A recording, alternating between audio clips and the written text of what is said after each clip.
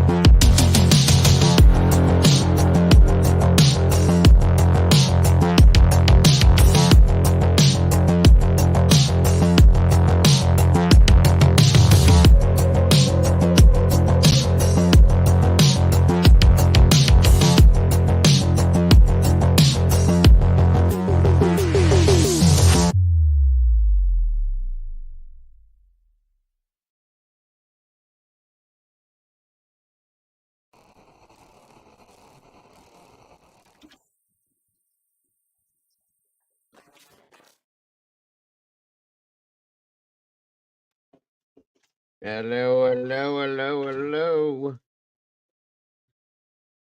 and welcome back, everybody. One moment, folks.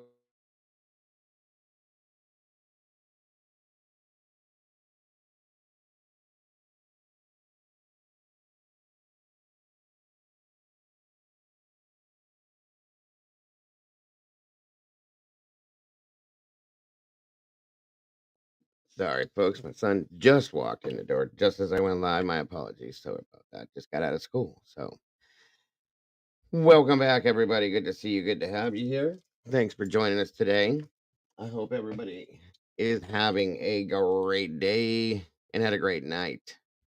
He's definitely feeling better, Tammy. He went back to school. Everything's good to go. So again, thank you all for joining me. Thank you for those of you that were with me late last night. We were here till 3 a.m., 3:30, I think. And as you all saw, Mr. Cavalcante is now in custody. Thank the Lord for the people in that area. It is over. What a crazy situation, you know?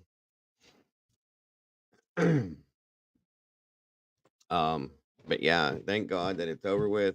And I'm praying to God they lock him down in somewhere where he can't get out of at this point anymore, after all that.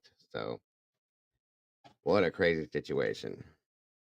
No, Jesse, I think it's coming up here. That's why I waited a little while to start. That way I didn't, they did take him alive. He was beat up a little bit. I think he got bit by a dog because the dog is what took him down.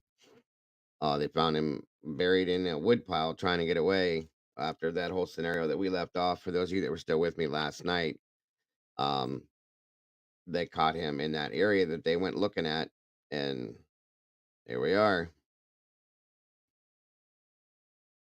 Oh yeah, yeah, they did. They got him around 8 a.m. this morning. They were watching him that whole time. They started closing in on him around 3 roughly, which is why I went a little longer, hoping they were going to grab him like that. But it didn't happen. So, but I wasn't expecting him to come out alive. I really wasn't. I honestly wasn't. So I'm glad he did. And it's over. It was an interesting couple weeks, but it's over. So, welcome everybody. Welcome back again. Today we have a hearing in regards to Bryan Kohberger, and we're going to do the open discussion as we do at least once a week. It's that time again, regardless of what we're talking about. It's all up to you guys. So, we shall see how everything goes. So thank you guys for jumping back in.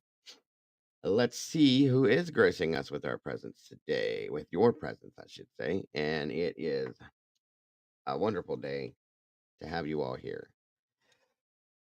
Sorry, guys. So it looks like we got Moonlit Baby in the house. Welcome back, Jesse Lynn. Same to you. The lovely Miss Wisdom speaks. Miss Sherry, welcome back. Great to see you.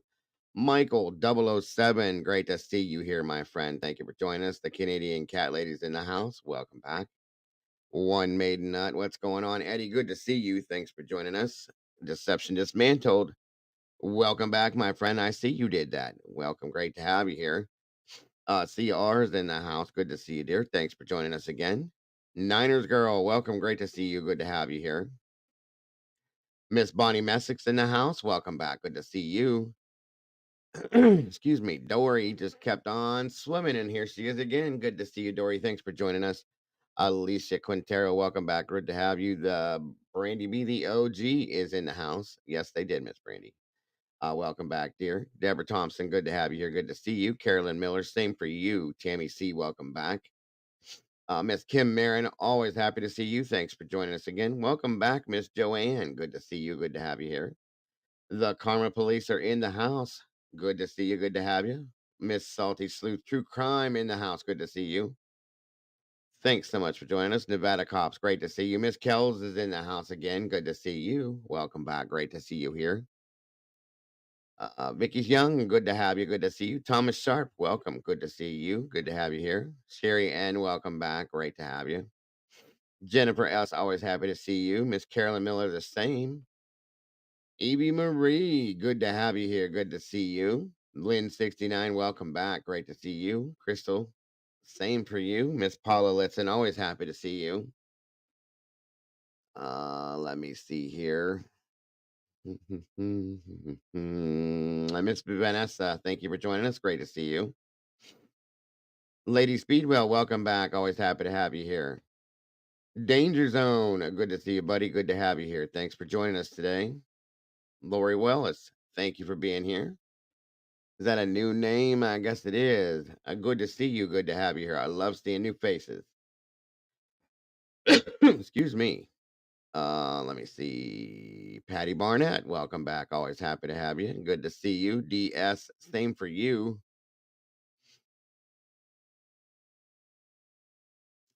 Looks like Groot's in the house. Welcome back, Groot. Miss Lisa and Cannoli, great to have you. Great to see you. Marie Duffy, welcome back. Good to see you. Jeanette Swainpole, welcome back. As well as Glowbug, good to see you. And Afton Ford, welcome. Great to see you.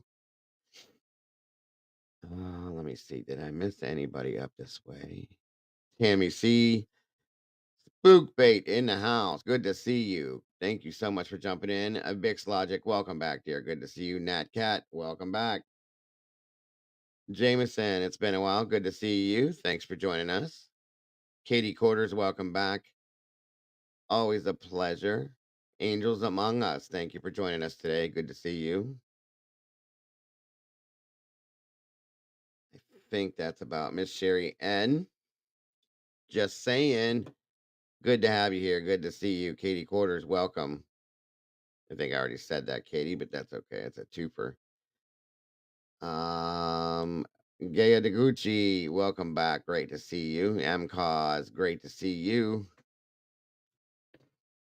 Moving on down. Anybody new popping in here? Chalk Baby, welcome back. Good to see you. War Eagles in the house. Roll Tide Roll. Ronnie Potter, welcome back. Great to have you here. Susan Gardner, same for you. Thank you for joining us. Aunt Clara, always a pleasure. Good to see you, dear. Thank you for being here. Doodlebug's in the house. Strap on that seatbelt. Let's go to town. Kelly Mack, welcome back. Good to see you. Yvette Herrera, thank you for joining us today, dear, from California, all the way from the West Coast. Good to see you. Miss Zelda, thank you for joining us, dear. Come on down, everybody. Grab a seat, get comfortable. Let's do this thing. Miss Leslie Densley Watkins, thank you for joining us today. Miss Crystal, good to see you. Ron John, what's up? What's up? How we doing today, brother? Good to see you. Thanks for joining us today.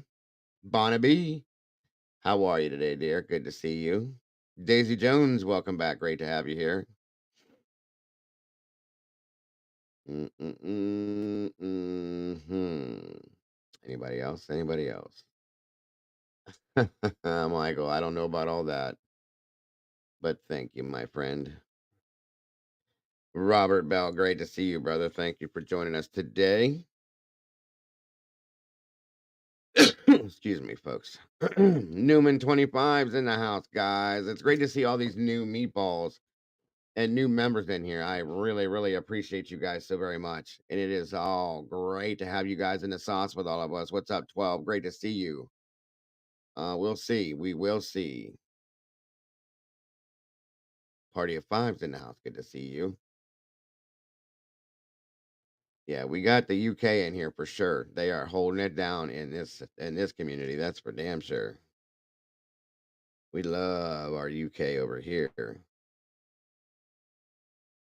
All right, everybody, come on in. Grab a seat. Good morning, good afternoon, good evening, and good night to all of you, wherever you are, whatever it is. I hope it's good for you because it's good for me to be here with you guys. I absolutely adore all of you, and I appreciate you all so very much for joining us today with this. That's a fact. I would not rather be doing anything else, guys. This is the highlight of each and every one of my day, and that's to spend it with you all. Thank you so much for making that happen. Indigo, what's going on? Great to see ya. Thank you for joining us today. And again, welcome to the newer members that just joined as of last night and the day before. I see we got quite a few. Welcome to the sauce, guys. We got 22 members last night alone. That's pretty awesome. I think I love it.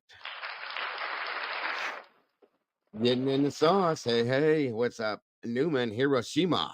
Welcome. I love that name. Hiroshima. Welcome, Casey Flynn. Yeah, good to see you. Again, another new member. Good to have you here. Good to see you. John Goldberg, how are you doing, my friend? Good to see you. Thanks for joining us today. Miss Reverend Cynthia Hughes in the house. Great to see you. Thanks for joining us. 173 beautiful people in here, guys. If we will, please, let's make that match with the likes. We got 84 likes. Please, if you can, on your way in the door, leave a little DNA on that like button on your way through the door. Let's see if we can make it match, folks. Let's see if we can do it. I have nothing to say about that, Miss Kim. I will not harass you. I promise. I promise I won't. Looks like CR gifted us a membership out. Lori Wallace, congratulations and welcome to the sauce. It's good to have you. Looks like Murder Mystery Mindy's in the house. Thank you so much for joining us today. It's great to see you. Audacious Dreamer, welcome back. Jaded Empath, welcome back. Good to see you as well. Glowbug just gifted 5 memberships. That's so very awesome. Thank you, Glowbug. Dang, dang, dang. Thank you so much. Who was that there? Lori Wallace, welcome to the family. Great to have you here. Great to see this all these new people in the sauce with us. It's awesome. And again, let's see here. Glowbug dropped 5. That's amazing. Beverly Mason was gifted a membership. Looks like Jan Allison, Olivia, Rad Askinson's cat. Rad Askinson's cat was gifted a membership. You was gifted a membership. I think that's it for that one. That is so awesome. Thank you so very much, all of you. And welcome to you all. Welcome to the family. Welcome to Sauce. Tallulah Sharks in the house. Good to have you here. Good to see you. Randy Fur, what is up, brother? Good to see you. appreciate you so very much, Glowbug.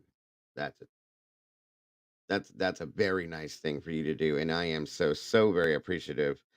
Cassidy Lynn, great to see you. Thanks for joining us. Christina K, you as well.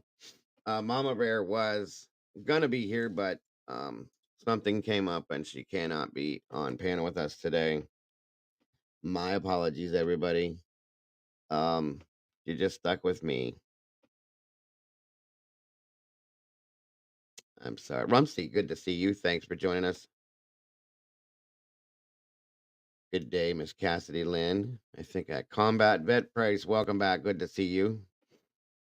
Deborah Thompson, just in case I didn't say it the first time, great to see you. 12, great to see you as well.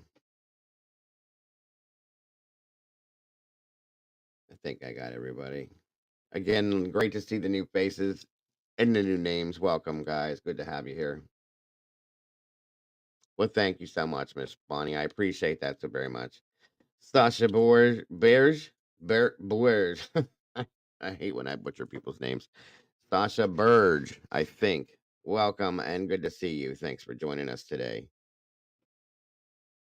I don't see Miss Heather as of right now. I hope she's doing okay. Let me see something here, guys. Give me one moment.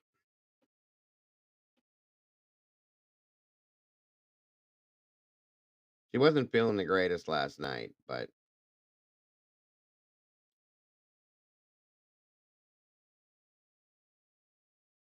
let's see here.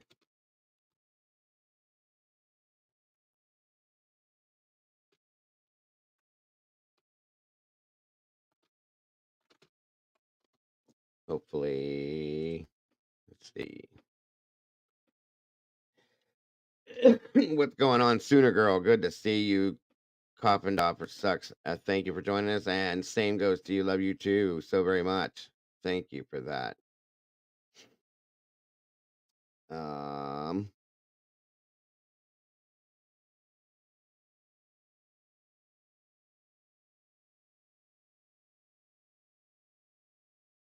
I don't know. Give it a minute here. We got 225 beautiful peeps in here, guys. We did break that algorithm. We are out there flowing it like water. Thank you so very much for that. You guys rock and roll. I love it. I love it. And I love y'all. Thank you. Thank you. Thank you for that. All right. Yeah, she was getting better, but she is carrying COVID, folks. It's not fun. She's been fighting it head on, doing a great job. Still been here doing these things too, and I love her for it. I hope she's doing okay. Debbie Ann, welcome. Good to see you. Annie Roller, hola from Vegas. I'm jealous. Good to see you. Jennifer S. Again, if I didn't say it, hello, hello. Tammy C. Jacqueline Akili, good to see you. Thanks for joining us. Miss Jessie Lynn. Let me see. Let me see. Where is Phantasmagoria? I don't get to do my thing today. Off the wall relaxation. Welcome from the UK. Another UKer in the house. Great to see you. Thanks for joining us. Miss Bernice Rivera, thank you for being here as well. Absolutely. Welcome to the sauce, Miss Lori. It's wonderful to have you here. Well, in part, and to have you in the family. Lady Speedwell, great to see you. It is making a lot of people feel out of and under the weather. That's a fact. Come on down, everybody. Great, great, great to see you all again. For those of you that were here with me late, God bless you. It was late when we got done. Um, and thank you for those of you that are here now and that joined us yesterday during the day. It's great to see you all. Hi there, Deborah. Chalk babies in the house.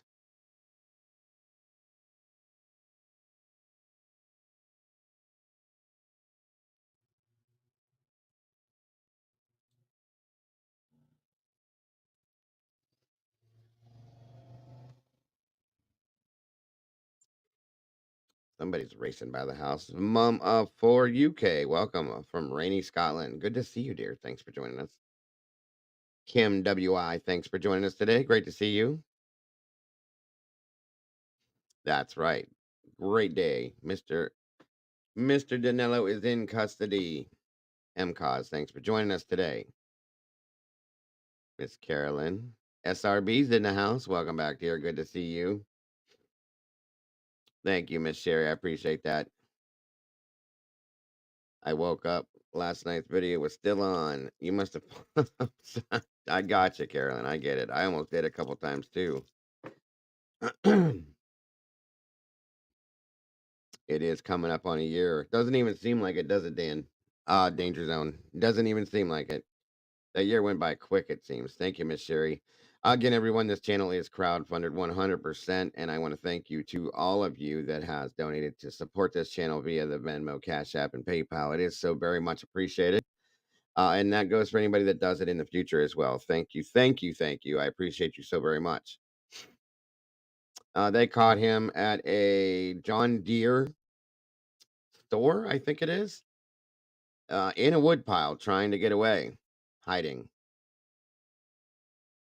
What's up, T? Good to see you. Aunt Boo Boo. She was in here last night, Aunt Boo Boo.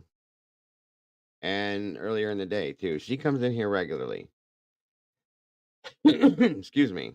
Thank you for joining us today. I appreciate you. Great to see you, Eddie. Again, it's an open discussion today, folks. So everybody is going to have the chance to speak their mind about whatever it is they want to. Of course, we are going to be following the hearing today, and I'm sure there's going to be some Idaho talk. So, Paris girl, welcome back. Good to see you. Spook bait, great to have you here. I know, my friend Dinky. Good to see you, brother. Good to see you. By the way, Spook bait. Mama Bear pointed out to me that you weren't treated so nicely at another channel at some point. And I want to say I feel bad, and I'm so sorry that you were treated that way for apparently no zero reason. So I just that's horrible, and I feel really bad that you were treated that way anywhere. So I hope you're okay. And know that you have a home here for sure, no matter what. So you would never be treated that way in here, and it's really sad that that kind of thing happens. I'm sorry that that did happen. I was kind of alarmed when Mama Bear pointed that out. Strutter 614, good to see you. Rumsey's in the house. Oh, welcome back, Rumsey. Good to see you. Dakota Parker, great to have you here. Collida Hope, same for you. Morgan LaFay, welcome. Good to see you. You are not late, my dear. It's fine. I hope you're doing great, by the way, Dinky. It's great to see you, brother. Annie Ruler. I want to say it again. Hola from Vegas. Love it, love it. I hope you're having a blast, Annie. I really do.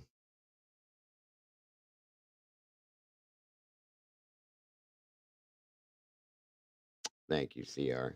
Amazing people in here. 100%. Golf Inspector General, great to see you. It is. It's a horrible thing, Kim. I hate to hear that and see that happening. That's right. Thank you, Miss Sherry. You are family here. That's a fact, Spook. 100%.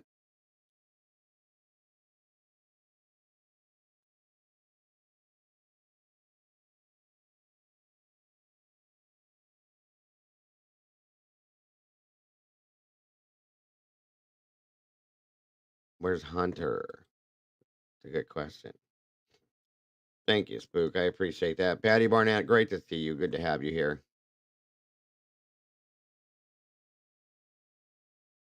Canadian Cat Lady, welcome, welcome, welcome.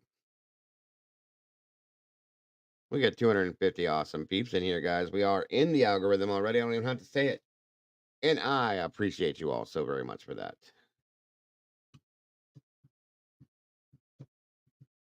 Yeah, I'm trying to. Well, I don't want to put anything out there that you wouldn't want there, buddy. I would not ever want to do that to you. So I just don't want to put it. I respect you and I don't want to do that. So that's why I caught myself. I didn't mean to do that. Bambi P, welcome. Good to see you.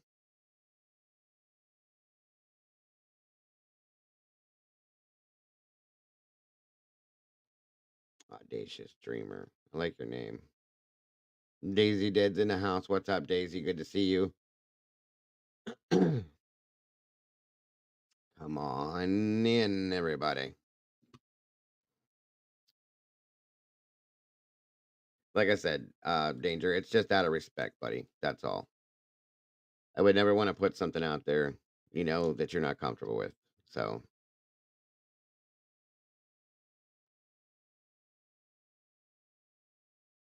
thank you, Miss Sherry. All right, guys. Oh, no problem, brother. No problem ever. No thanks needed. That's just what it is, bro. Respect is respect, period. You've always been respectful of me and of this channel. So, of course, in return, just that's who we are. That's what we do, guys. We respect each other and each other's person. Oh, I hate headphones. All right, everyone. Come on in, get a seat, get comfortable. I'm grabbing my coffee. It should be about ready. And we will get the show on the road. What's up, Red? Good to see ya, Mr. Meme. Crazy meme. They were having a meme war yesterday in Discord. It was kind of funny, cracking me up.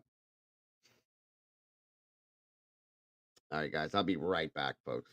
One a moment. Gotta have the coffee. Gotta have the coffee. Gotta have the coffee. Be right back.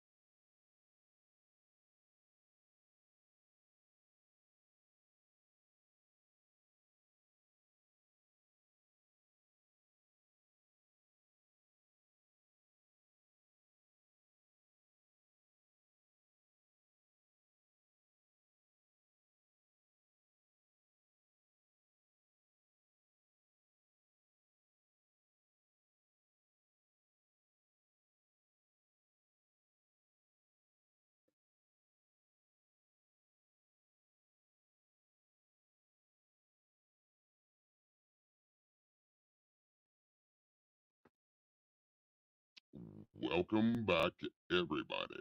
Good to see ya. Anyway, sorry about that. Boot Sheet. That sheet crazy. Good to see you. Thanks for joining us today.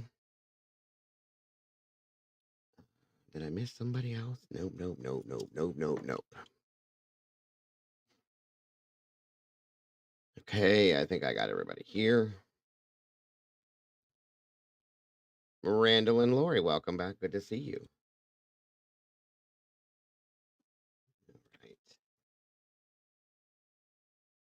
Right. Shouldn't be muted.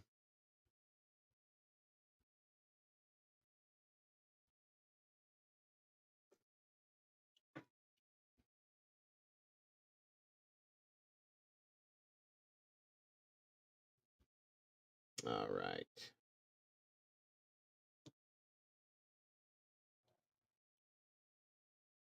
Let me see what we got going on here.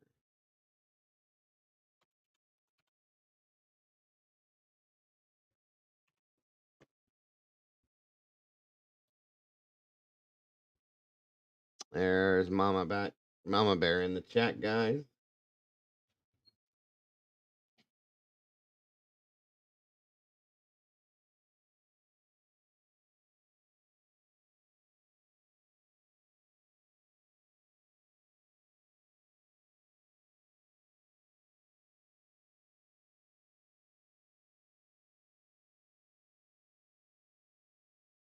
Okay.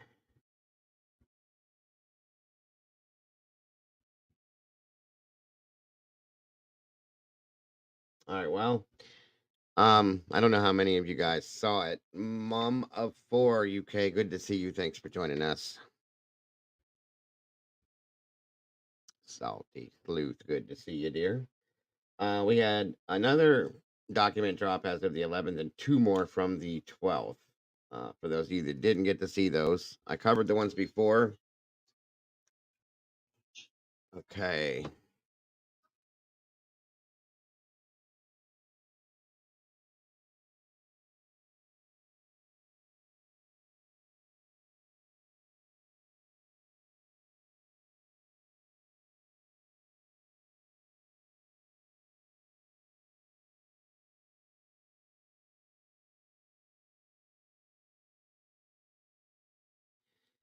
Okie dokie dokie doke. Let's see here. I think, no, I don't think I did cover this one with you.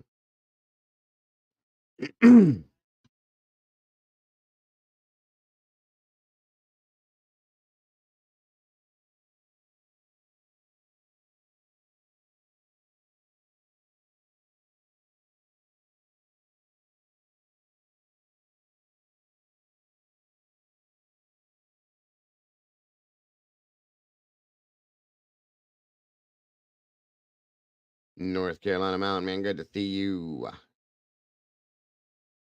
All right, guys, here is one of the new documents dropped. Lord, sorry, guys, I'm a little congested now. I think my teenager wondrously got me sick again.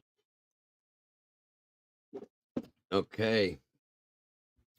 So once again, request to obtain approval to a video, audio, record, broadcast, or photograph a court proceeding. This is the state of Idaho versus Bryan, case number, and all of that. This again goes back to, this is for Creme 2 News. I have read Rule 45 of the, one moment. Gotta have the,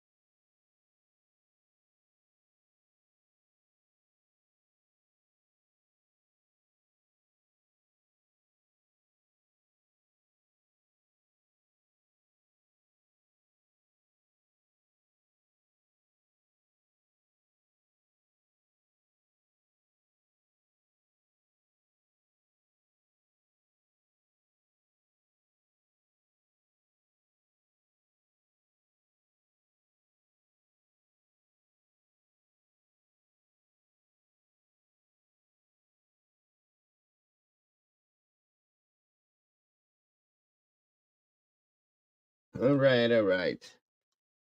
I know you guys are gonna make fun of him, but I don't know. I can't find my other one, so it is what it is. Hello, hello. I have read Rule 45 of the Idaho Court Administrative Rules permitting cameras in the courtroom and will comply. Sorry, guys.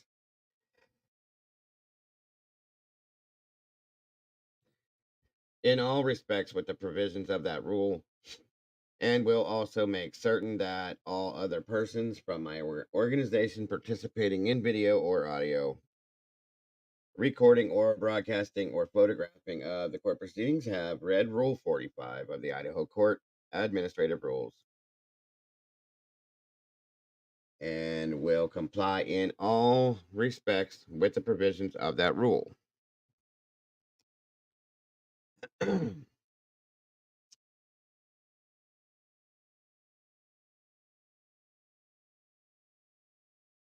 right, all right. Okay, so the order is, these are so weird sometimes. The court, having considered the above request for approval under Rule 45 of the Idaho Court Administrative Rule, hereby orders that permission to video and audio record the above hearing is granted under the following restrictions, in addition to those set forth in Rule 45. I swear we just did these the other day. And it says, please see the order governing courthouse and courtroom conduct for the pool. Josie's in the house. American Princess, good to see you guys. Thanks for joining us. Miss Valerie Hope, thank you for joining us.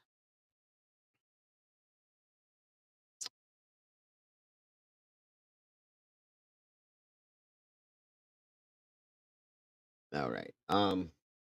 Now down below, yeah, I think this is written and set up the exact same way the other ones were. Um,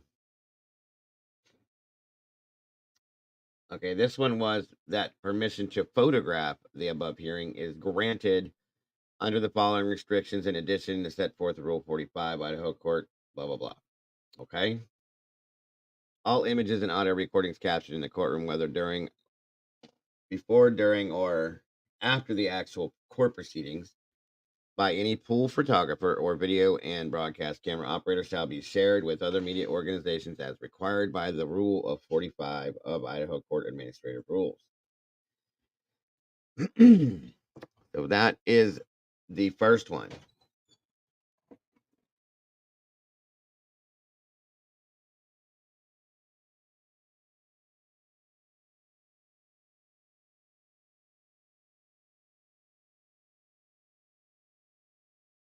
Thank you, Miss Brandy, so very much.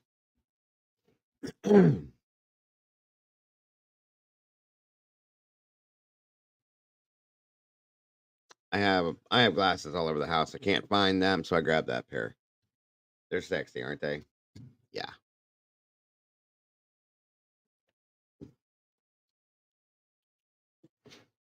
Okay. Moving forward and backward.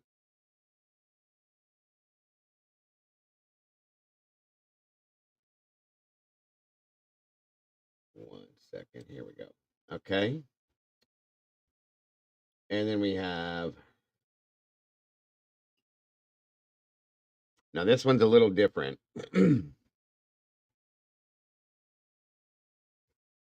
That's what these are basically too. They're the readers that you get from the dollar store. My actual glasses are, I don't know where I put them at. I can't find them. They weren't cheap, but I can't find them. Bryan Hoffman, how are you? Good to see you, my friend. Yeah, these are some sexy spectacles here, guys. I think I have 5, 6, 7 pairs of these things around the house. I don't even know where these ones came from. Aren't they pretty? Yay. I'm pretty sure these are ladies' glasses, by the way. Okay. So anyway, this is again request to obtain approval or video, audio, record, broadcast, or photograph a court proceeding. I can't do this. These are so uncomfortable. Where's the other pair? Where did they go? Hold on, guys. I think I might know where they're actually at.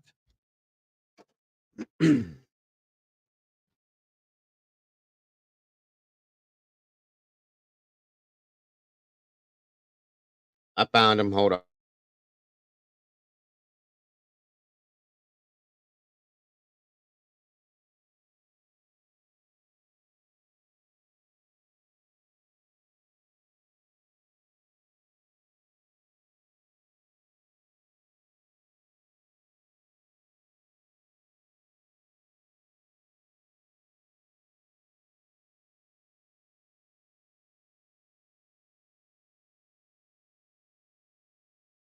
All right, there we go. It's better. If you really want me to wear the other ones, I will just for you, because I love you guys. Okay, so this again is the Associated Press, Ted S. Warren. Same situation. Idaho Rule 45. And the order on this one is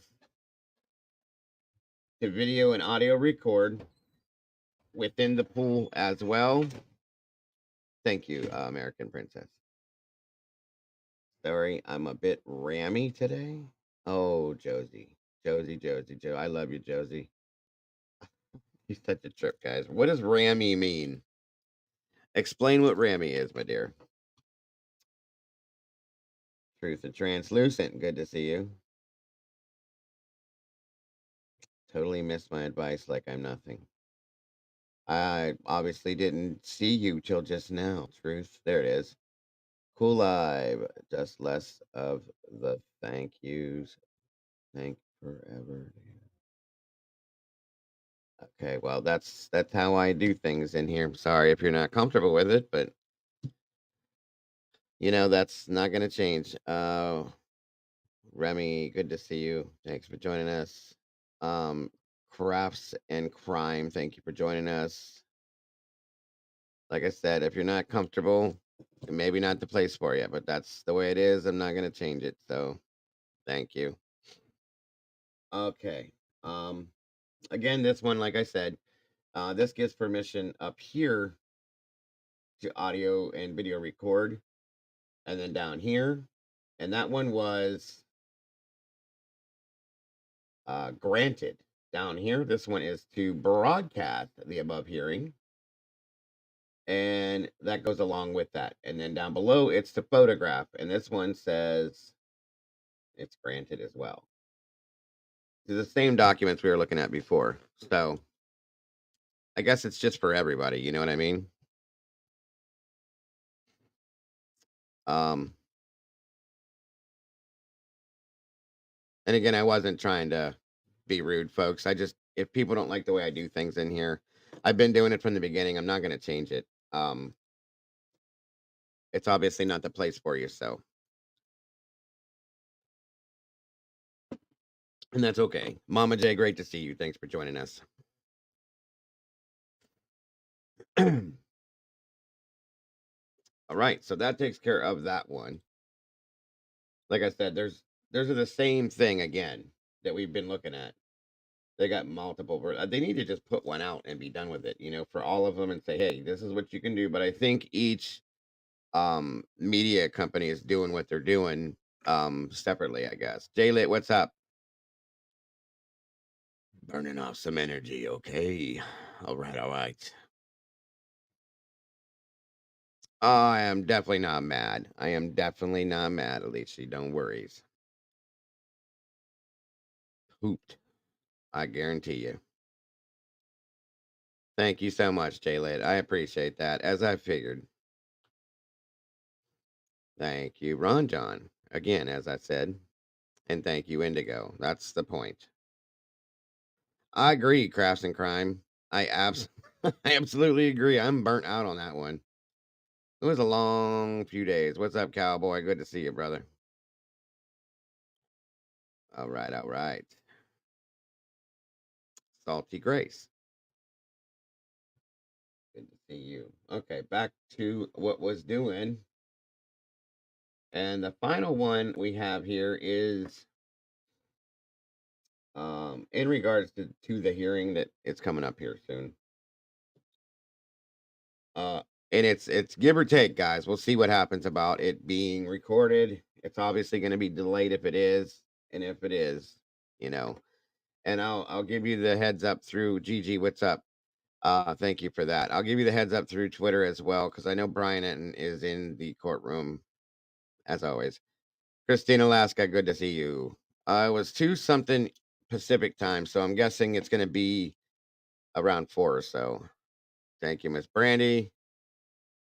Faux popper. Sorry, brother. I gotta get back to you, and talk to you. I had a question for you. I didn't get to finish our conversation, but I will get back to you, my friend. Kentucky girl, always great to see you. Sleuthy, what's going on, sis? Good to see you. 18 minutes, folks.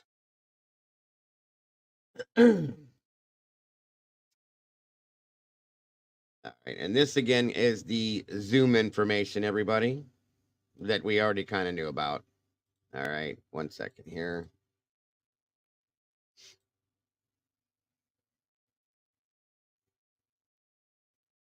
Miss Mary P, good to see you.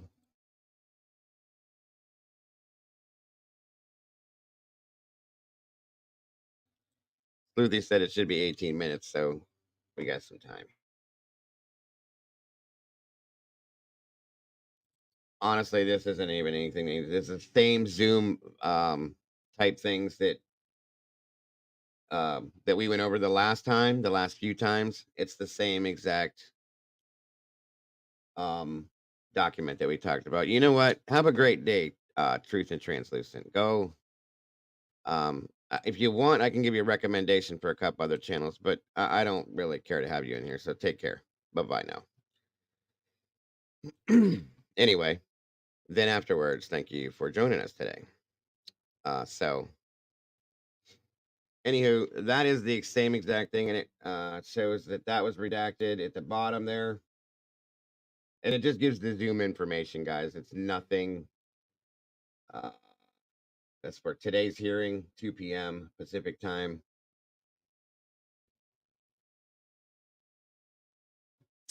Ray, good to see you. Now that I know how to pronounce your name correct, thank you for joining us. North Carolina Mountain Man, good to see you again, brother. Reverend Cynthia, thank you for joining us. The victims and the defendant's immediate family members may observe the court proceedings in person or via Zoom meeting ID. That's all, of course, redacted at that point. Um, the Zoom information above shall not be disseminated to anyone other than the victims and the defendant's immediate family members. Any recording or live streaming of the proceeding is prohibited. So that's it, guys. Pretty much. Night Owl, good to see you. Don't worry about trolls, guys. I'm not. It's not gonna get me upset. I'm not just playing. I'm just not playing today. I feel like playing a little basketball. It's okay. Deborah Lynn, Polly Putnam, good to see you. Thanks for joining us. Sounds like I gotta close the window, guys. That lawnmower is coming right through it. Yeah, yeah. All right, all right. Give me a second.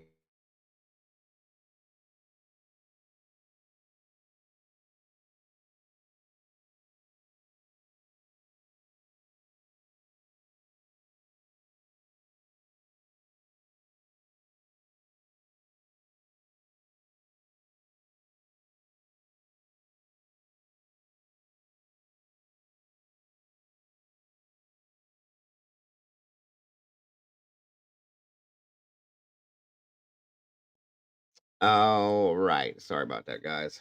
Hopefully that's better. Miss Sherlock Kendra, good to see ya. Tomboy Charm.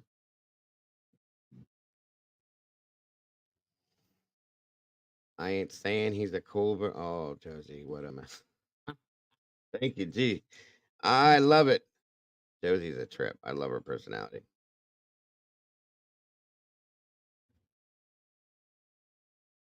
It is about the hearing today coming up in regards to yes, Bryan Kohberger. And then we're gonna do an open discussion where I will allow certain people to come up here and voice their opinions about things. That I do at least once a week, and I give everybody the platform to voice their opinions, thoughts, and theories on anything. So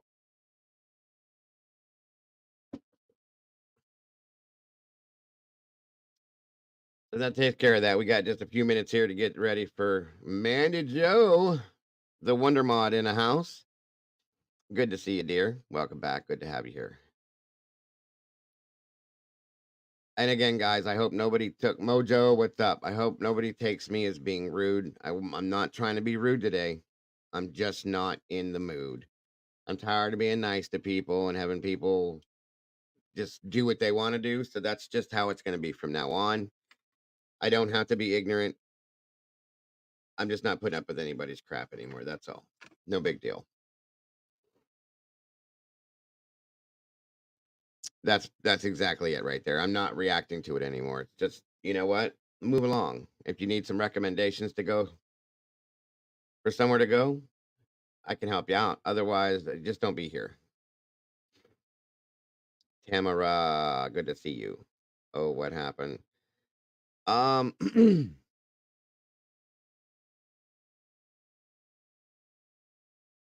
Somebody just said there's still an hour to go. Sleuthy said we got 18 minutes, guys, and it's gonna hit. So I don't know. We'll have to check it out and double check to make sure. Either way, I'll be here for it. If we gotta wait, we got time. You know what I mean? Gordon Shumway, good to see you, buddy. Thanks for joining us. Okay, let's get that up and rolling. Again, I hope you guys are all having a great day today. Hope you all had a great night.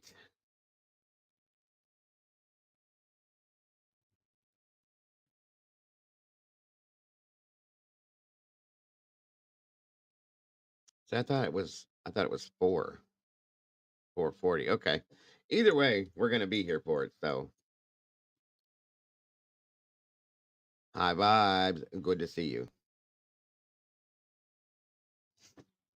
And thank you for that. I appreciate that. I always get the Idaho time messed up. Always have from the very beginning. Either way, guys, like I said, we will be here. Carrie Persula, good to see you. It's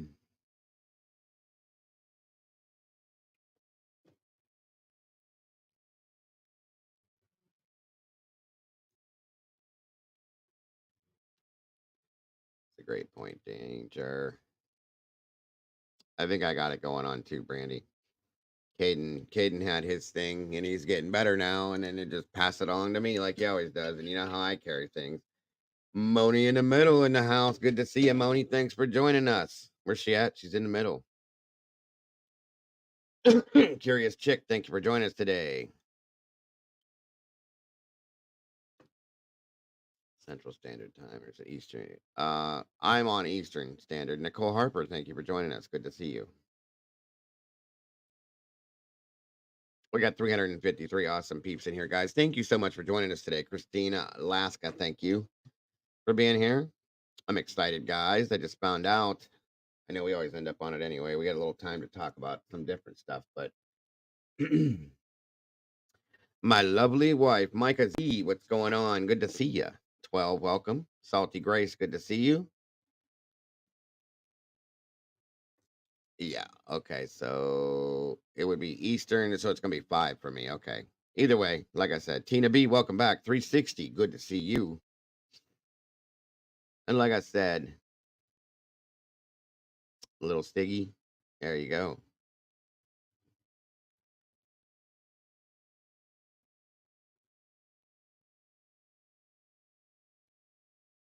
What's the matter, Kels? Nice turkey. Oh, I've had that for a long time. Long time. Actually, I think it was my uncle's. That's how long we've had it. I got different pieces of jewelry. But thank you, Josie. Keith, what's going on, buddy? Good to see you. Gemini, welcome back, dear. Starlight Roast, always happy to see you.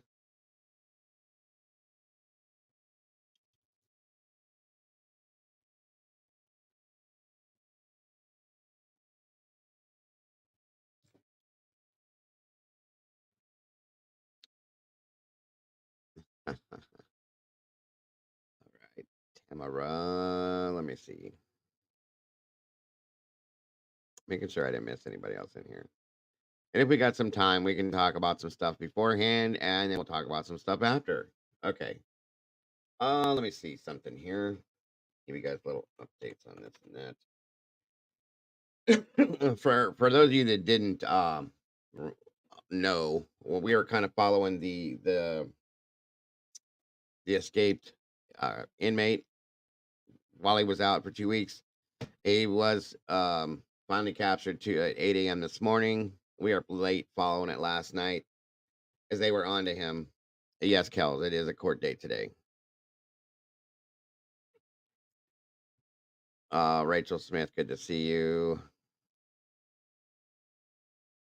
So we followed that up to the end last night. They picked him up this morning and it's over. So that's a good thing for the people out there. I really appreciate it.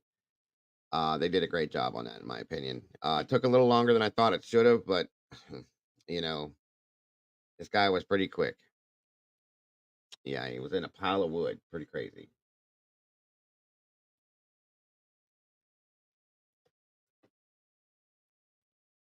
So let me see here.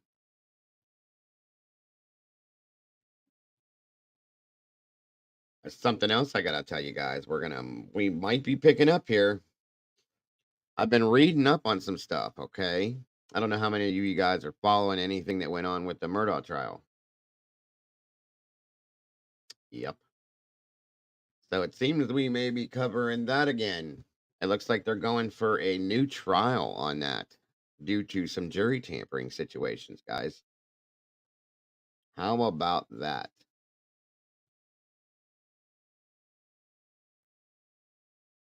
So I'm probably will be covering that if that happens. That's a fact. Couldn't believe that. I mean, I guess I'm not really that surprised, but no, they found him in a huge like a wood pile, Jennifer.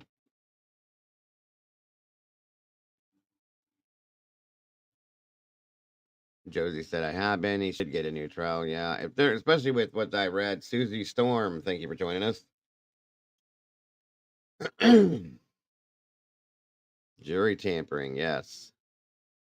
Yes, it was an interesting article that I read, and I'm like, well, here we go with this one. So, yeah, I'll be following that up if it starts up again. There's a lot going on that I've been kind of little bits and pieces trying to throw out at you guys. Um,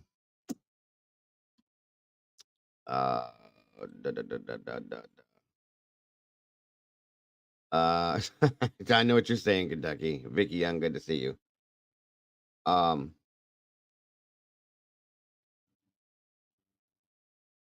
yeah, uh huh. Very possible. You can call him a woodpecker if you want to, Kels. I don't think it'll be as long this time around if they do it again.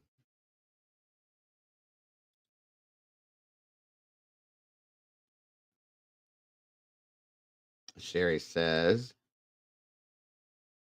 she didn't feel that prosecution proved him guilty beyond reasonable doubt to begin with. Good point. Pammy B, good to see you.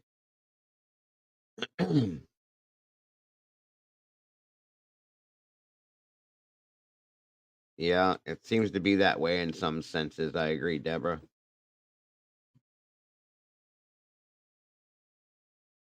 Well, thank you, Brandy. I appreciate that, hon.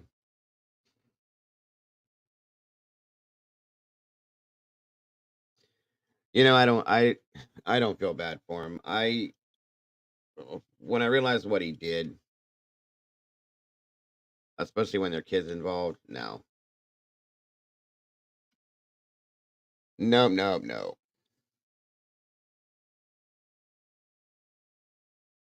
All right, let's see.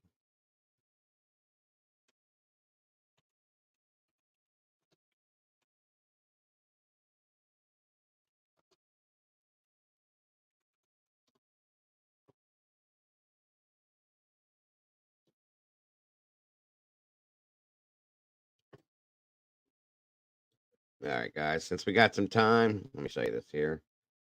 Via Law and Crime Network. I know a lot of you guys probably already know about this. I just thought it was kind of interesting. Leading up to what we have. Thank you again, Brandy. leading up to what we have coming up Deferred here. my decision about Welcome, Ronnie. cameras. One of the things that's going to be really important. Have deferred my decision about cameras. One of the things that's going to be really important, that is very important, is that the people with the camera and media need to follow the rules. Bryan Kohberger's lawyers and prosecutors do not want cameras in the courtroom. A media coalition is fighting that request, and now two of the victims' families say they want cameras in court too. Thanks for joining us here on Law and Crime. I'm Anjanette Levy. A hearing today in Bryan Kohberger's case will determine whether cameras are allowed in the courtroom for the remainder of the case.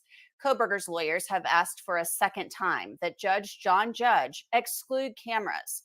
Now prosecutors are backing the defense request, but for different reasons. Kohberger has pleaded not guilty to the November 2022 murders of Maddie Mogen, Kaylee Gonsalves, Ethan Chapin, and Xana Kernodle in Moscow, Idaho.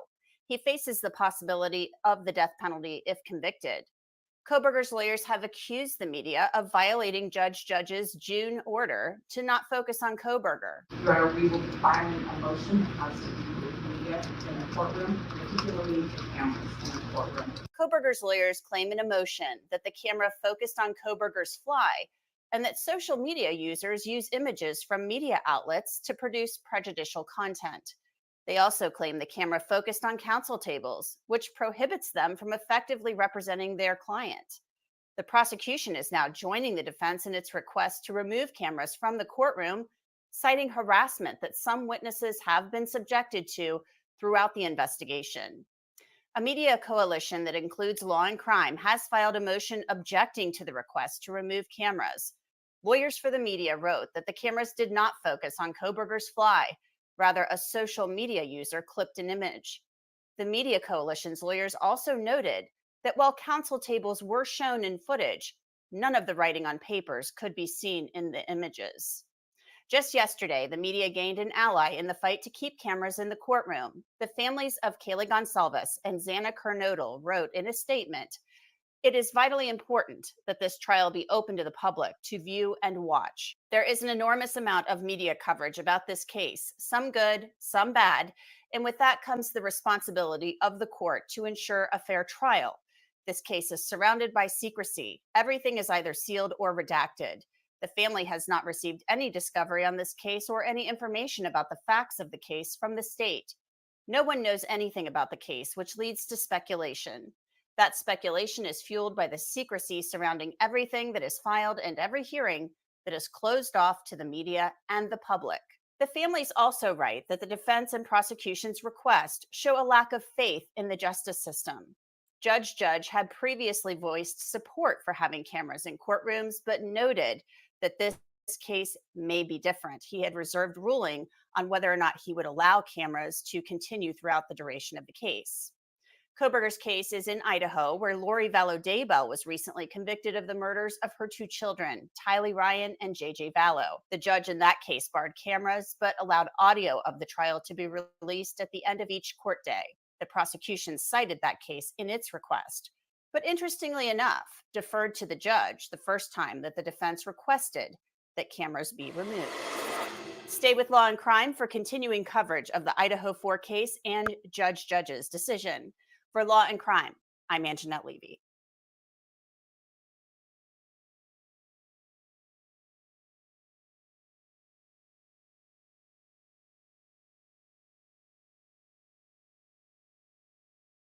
All right, guys, one moment.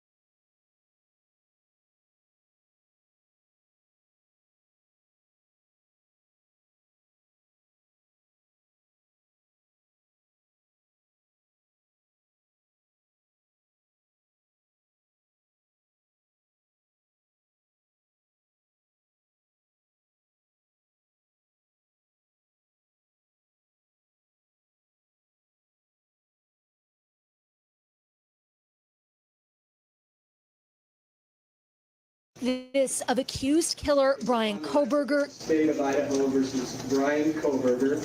could soon be banned if the judge grants the defense's request to bar all cameras from the courtroom. But this latest legal move, backed by the prosecution, is against the wishes of at least one of the victims' families.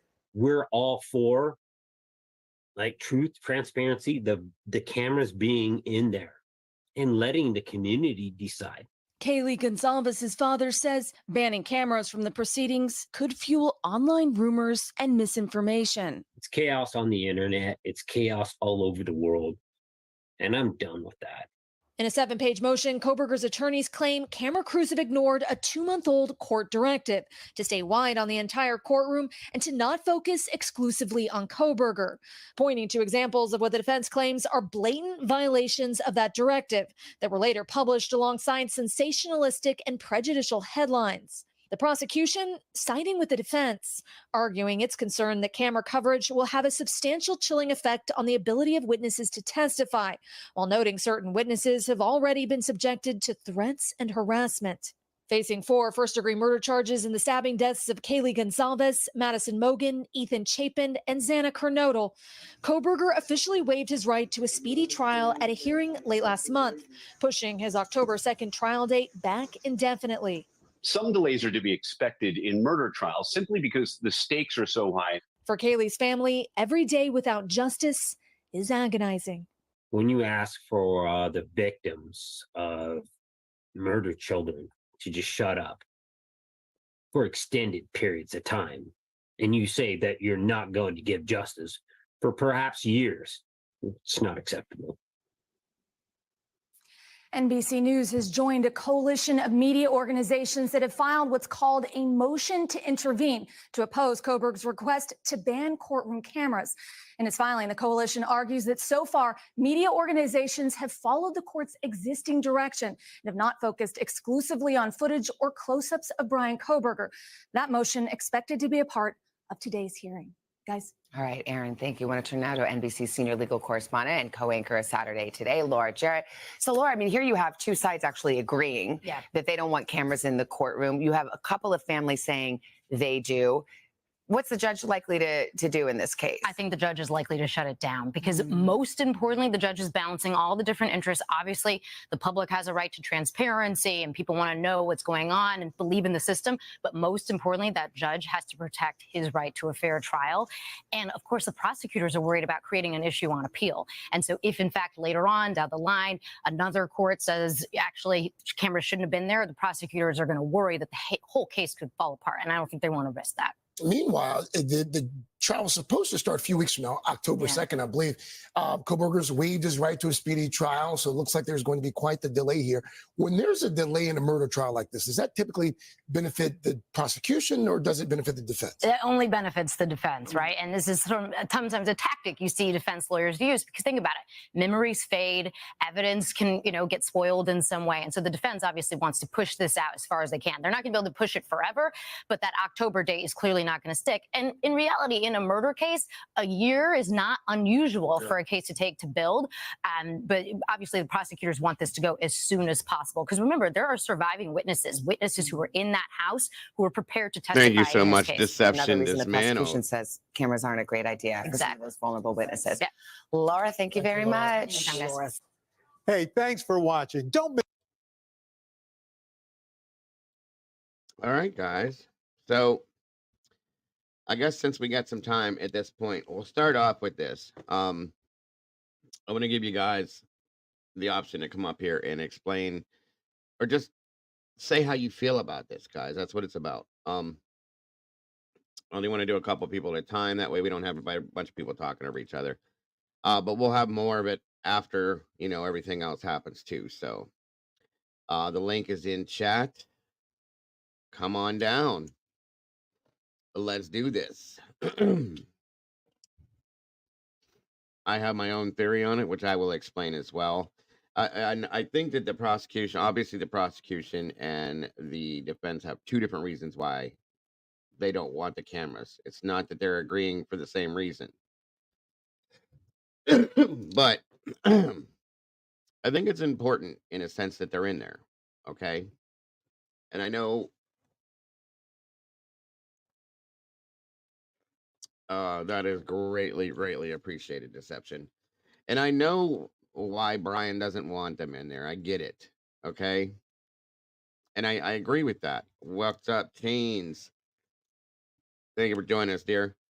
Um, but I still feel like they should be there. I think the public should see, how things are going and what's going on. That's my opinion. But so anybody that wants to jump up and voice their opinion about this, please come on up, if you will.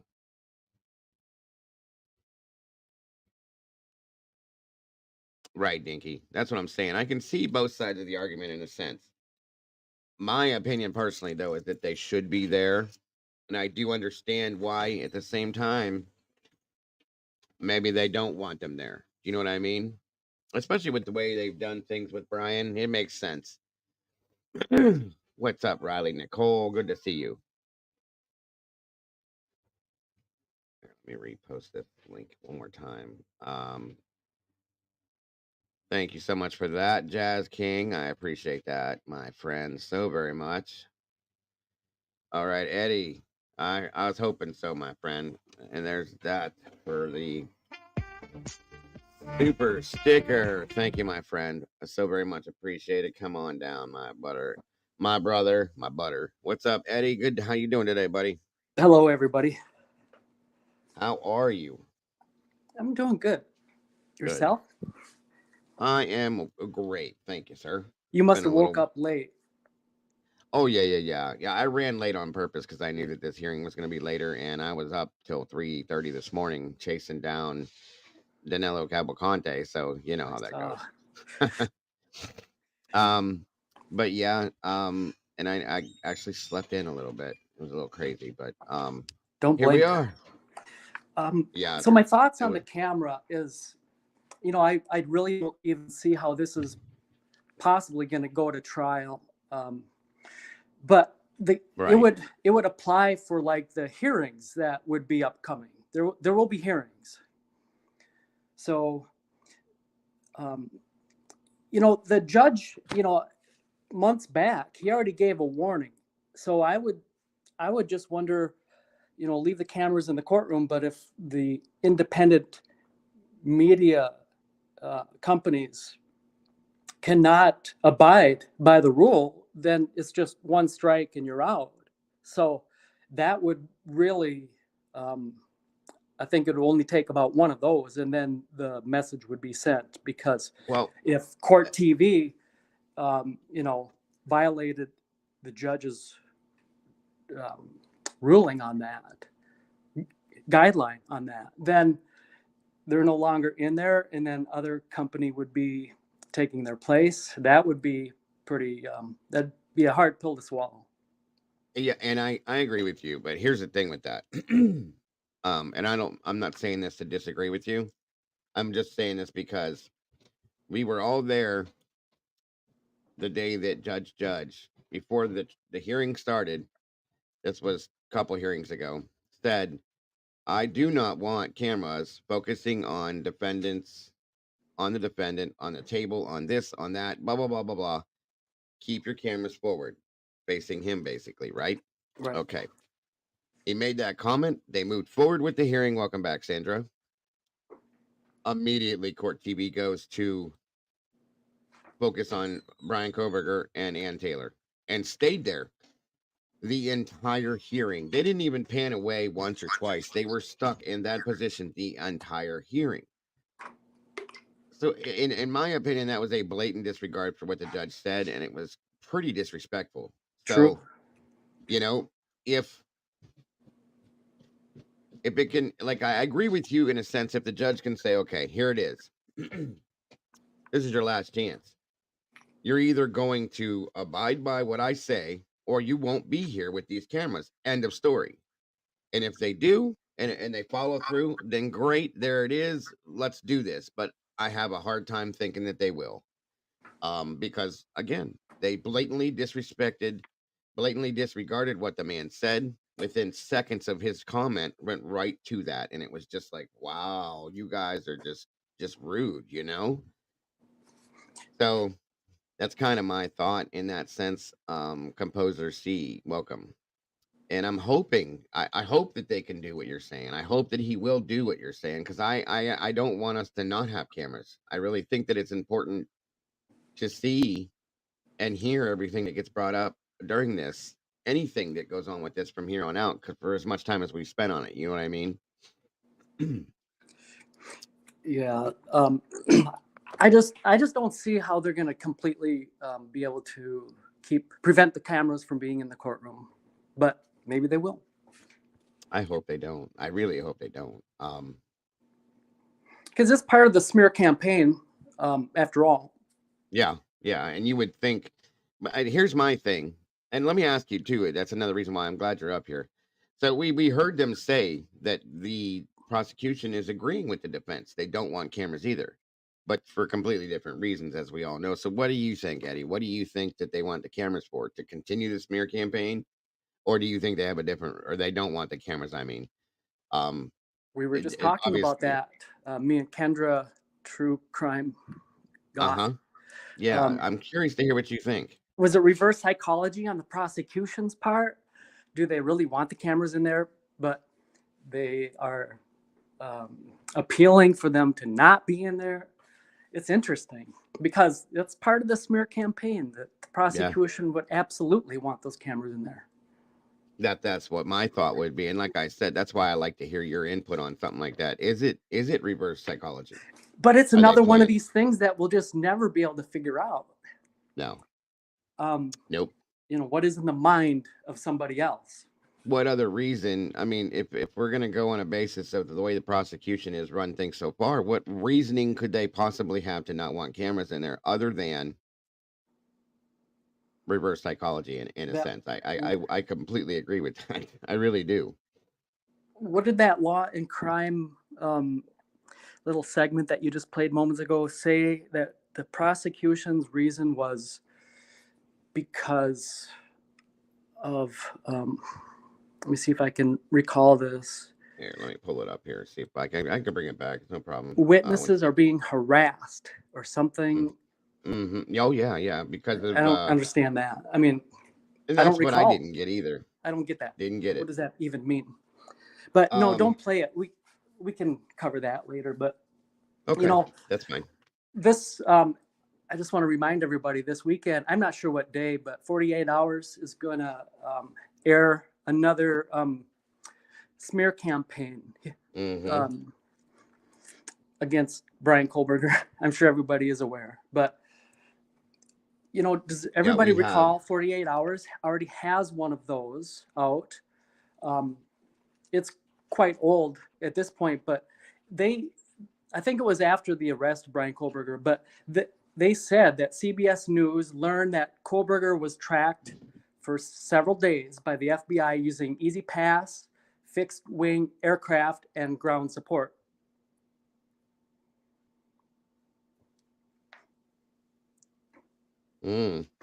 Yeah, well, yeah. Interesting. So interesting. Where did they learn that? And is it true? Because the FBI totally,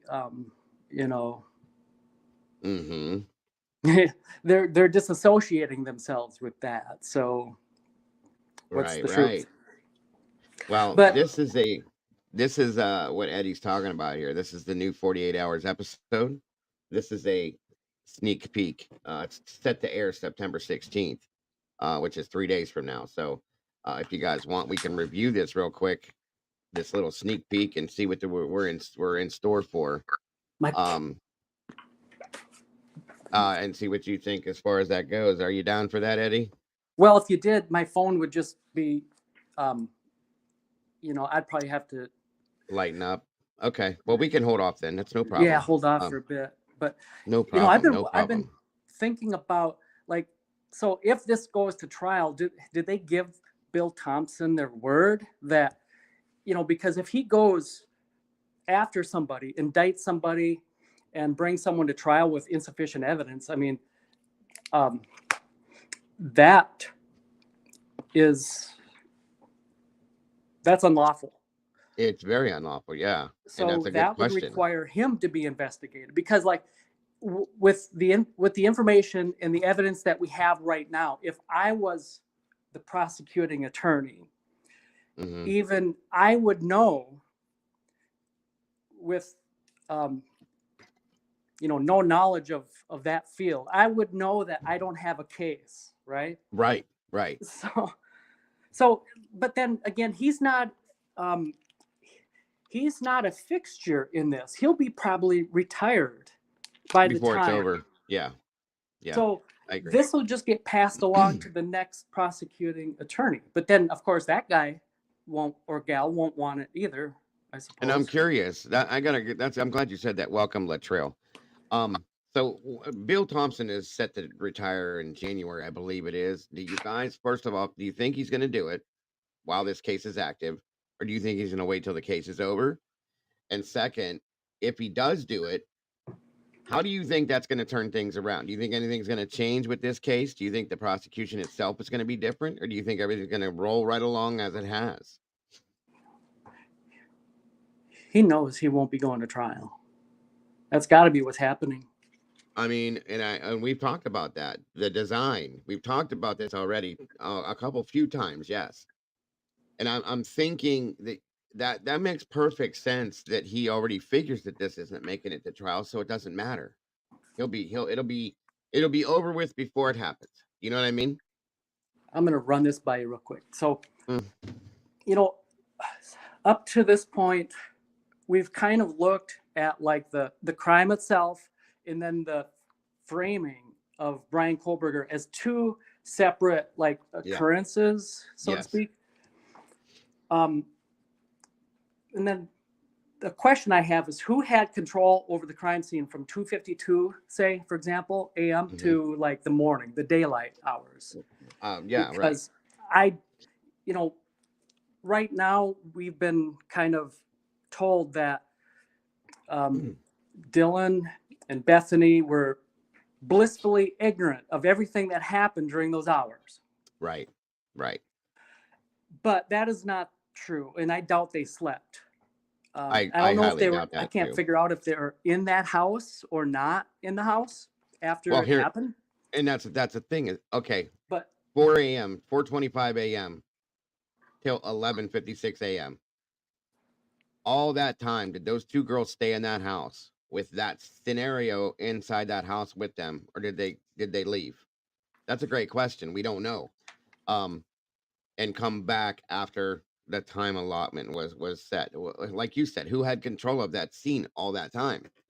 Was it those two, or was it a completely different set of people?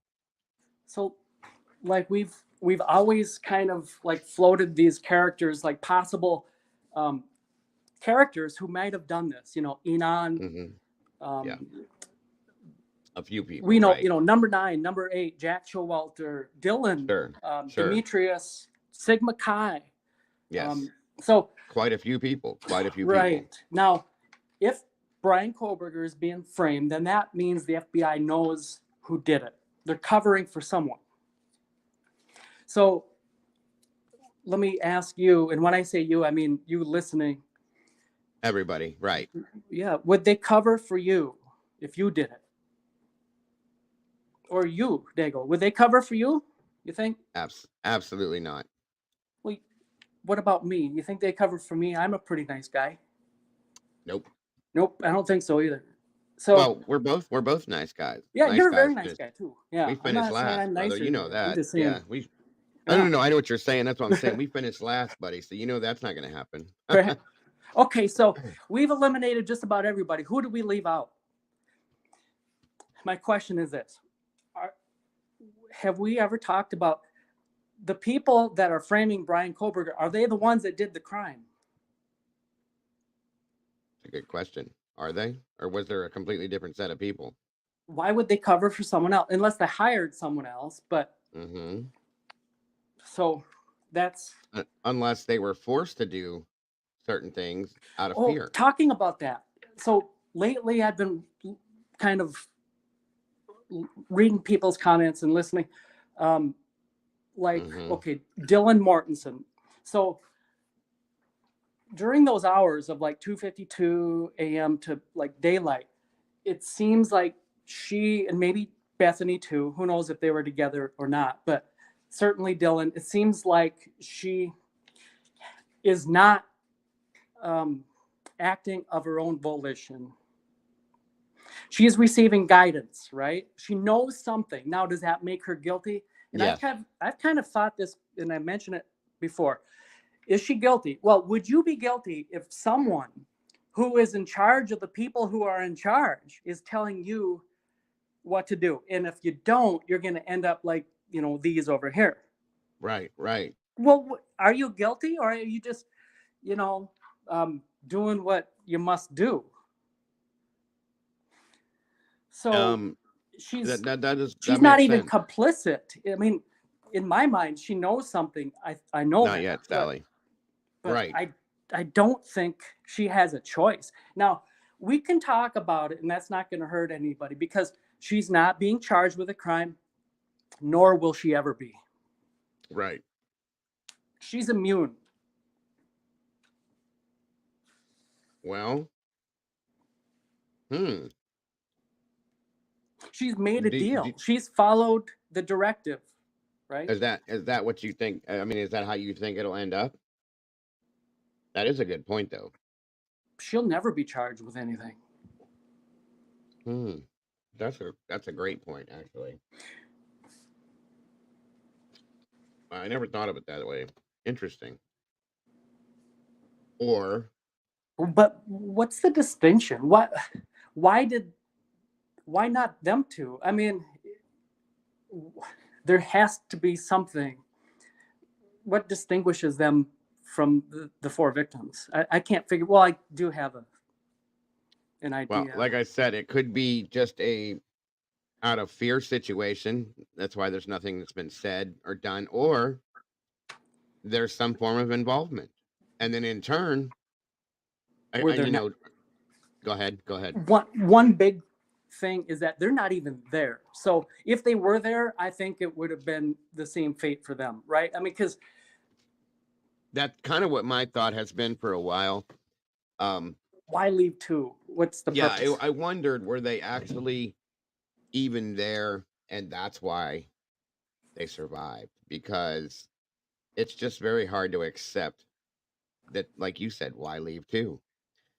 Does that have anything to do with Bethany's quote unquote exculpatory evidence? Do you know what I mean? That's something that I've thought of a lot. I'll be honest with you, but there's nothing to grab hold of there with that. Because of her bedroom, because of the location of her bedroom, that's why they have to feed her this story. And she wasn't there, but including what she saw and heard in the PCA, that has no place in the PCA. The only reason that that's included in there is to ensure that she is not looked at as a witness. Mm-hmm. So does everybody understand that? She didn't see anything. Right. Except for she's establishing some type of a time. That's it. Well, Chief says yes, maybe they weren't even there, but then how does that add to the story to lie and say they were, just so that Dylan could say she saw him? Because that puts him there in their eyes, Chief. That puts Bryan in the house. There is no seeing him. She didn't see anything. No, she saw eyebrows and black clothing. Right. But they have played that into effect as being Bryan Kohberger the whole time. Okay, with the smear campaign per se. That is, in my opinion, if she wasn't in the house and they know this, that statement that they put out of her puts in everybody's mind, puts him in the house, regardless of whether he was or not. You know what I'm saying? That's why I think that statement was so important. Whether true or not true, prove it. It's not. She's not even considered as a witness at this point, as far as right on the stand. No one would bring her up on a stand. This is like, you guys have to kind of do your own. If you haven't already, familiarize yourself with Jennifer Thompson and Ronald Cotton case, because the fragility of memory. Even if you see the witness in the light, with the light on, how a witness is probably your worst piece of evidence. So Dylan didn't see anything, nor would anyone bring her up to the stand. That's just how that's going to be. Period. Right, right. There's no purpose to put that in the PCA. I don't. Okay, so speaking of acting of their own volition, it seems like everybody else that we've seen, all these characters like Corporal Brett Payne, Coroner Mabutt, we got Chief Fry, Captain Lanier, Aaron Snell. I mean, the list goes on and on. All these people, they're not even acting of their own accord. Right. They're paid players too. They're just actors. Do you think Chief Fry looks comfortable? Do you think he is speaking with conviction when he's giving those press conferences? No, I absolutely do not. He's given a directive. He's just doing what he's told. Right. Now, Captain Lanier is retired, but do you think if he ever speaks the truth, maybe he'll be permanently retired? Right? Yep. Very possibly. And that's Forever what I said. retired. It was brought up a while back. Somebody had stated that, maybe this isn't corrupt policing per se. Maybe it's policing in fear per se. That even the local police force has fear of the situation per se. Not saying that that's what it is, guys. It's a what if situation. Yeah, we're not saying that's what it is. No. But again, Bryan came up here last time I think we did this panel and he made some very huge good points that a lot of us had already had on our mind. We just don't speak it because of the way YouTube works. Okay. But made some very good points, and it does make sense. It all makes sense. These people have families, law enforcement officials.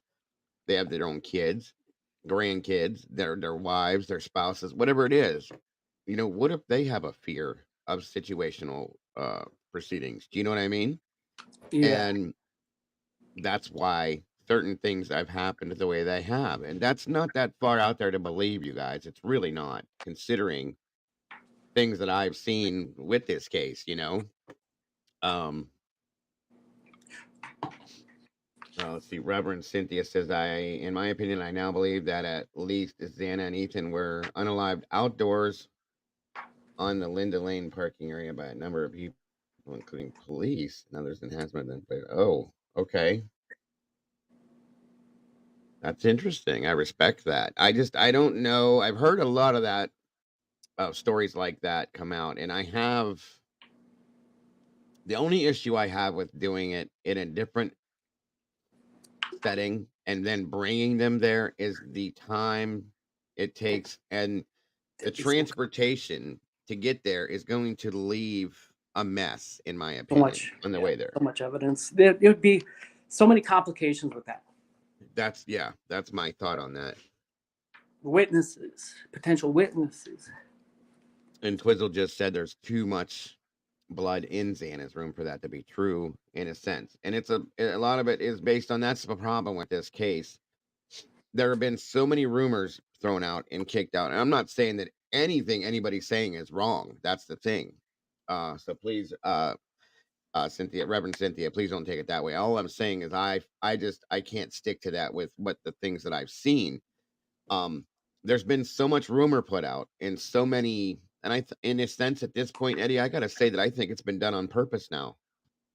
All of the rumor that's been put out there, a lot of it has happened through social media. And I feel at this point, I've been looking at this for a while, that I think it was done on purpose to throw everybody in different directions on this. Well, look how long we've been talking about Jack Showalter. Right.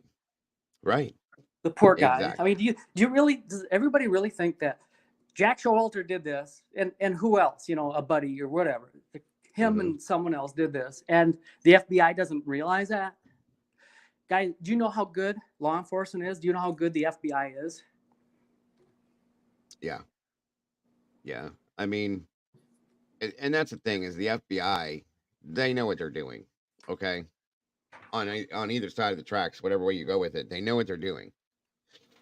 But that's another good point Gaya just said. I've been like a broken record on this. LA tested the unknown DNAs and they don't like the results. Yes. And I can believe that one, Gaya. I really can. That would be why those samples just disappeared. There wasn't enough left. Okay. Poof, they're gone. I could believe that. They don't like the results from it. Something came up that they were like, wait a minute. That doesn't match this or fit with that. Now what? You know what I mean? I could see that. I can understand that feeling there on that. I understand, Reverend. I respect that 100%, my dear. I do. So I don't know. I don't know. This is such a whirlwind, and I mean, it just goes above and beyond and above and beyond. And I you know, the sad thing, Eddie, I kind of agree with you, or actually, I really closely agree with you. I don't think this will go to trial, folks. And when this does not go to trial, that's it. Wash your hands. They're not Move looking on. for anyone else. This is the We're end. done. We're done. That's the end. That's it. And then Bill Thompson retires. Probably multiple law enforcement officials will move on to different jobs or retire. Chief Frye will probably retire, in my opinion. The whole governmental situation, I think, will change. Cold Life case. goes on. Yeah. Yeah. Life goes on. I'm telling you, that's what I think is going to happen. Welcome, Molly. Good to see you, sweetheart. That's what I think will happen, guys. There will be no new investigation, in my opinion. Nobody else will be charged or looked at, in my opinion. It's just done. That's it. These 4 children lost their lives. There's no justice. Their families have no justice. It's over. We're done. Lay the rug down after you sweep everything underneath it and walk on. That's what I think. There's definitely going to be lawsuits. I promise you. Yes, I agree with you on that one then afterwards. But for what? What are they going to get out of it? You know, it's not going to change the justice side of this. You may get some money out of it. Okay. Money does not bring these kids back. Money does not give justice to these families. Money does not put away whoever really did this, and they're still dangerously on the streets with all these other kids. That's the sad part behind all of this, in my opinion. To do this crime, this is so complicated to do this. It's okay, Molly. Not just anybody can do this crime. There's 4 victims in 2 locations. There's 2 survivors. There are no witnesses. There's no physical trace of the perpetrator. You know how they say, you know, a criminal will always leave a part of himself at the crime scene?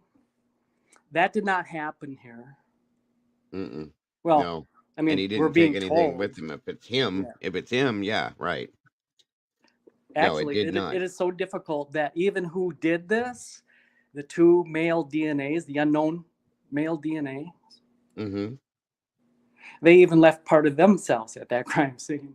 Yeah, right. And again, did you know that there was self-defense wounds to Kaylee? Yeah, I did. I heard that a long time ago. That's why I have kind of been pushing my theory about Kaylee defending either Maddie or herself or both of them. That's why I think she was attacked the way she was and had the wounds she did. Because I still feel that Kaylee was in her bedroom with the dog, heard a ruckus going on, maybe across the hallway, something, and she got up to go see what the hell was going on and interfered and surprised or was grabbed and handled that sense. And Kaylee does not come off as a not fighting back type person. I knew she would. Okay. And I knew there was gonna be. Very sad. Which again, in my opinion, takes time off of that timeline, guys. The whole 9-minute period of time, you got another person, in my opinion, that fought back. As I said from the beginning, that's going to take some time off that 9 minutes. I don't care what anybody says. if it's one person, especially. Okay. Multiple people, different situation altogether. But one person, yeah, you're not doing that in 9 minutes when you got multiple people trying to defend themselves, fighting back with you. That takes time. If I'm proven wrong, then I'm just gonna say, okay, I was wrong.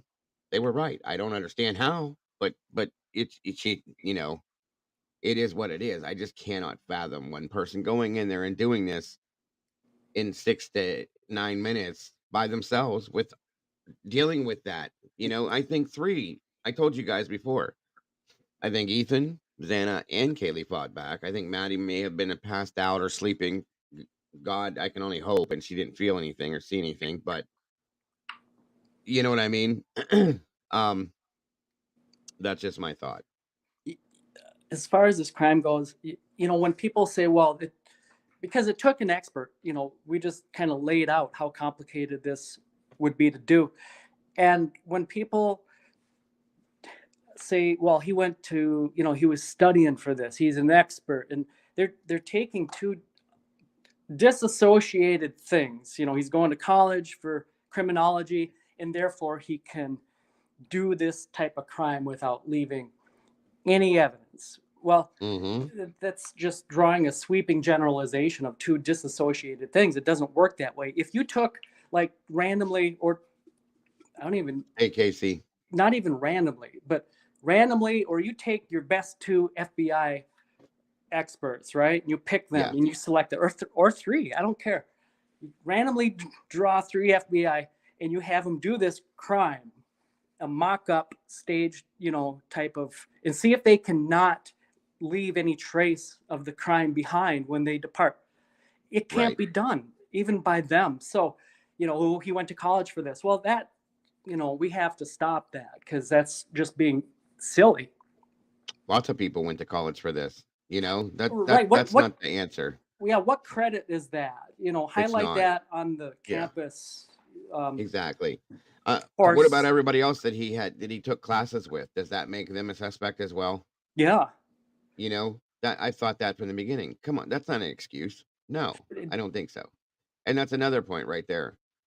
2 points that were just made. Twizzle said if 3 fought back, there's no way BK did this in 8 to 9 minutes. The timeline's crazy. Now, before that, there was a comment that really takes effect.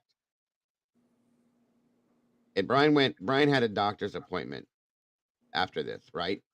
That we were told that he attended his doctor's appointment after this happened. Knowing that this happened, the man goes to it. If I'm going to venture to say if he had scratches all over him, cuts all over him, his doctor would have taken notice to this and said, this is weird, and maybe contacted somebody. Nobody's heard anything about that. This man had nothing on his body, any healing wounds that anybody saw, none of that kind of stuff. I would have ventured to say that anybody, if Ethan fought back, Kaylee fought back, Xana fought back, they had fingernails. Girls have nails. Okay. Whoever they fought back against had to have some sort of defensive wounds on their bodies. Whoever the attacker was, in my opinion. Facial, maybe, possibly, eye gouges, something, anything. I don't think that happened with Bryan. So I can't imagine, knowing the person Xana was and Kaylee, they're very strong women. They were very strong women, strong-willed. If anybody's coming at them, I can't see them not fighting for their lives. Okay, punching, kicking, scraping, screaming, yelling, clawing, any of that. Who is that person that had those wounds on their body the day after this? Because I don't think it was Bryan. Like I said, Bryan had a doctor's appointment. I think his doctor would have noticed some things on him like that. Okay. And we would have been, well, let's just say that in a separate accident, he was hanging a flower pot somehow, and it fell and it scratched his face, right? Yep. And he went to school the next day, and he had this cut, and these fellow students, his classmates, told the media this after his arrest. We would hear about that. Oh my God. They would draw those 2 separate facts and put them together.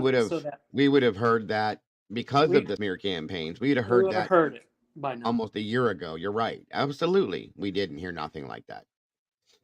Nothing like that. Nobody saw anything on Bryan Kohberger of any type that looked like any type of a defensive wound. Okay.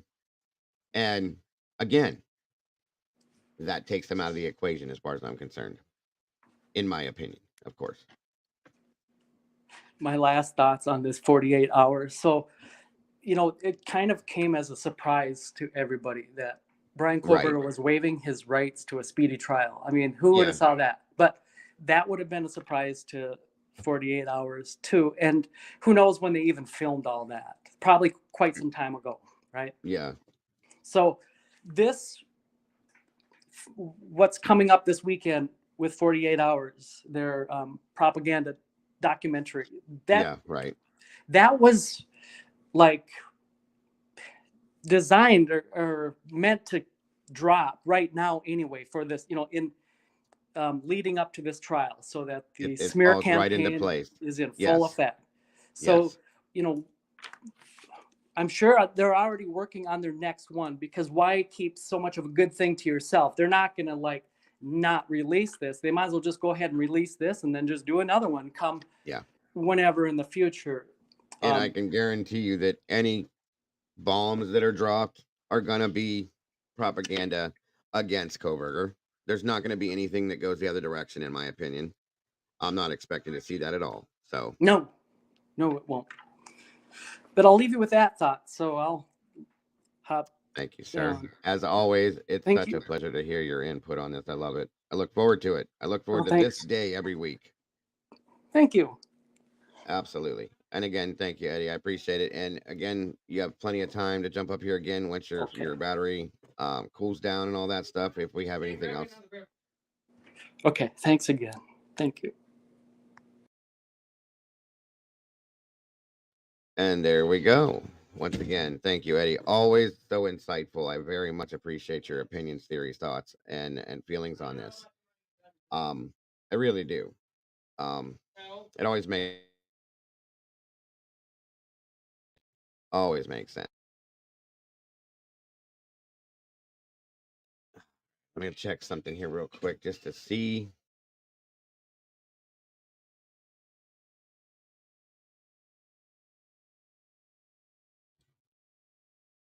I don't see anything as of yet. It's probably going to be a while. Is there anybody else that would like to jump up here? Express any thoughts, theories, opinions? No chains. Anyone for that matter. Anybody is welcome to jump up here and express. Carrie T, welcome. Good to see you. Fallon Pebbles, welcome back. Good to see you. Anybody is welcome to jump up here. Paige, great to see you, dear. In regards to this, I would love to hear your guys' input. Pixie, good to see you as well. In theories on this, the Snooper, good to see you as well. The Snooper says BK is a perfect patsy. He looks the part, acts the part. His past is the part. He was perfect if you had to find a patsy, the weird one, the one that could look like a budding SK. That's a good point. Good point, Snooper. I like that. Welcome, Sherlock Kendra. Good to see you.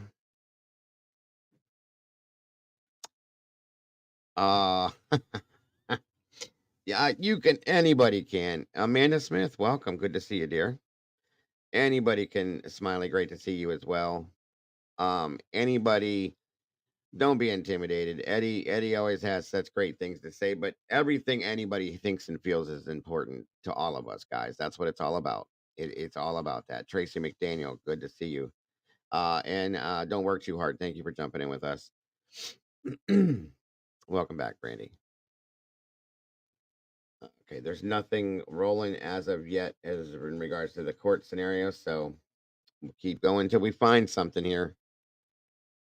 Smiley says, I still have questions over the police officers that, in my opinion, harassed them as after this sad, horrific night. Those officers, I believe, quit. Not sure. Angela Walsh, good to see you. Why be so nosy? Welcome back.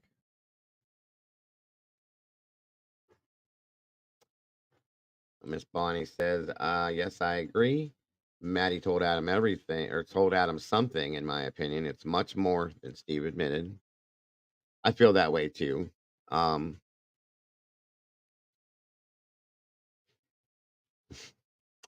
I don't have the time. You have lots of opinions. I understand, Aunt Clara. A lot of us do. Ms. Lily, good to see you.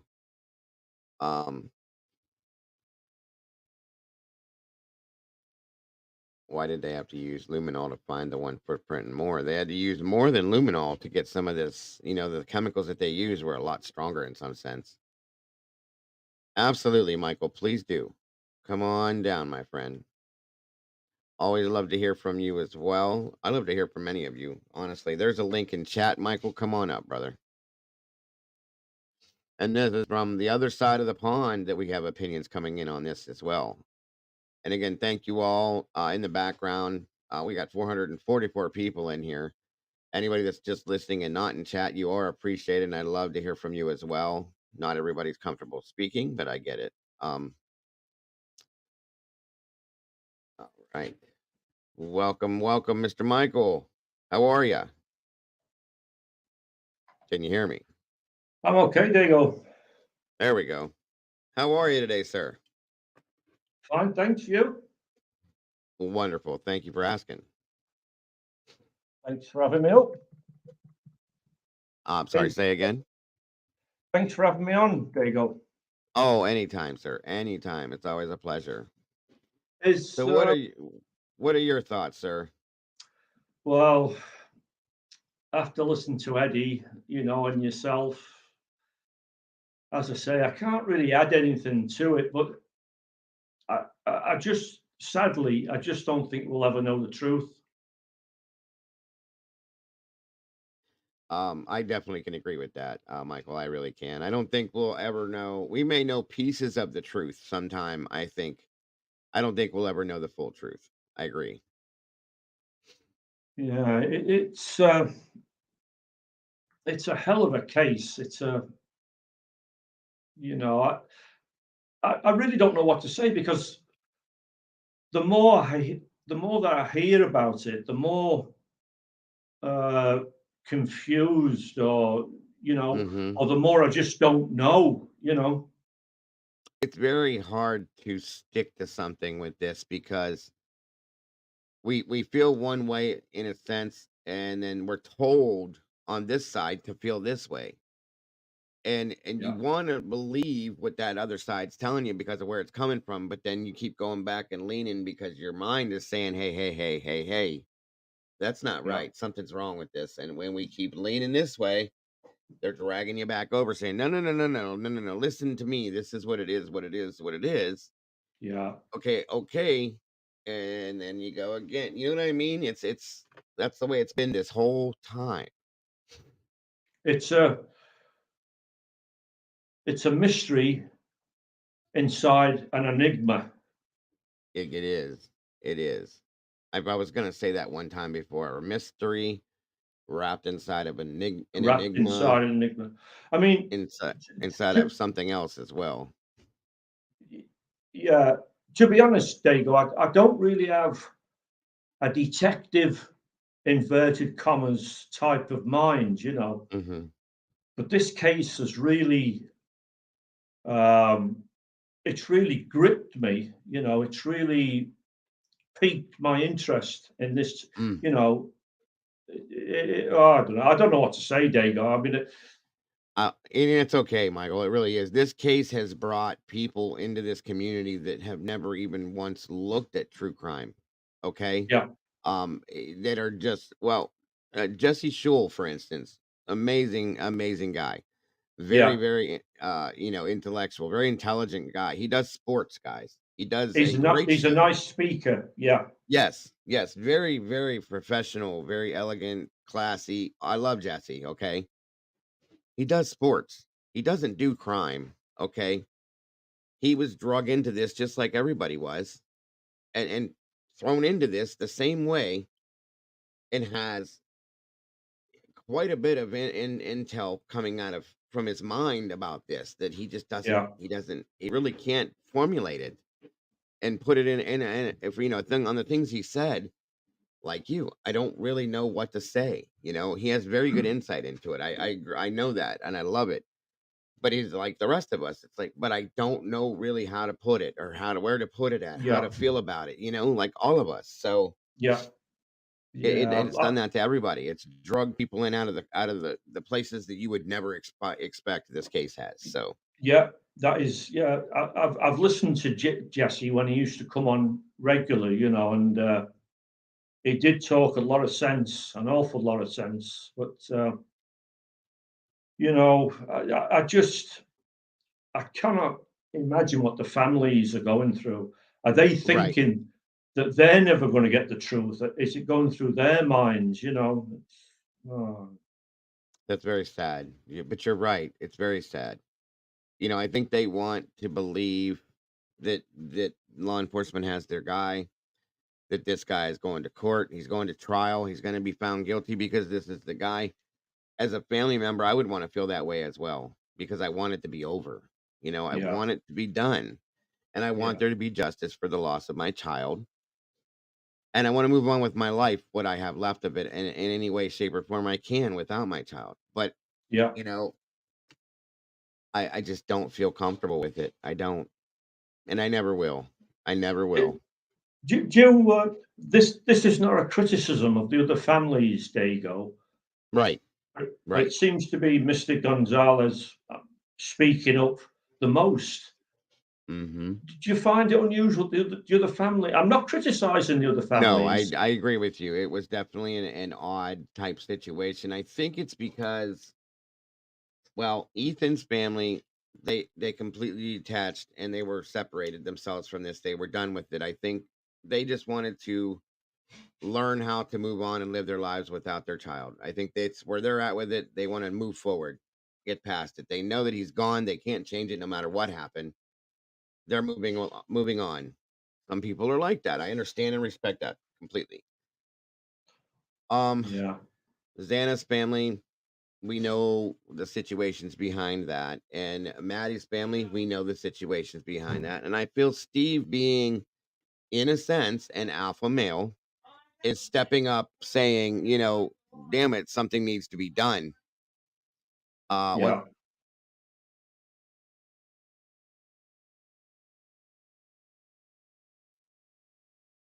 You're muted, Dago. I can't hear you. sorry, sorry. What did you say there? No, it's okay.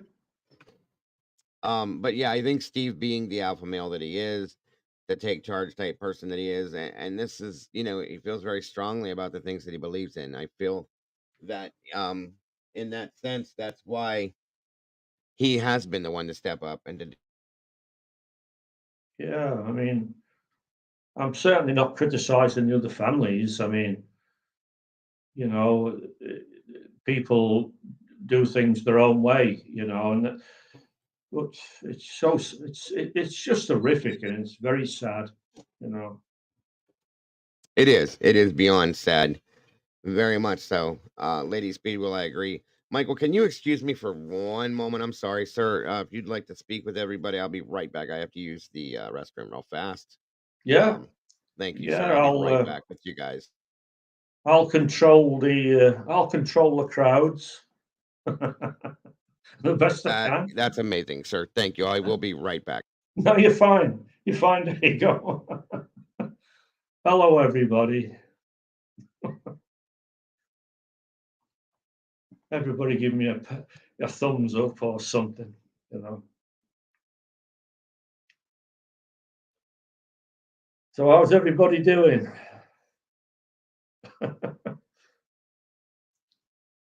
Hello, Sherry N. Twizzlestick. Great names here. A lot of James Bond, yeah. I'm his brother, yeah. Leslie Watkins, Lady Speedwell. I love Lady Speedwell. Harry T. No, Liverpool. I'm from Liverpool, Josie. Brandy OG, hello. Oh, wow. Never been so popular. Katie Quarters, Kate Thomas, Cos CR. Wow. Wow, this is great. This Jazz King, love it. Hey, Danger, my mate, Wisdom Speaks. Wow. Crime with Mama Bear. 1, 2. You drive 356 coupe. Lizzie Holmes. Oh, love this. Gaia. I can't pronounce your second name, love. Gaia Gucci. Sorry about that. Lynn's 69. I'm from down in Poole. I was in Poole last year. You got this, Michael. SRB. Wow. Oh no, not Graham Norton. Danger Zone. No, no. But you. I did Pebbles. Yeah, I thought everybody was ignoring me. Oh, this is fantastic. Hello, everybody. I feel famous. Michael, how's the weather over there? We've had a lot of rain and it's been hot, and now it's getting a bit cooler. And it's typical British weather. I think I love you, Laurie Wallace. I've always loved you, Laurie.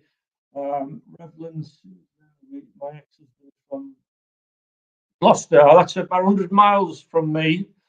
Yeah. Oh wow. Yeah. Okay. Josie. We'll see. We'll see about that. Chelsea and Man U. Who are they anyway? Yeah. From about 100 miles from there, from Nicola, Bully, Eddie. Oh, the chat's going quick. Hey, Michael, from up north in Leeds. Yeah, about 80 miles from me. You're doing good, Alicia. Well, thank you. Michael, I think you said this before. You sound like Michael Caine. Well, I hope not. Michael Caine wasn't from Liverpool. Michael Caine's a Cockney from London. Bonnie Messick. Welcome to the source. Thank you, Bonnie. Welcome too. Pixie T. Oh, well, somebody's got to be a Leeds United fan. Riley Nicole. Hi there. Hey. Liverpool. Oh, it's got to be Liverpool. It's got to be a red. It's got to be a red, Lady Speed. Well, blimey, how does Dago do this with all these things? I've got a fan club. I love it. Fallon. Oh, you're my crush, yeah. Yeah, you're my crush. I've got my own channel, Alicia. I've got my own channel. But it's only for videos of old buildings where I live, old churches and castles, you know. Michael, I'm born in Stuttgart, Germany. Wow. Nice, Leslie. Nice. Paris girl. Oh, I've never been to Paris, but maybe one day. That's great. That. Well, thank you, everybody. That's. Oh, well, go and get a pint and a bag of crisps, then, Josie. That's fine. Go and get some.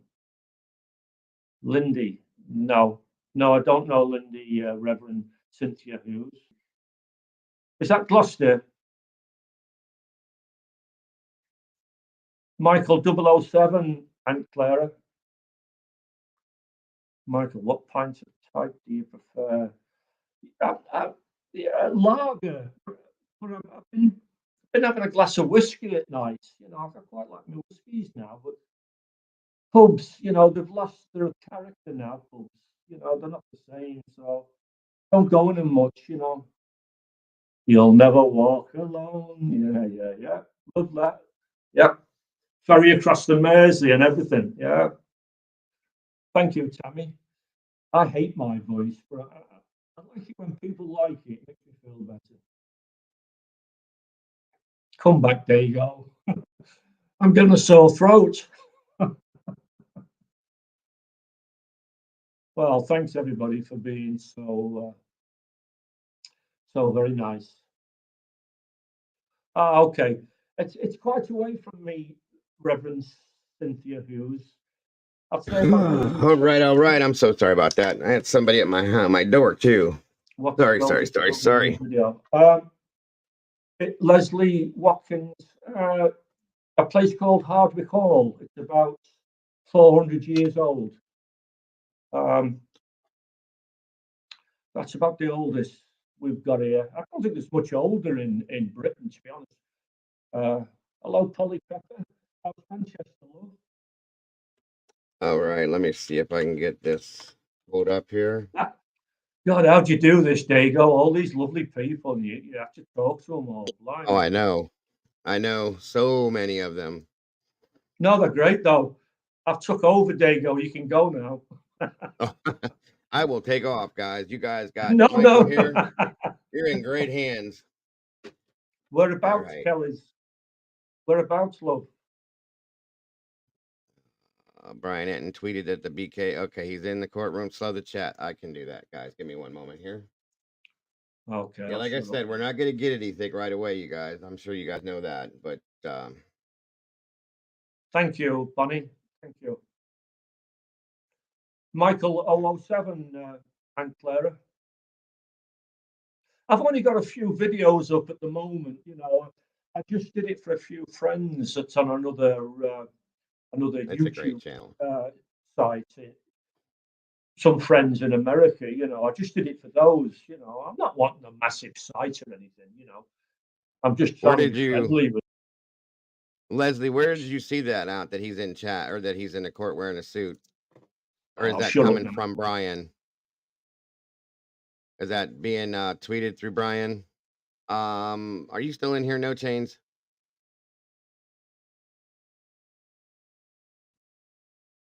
And yes, Michael, you've done wonderful. Thank you. By the way, guys, if you haven't checked out Michael's channel, I really think it's an amazing channel. So please do check it out. Thank you, the Snooper. Thank you. Absolutely, sir. Yeah, thanks, Dago. Thanks. As I say, I didn't have a lot to offer after Eddie. I mean, he's awesome. Okay. Eddie, It's quite all right. You know. But I just like to come and have a chat with you, to be honest. Sometimes, you know. Absolutely, I enjoy it myself very much so. Very much so. Reverend Cynthia Hughes. It's Michael 007. That's my channel. Yes, just like it shows up on the screen up there. Cynthia. Yeah. How's your back doing these days, Dago? I have my days. It's good, it's bad, it is what it is. Okay. I just deal with it daily as it comes and goes. Is it chronic now then? Would you call it chronic? Oh, yeah, definitely. That's why I had gone forward with the disability scenario and all that type of thing. Oh, okay. You know, I tried to avoid all that. I tried to continue working in different, atmospheres. Yeah. It just didn't happen, didn't work. So here we are now. That's okay. Yeah, I know. No, it's okay. It's just Michael 007. Michael 007. All right, guys. I'm setting this up real quick, guys. I'm still here. Just give me one moment to do this, and I will have this ready and go.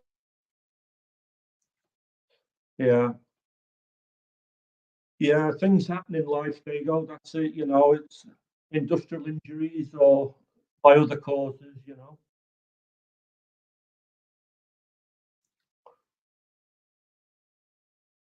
Oh, great, Cynthia Hughes. Yeah. Are you a reverend?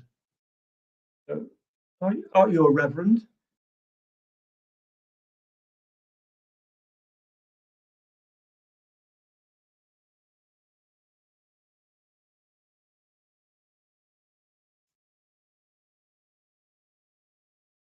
Oh, okay. Well, respect to you, Reverend Cynthia Hughes. Thank you, Zolda. I've got a bit of a mixture because I've got a bit of a hybrid accent because I was born near Liverpool, in a place called Birkenhead, quite close to Liverpool.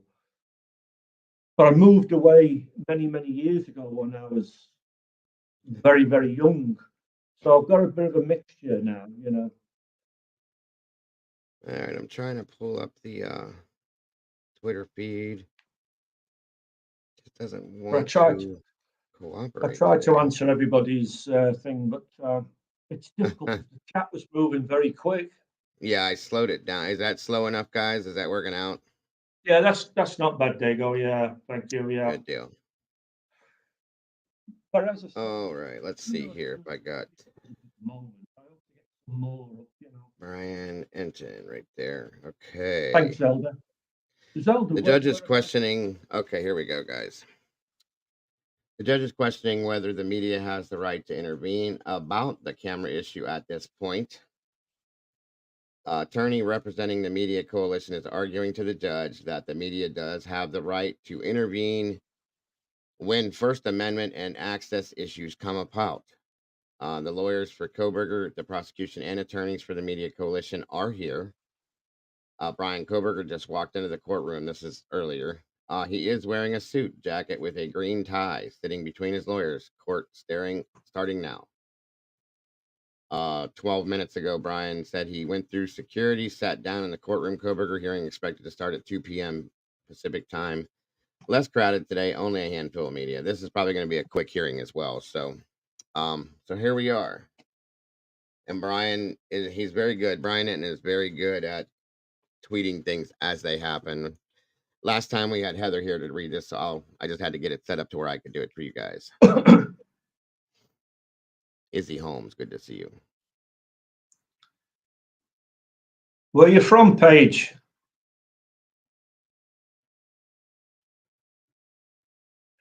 Dago, is it okay? Is it okay? I still chat to your people Oh, on here. absolutely, absolutely, yes. Because Paige wants to come and visit the UK. It's on a bucket list. I was wondering if she in America or. Okay, I see War Eagle's doing it. Okay, thank you, War Eagle. I appreciate that. I see Miss Heather just popped in the bottom there. Okay. Very, very awesome. Like I said, you don't have to, War Eagle. I have it here now, but I appreciate that, Eagle. Very much so. So I can follow and double check the same way with it. So thank you very much for that. Oop, hold on, we got to keep it there. There we go. There we go. Okay.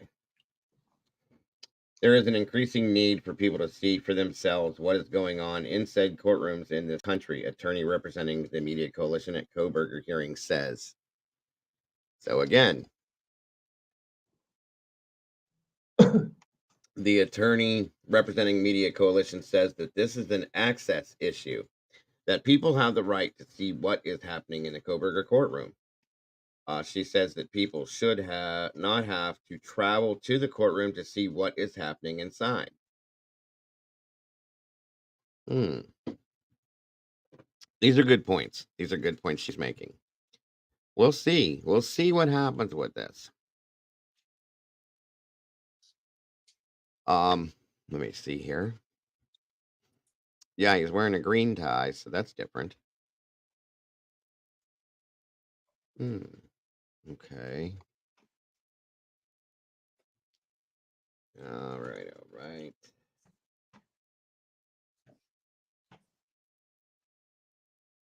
All right. Waiting for the next tweet. Very awesome. Oh, what the heck? Hi. Oh, hello. I don't think we've. She loves scaring me like that. I'm telling you. I don't think we've spoke before, but hello there.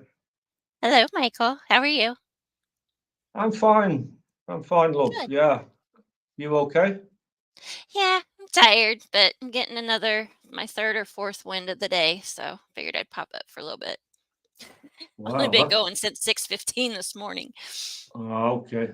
That's a fine Chief. accent. Whereabouts are you? I asked earlier, but I might have missed the response. Did Bethany and Dylan have cars? I do not believe they did. We looked for that a long time ago. Sorry, Chief, if I didn't see your question earlier. My apologies. I don't believe they did, because I remember always looking and hearing that Dylan's boyfriend or somebody else was giving her rides here and there. So, that's my thought on that. I could be wrong, but I don't remember any of the cars being towed belonging to either one of the girls. Oh, thank you, Heather, again. Again, anybody that has purchased anything and sent it this direction via the Amazon wish list, thank you, thank you, thank you so very much, guys. You are amazing. And thank you, Heather, for posting that. Hi, Welcome, Beach Heather. Life. Hope you're feeling better, Heather. Okay, so the judge says in the Daybell case that the media was characterized as interested parties, but he is questioning whether the media can intervene in the camera issue at this point in the Kohberger case. What? Interesting. Again, thank you for those of you that are documenting this in here as well. I'm following it and backing it up. The same thing. So good stuff, guys. Good stuff. Why this community works so well. Hi, And guys. I so did you get a nap or something? Or No, I think just welcome. sitting here for a while, just relaxing, just kind of. Okay. Welcome, Elwing. Good to see you. Did you not sleep last night or Yeah, Matt's in Dallas, so I slept, but just not as good as I would if he was home. I gotcha. And plus, I have to get up earlier since he's gone to take the dog out. So then by the time I get back, I can get the kids' lunches made before I get them off to school. It's just a lot more work when he's gone. Yep. What part of the states you from, Mama Bear? It's a great I am accent in you've got. Indiana. Oh, wow. Yeah, That's next door to where, Dago. yeah, that's where Michael Jackson's were from. That Mm-hmm. Michael Jackson. And, Michael Jackson and oh my god, I had his name and then it just like left me. oh, okay. It'll come to you when you're not thinking about I'm it. here, guys. I'm just reading. Exactly.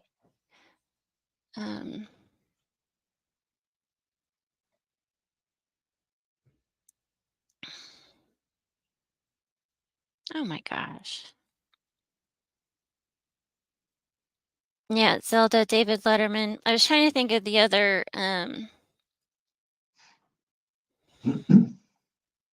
musician that was from Indiana. Judge says okay, yeah, that's nothing new yet. I know there was a song called Indiana Wants Me. I can't remember who sang Thank it. you, Firefly. John Cougar Mellencamp. There you Welcome, Firefly. We haven't seen you in a while. Good to see you, dear. Yeah. Funbee, good to see you, and you as well. Take care. Great to have you all here. Paige, Denise Datillo, thank you for joining us. Yes, thank you, Sherry guys. N. We got 391 beautiful people in here, guys. Thank you so very much for being here today. You are very, Yeah. very, very appreciated. I think I spoke to most of them as well, Dago, when you went. Right. And I appreciate you, Michael. I do very much so. It was great. Very I much enjoyed so. it. Yeah, it was great. I have a lot of people in here that I had gotten, well, maybe not so much in here right now. There was quite a few people, my friend, that came and sent me DMs after the first time you were on our show and said, Dago, is that Michael Caine? Is he in disguise? And I laughed and I said, I had to think about it because in the very beginning, you kind of had a resemblance and you have the same voice. And I'm like, I don't know, guys. Obviously, I know you're not, but I'm just saying it was very funny. I thought there is a resemblance in a sense, and the voice just it gives it every time. It's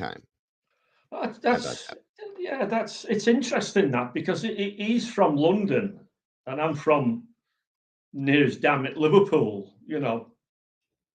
Right.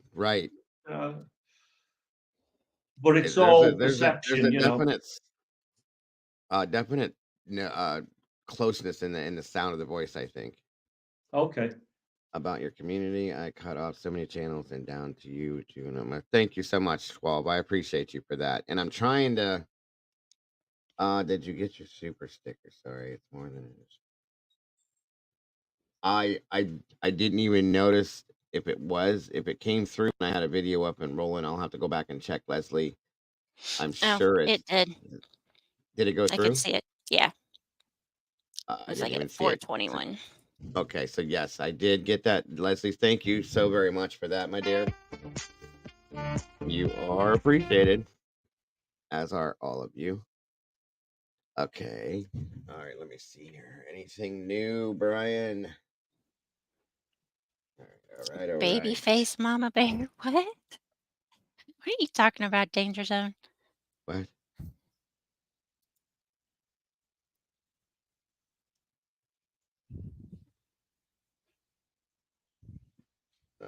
Um, Nothing new yet.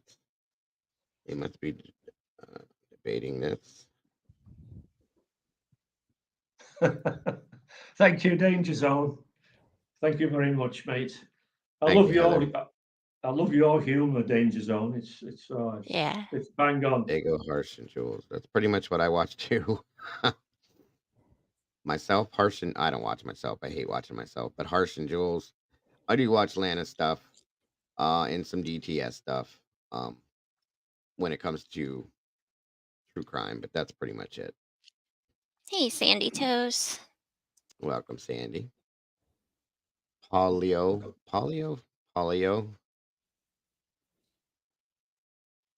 Supposedly Axl Rose is from Lafayette, Indiana. Okay. War Eagle. Judge says media cannot be interveners at this point when it comes to question of cameras in Kohberger courtroom. But he says he will still consider the media's argument. It sounds like he's not real fond of it. I don't think he's. I think it's his personal preference, not necessarily. I don't think he likes being disrespected the way he was personally. You Right. know, and that's what they did. It was blatant disregard and disrespect for what he said. Yeah. I have seen that, Mountain Man. I've watched it. I don't mind it. I do watch other channels here and there. I'm just talking about like the regular stuff I watch and follow along with. But yeah, I've seen other channels. The allegedly with Britney's not bad. I do like that. I've watched what's her name? Jay for Justice. I watch her stuff. So on and so forth. So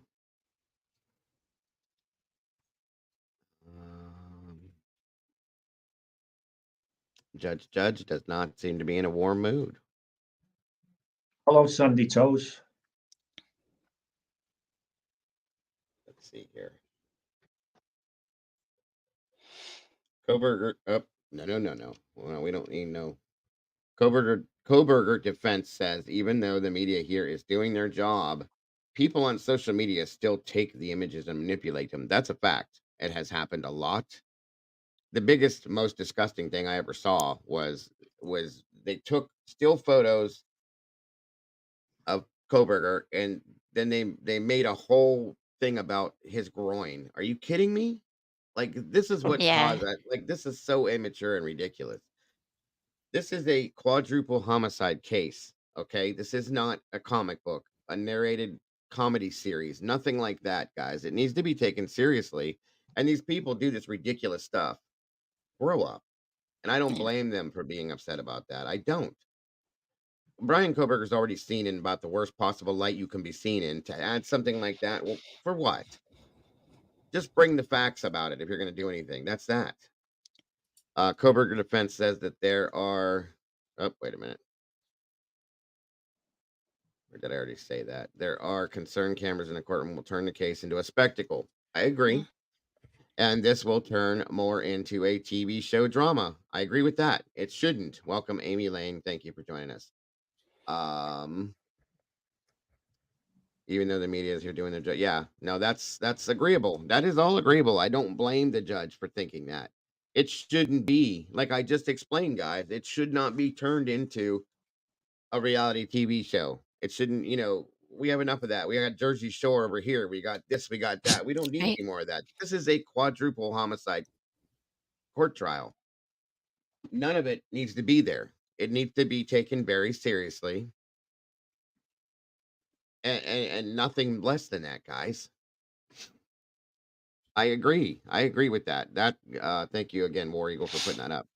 That should be a huge concern in my opinion, because so far that is what they've done. Welcome and loving.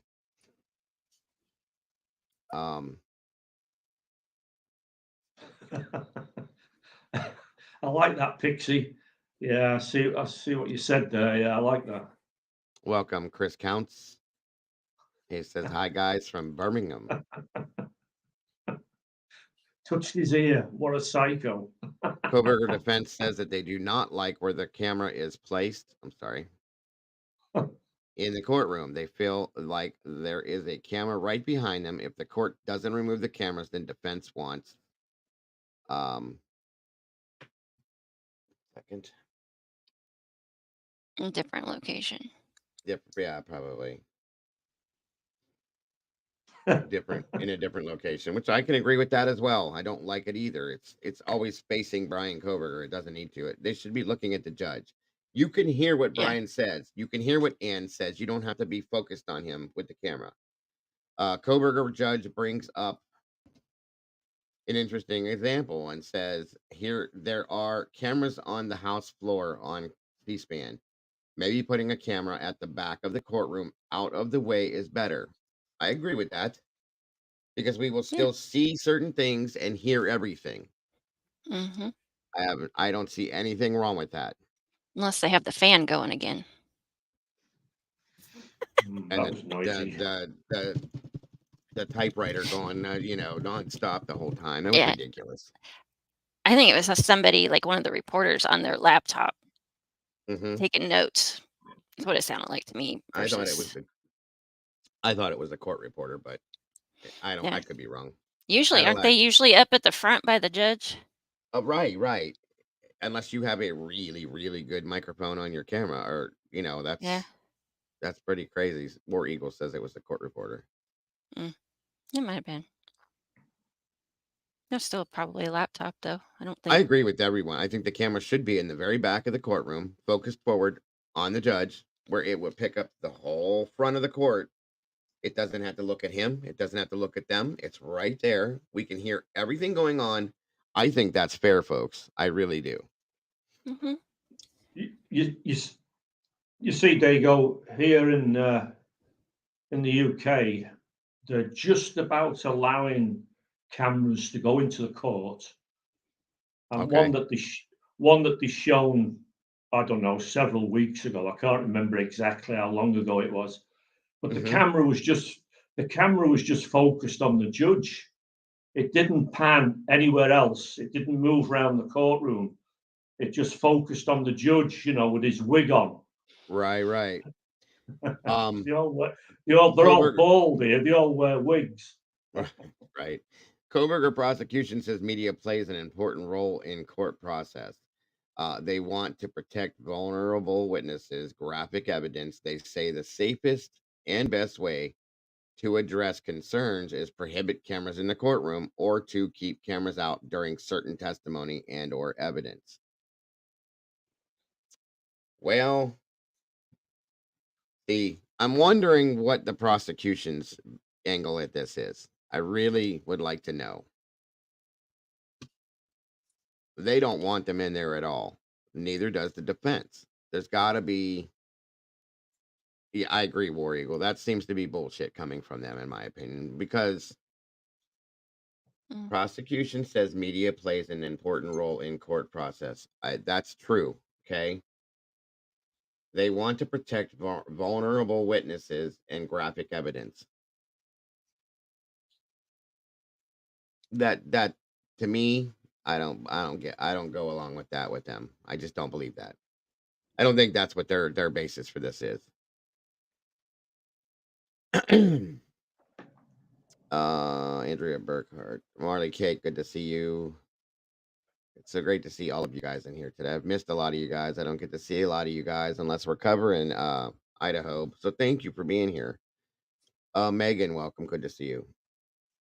It's not the court's job to say what we would see and what we shouldn't, or what we should see and what we shouldn't. If pictures or testimony are too gory, we have the ability to change the channel. That's a good point, Megan. That's a good point. We're all grown adults.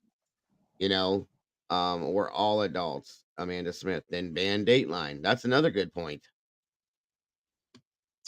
Great stuff, guys. Great stuff. You know, Dateline, Jesus.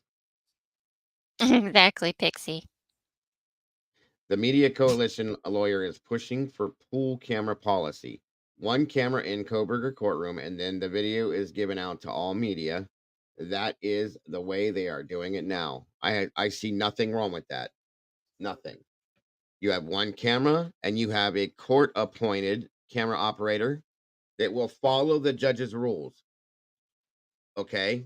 Let them film it, and then they pass it out to every media outlet that's there. That makes perfect sense to me because you know that that court appointed camera operator is going to do what they're supposed to do along with what the judge's orders are. Am I wrong?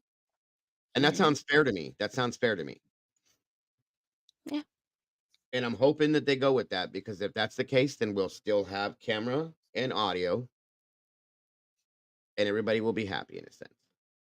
I'll be honest with you guys. Heck, I even if don't we had audio, I'd be happy with that if I could just just hear it. audio, yeah. I don't care what Bryan comes into court in. It Right. makes no difference to me. I don't care what Ann Taylor looks like. I don't care how short her skirt is. All this stupid things that people talk about, okay?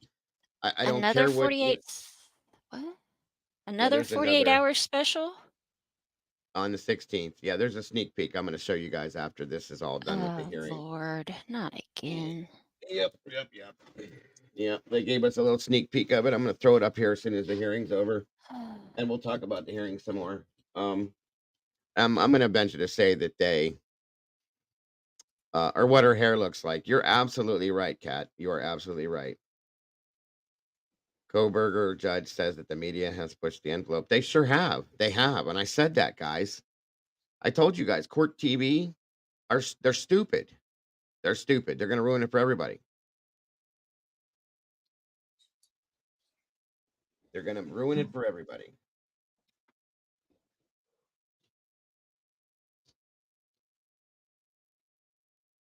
Yep, they have pushed the envelope. All they had to do was abide by what that man asked, follow his rules, respect his thoughts.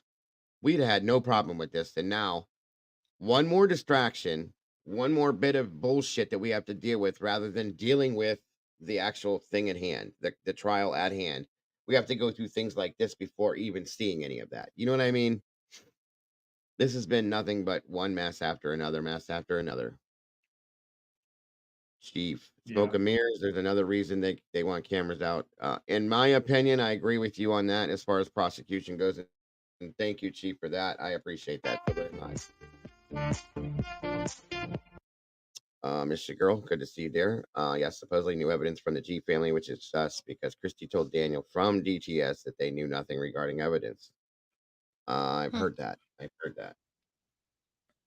I don't know what the deal is, but we shall see.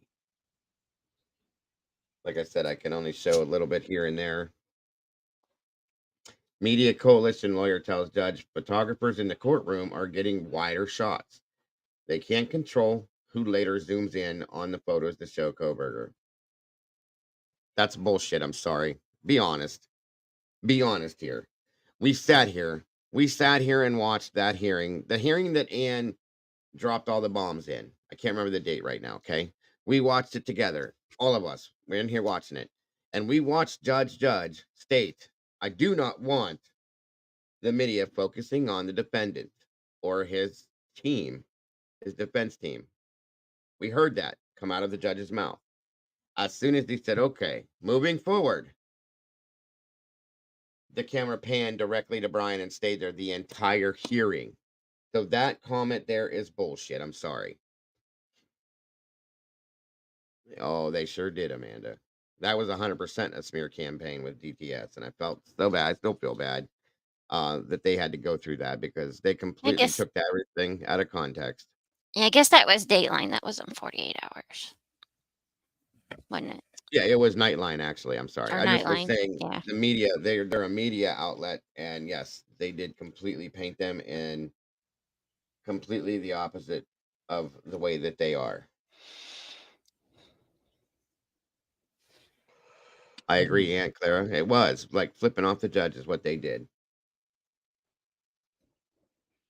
Okay. The judge says that he questions whether cameras in the courtroom is a dignified way to have a trial. He brings up the O.J. Simpson. If anyone watched that case, it was a circus, he says. I mean, I don't know. I don't think it was as bad as this has been so far, but that's really a bad reference to go with, Judge. I'm sorry. Yeah, I would say the Murdoch trial was a circus. It definitely was. It definitely was. I mean, even Most definitely. oh, what was his name?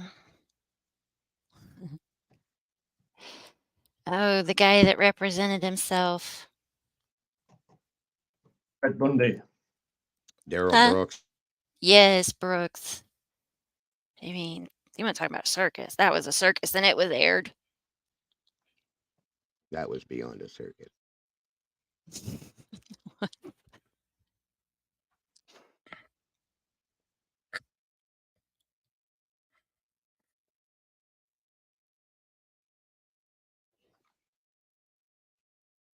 So, has anybody here Okay. in chat been on Judge jury says that duty? he's asking the media to back off a little bit. He says he questions whether he can really trust the media to do that right thing, to do the right thing. He says it's not the camera people, it's where the video goes and how commentators talk about it. Okay. But it kind of is the camera, well, in my opinion, because we saw what we just talked about. And then everybody, he's right, though. There's a lot of other people that take these camera stills or these pictures or these videos and they turn them into whatever they want to. And he really doesn't have any control over that. And I think that's why he's pushing for no cameras because there's nothing they can do when people grab these stills. Yeah, I mean, he can threaten everybody, but you don't know what is he going to do about it, you know? They can't. That's the hard part right there. That's ridiculous. Right, or it's not the same media it is now as it was 10 years ago with social media. And Gemini is right. They push a specific narrative which goes right along with the smear campaign. It gives them and in my opinion, that falls into the jury tainting genre there. It shouldn't be allowed in that sense. So I can agree with the judge in that sense about we can't control, you know, Johnny Johnson from down the street can take a picture of Bryan Kohberger and Photoshop it and add a title to it and make everybody think that Bryan Kohberger was a serial killer based on something else that has happened in history and adding all these things into it. It can be done. You know, so I think that's one of the big things that they're saying. He wishes everyone had more respect for what is happening here and says it's not entertainment. It is a tragic issue, and that's a fact. I agree with that. Mm-hmm. It's not entertainment. It's not funny to take pictures of Bryan Kohberger's crotch and make up weird things or talk about, oh, I he don't even smiled know at how they Ann. did. I don't think they did. What's that? There's no way. He was sitting there the whole time. There's no way they did that. Yes, they did. They got a picture when he was walking in to sit down. They took a Oh, still good Lord. and they made a whole thing out of it. They took stills of him looking and smiling at Anne, said he was flirting with her. They took a video of him creepily flirting with her. They took a video of him Mm. talking to a corrections officer and smiling. They were both smiling and made a big deal about that. Mm. It's all propaganda and bullshit, guys. It's all Yeah. ridiculous. People need to Like, grow up and realize that this is not an entertainment issue. It is 100% a tragic issue. like Twizzlestick says, it's all to paint him to be guilty. Absolutely. It all flows into the smear campaign.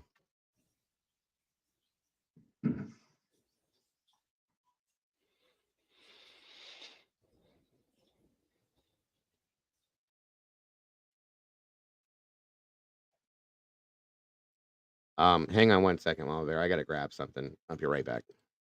Okay. Okay, there you go. I'll take over again. You can have it. Me and my big mouth.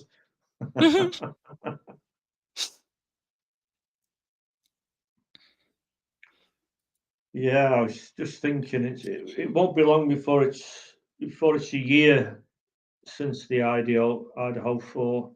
I know. Soon gone, you know.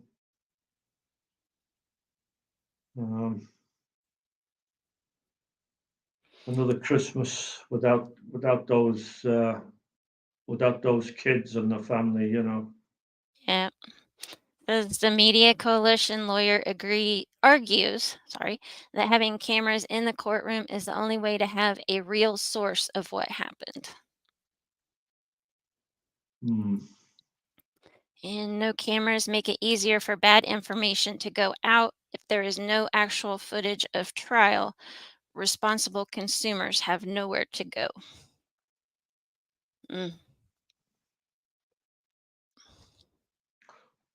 True. Yeah, and unfortunately, this happened right around my birthday. So I'm like, that's going to be a reminder every year or two for me. Oh, really? Wow. Yeah. Oh, God. Yeah. Yeah, that's something you're always going to remember, unfortunately. Yeah. Always Yep. be in the back of your mind, you know. Yep.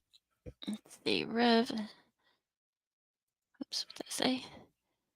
Can't they have a stationary camera without a cameraman, just the camera at the back facing the front of the court? You would think so, Rev. I mean, I don't know why they couldn't. It can run itself. I mean, they had something like that, if I remember correctly, in the Murdoch trial. The camera was mostly facing from the back or from the front, looking towards the back. If I remember, I may be wrong, but I'm sure it was that trial. Probably was. I didn't watch that trial.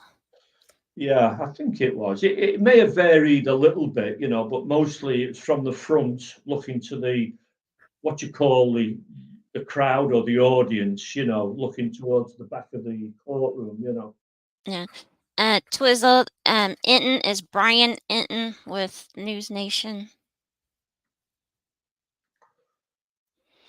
So if you want to avoid spectacle, take away the cameras outside the courtroom, not the camera inside. Media Coalition lawyer tells Kohberger judge. Oh, wow, Amanda. Yep, mine's the 11th. So. Judge says he's sending out a message to the media to be respectful, peaceful, and decent. And what you just read. The answer is more sunshine, not less. Attorney representing Media Coalition at Kohberger hearing told the judge.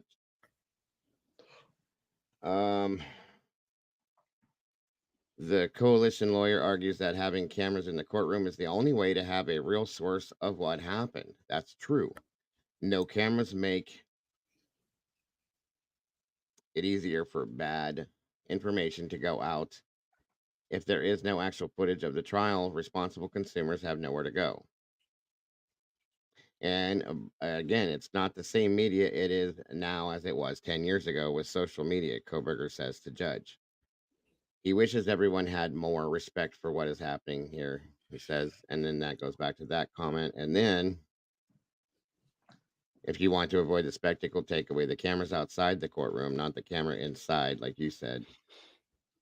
The judge says he's sending out, I said that already. The defense's backup says that they're not trying to throw the media out. They are just talking about the cameras.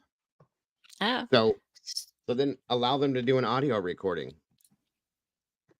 Well, Wisdom just said I don't know how to say it, the name Stotch trial. The judge controlled the camera feed. He did. He absolutely did. So why can't they do that? They can. Chief is saying that the camera was stationary for OJ and for Murdoch and Johnny Depp, but that's true. That's true. Even if they're not gonna, even if they're not gonna allow cameras, the judge says this camera issue is interesting and powerful. Says a lot of balancing will go into his consideration. I hope so. And thus far, I think he's been fair. That's the one I just read. Yeah, before this. Oh, okay. Sorry. Oh, it's Sorry. okay. It's okay. You're fine. What is wrong in America, in my opinion, is that judges have broad powers in my country. There are laws for all courts that judges must obey equally. Well, see, I can agree in that sense. The United States has way, way more lax laws and things like that than a lot of other countries do.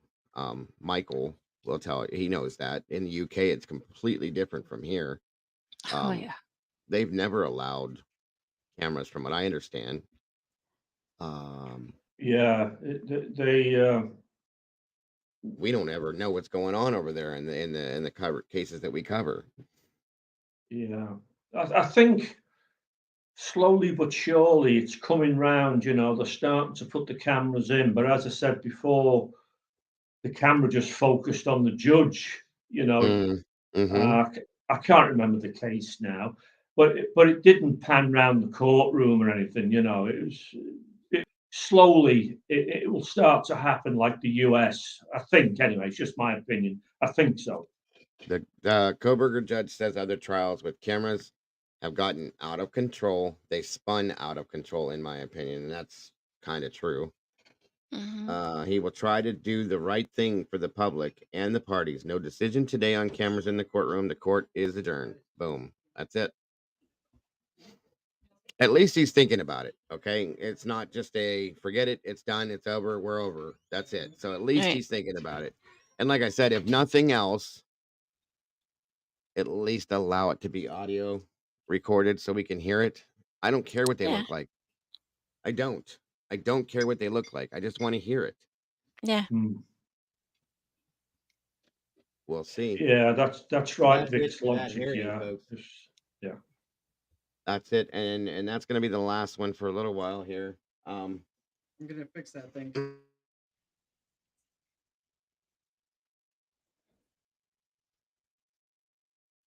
I don't know if you broke up. There you go. Oh, I think his son Caden was talking to him, so Sorry he about probably that. muted it. Sorry, Oh, my okay. other Sorry. one Yeah. of the other ones walked up and said something to me. Oh, that's They should do what the Wagner trial did. Let the witness decide and don't show the screen. That's a good point. Good point. Thank you, yeah. Heather. Right. I agree, Ray. Just do audio. Like if nothing else, Yeah. we don't who cares what they look like? I don't need to see. I mean, I know people want to see facial reactions to certain things. They want to see family members in the courtroom. They want to see the judge's facial reactions But and you stuff can and body tell if language. somebody's lying from their voice inflections and things. Yeah. So Yes. Yeah. Yes. Yeah. I agree. Audio, if nothing else, audio should be there. Video, I don't care. I could care less. yeah. Does the king decide on the ruling of the cameras in the courtrooms? That's a good point, Rumsey. I don't know anything about that over there. Do you know anything, Michael? Does the king decide on the ruling of cameras in the courtrooms? No, I don't. The royals, I don't think they have any power over things like that. It's Okay. it would normally be, I think. I mean, I'm no expert. I mean, I don't want to be an expert, but I think it's Parliament maybe that decides that. Yeah, that makes sense. That makes sense. See, I don't know, Paris girl. I have to honestly, I have to disagree with that just a little bit. Um, only because I've experienced it. Nope, wrong question. Sorry, or wrong comment. It must have moved right when I tagged it. I can tell a lot about people just in text, laugh out loud, not much by body language. See, I don't like texting. I've had this conversation with Mama Bear multiple times because I feel Yep. like texting has no emotion in it. And I think people get taken the wrong way in text messages all the time because we have no way to express emotion in it other than throwing in emojis or something or smiley Right. faces or something weird. You know what I mean? But you can send a text message to somebody, and if you throw it in caps, they're like, "Why are you yelling at me?" Oh, I'm not. I just type in caps all the time. And are you mad Yeah. at me? Well, why? Because it seems like it. How? It's a text message. How could no? That's why I do phone calls. You can ask Heather, you can ask Mama Bear, Molly, Mike, anybody in here that I talk to. I would rather do a phone call. That way they know my feeling on something. Do you know what I Right. mean? Yeah. So I just don't like it. I don't like it at all.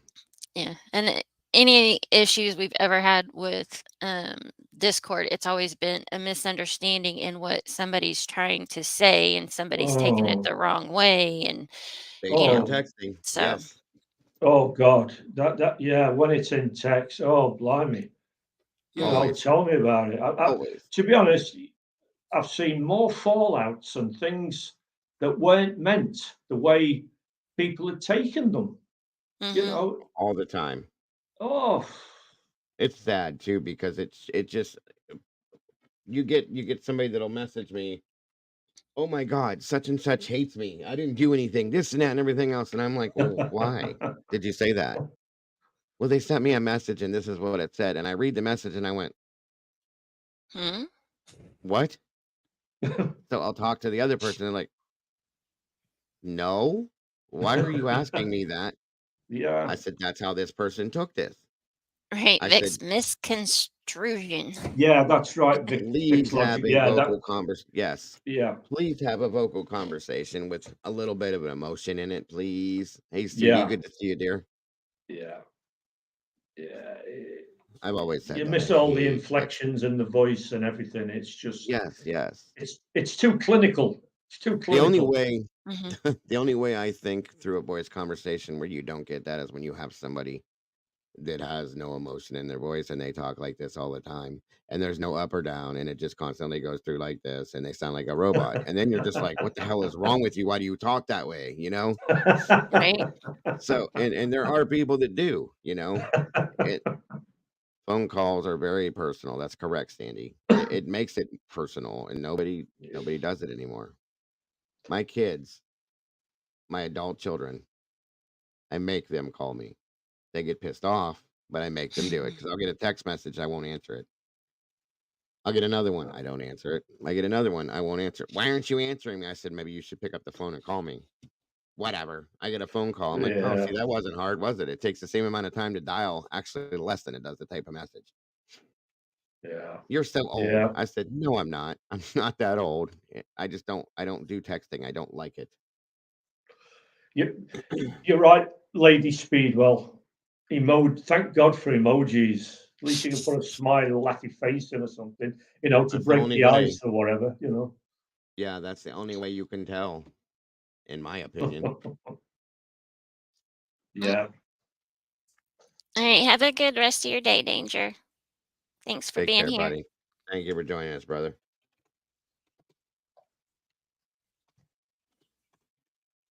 Let me see something here. Paris, that's funny. I'm 62 years old and everyone is respectful toward me, so the texts throw me. Mm. Yeah, that could So, happen too. Dago, in your opinion, when do you think this Bryan Kohberger trial will actually start? If it starts the end of 2024, I think. Is If there is a trial. Yeah, okay, yeah. If there is one, excuse my Yeah. naivety or Oh, no. That doesn't make you naive. I'm just saying whatever. if there is a Why trial, do you think? Sorry. you're fine. You're fine. Uh, why would it be? If there is a trial, why would it be the end of next year? Is it because of trials that are in front of this one? Is there like an Well, order? he waived his right to a speedy trial, so they can drag this as long as they want to. And that's at the earliest, in my opinion. In turn, Okay. they're going to be looking for more evidence, more issues, more things to bring up, more to throw out there. Okay. And it's going to be now, if it could go longer than that, Michael, it could go for 3, 4, 5 years. I've seen that happen. I'm not saying that this will, and I don't think it will. Hmm. Um, but I think at the earliest, at this point, probably the end of 2024. Right. November, December. So probably another year at least. Wow. But I have heard what you said. Also, it could be 3, 4, 5 years. I've heard that myself. Oh, it does. It does happen. Yeah, it's sad. Um, Mhm. I was kind of Was that? shocked that he waived his right to a speedy trial at this point because I thought he really Mhm. want to get this over with. But I see and I understand why at this point.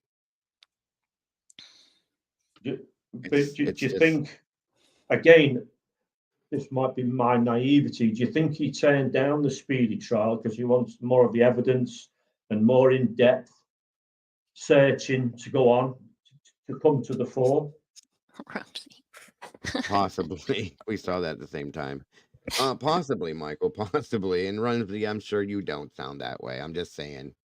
Um, no, I can't help it if I sound like a slow, mundane person. No, no, no. It's not what I was saying.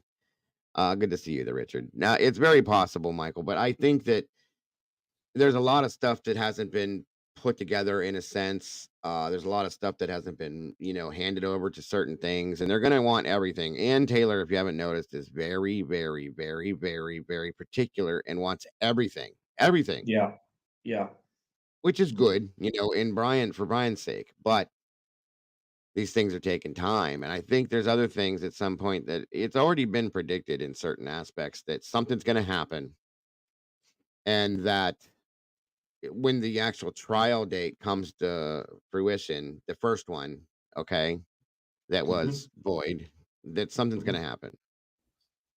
Hey, V Slims. Good to Amy see right. you, hun. says September 2024. Very possible. Interesting what you say, Diego. Very interesting. Yeah, as I say, I'm learning, about this sort of stuff. Sure, sure. No, I agree. I read a lot. I read a lot um about this stuff and different trials, and you have to understand any of it, Yeah, for it to make sense. yeah. And it's crazy how it works. It really is. This was back in the old days.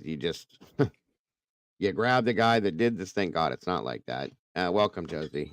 And you take them out into the square and you say, Yeah. and they go into their little courtroom area and did you do this? Nope. Okay, well I think you did. And drag them out into the middle of the town and throw them up on the guillotine or um The noose. the noose, and that's the end of it. Bye. And that happened in 2 days. You're done. That's it. So I mean, it's a good thing it's not like that because I'm sure that back in those days that many innocent person lost their life because of that. But sometimes you wish that things like when it's cut and dry and you look at it and you see it for what it is, you know that this person did it, that you wish it was like that. Yeah, Just get it yeah. over with. Like I said, one of the reasons why I got into true crime, um, was somebody I knew very well, 12-year-old child was attacked by two men 40 some years ago. And this man's been on death row that whole time. Oh my God. Mm. And he killed a child. He horribly unalived a child in a Oh horrible, horrible way that I'm not going to detail again. no, I don't want And to he's know. been taxpayers have been paying for his 3 meals a day, the best medical care you can get, Yeah. um, everything for 40. I think it was 43 years. Wow. No, no, no, no, no. I'm a little less than that, but still 40 years. I'll just say death Yeah. row. He's been sitting on 40 years, and he's living his life out. Okay, because he's in his. I think he's he went into prison when he was 18 years old. So he's nearly 60. Yeah. Yeah, yeah, he's about 60 years old now. He's living his life on death row. Does that make any sense at all? No. None. No. And his mother, the boy that was unalive, and father, and all of his family members are all taxpayers and always have Yeah. been until they passed away. And they've paid for this man to live on death row for 40 years. That unalived their child and their uncle and their brother and their cousin, and Yeah. it Yeah. makes no sense to me at all. None. That's That's a long time, 40 years, Dago. No lie. No lie. It is a long, long time. This man has pulled. No, he's not free. He's not. Well, he basically is free in a sense, Daisy, because he's still alive. Okay, and this uh person's mother um is still alive. She has outlived everybody because she wants to see this happen, and she's staying alive, in my opinion, to make sure that this person gets put to Wow. death. And I don't think she's going to see it. Has he had appeals along the years, through the decades, Dago? Has he had appeals and different things? Oh yeah, yeah. And no, Richard, it was a 12-year-old boy that was in Boy Scouts with me and other friends of ours, and he took a shortcut through the woods, Oh, was attacked by two 18-year-old men, and they did some unspeakable things to him. oh, And one got life in prison, the other one got the death penalty, and the other one died 4 years ago from a disease that he contracted in prison, and this other one's still alive that was put to death and is almost 60 years old and has had I don't know how many appeals, tried to appeal saying that he was mentally challenged and didn't know what he was doing. But some of the things that he did takes a little bit of skill and a little bit of mental capacity to understand what you're doing. oh, God. Okay. So it's disgusting. Is this Ohio? It Dago? is. It is. It is. Let me show you something here real quick.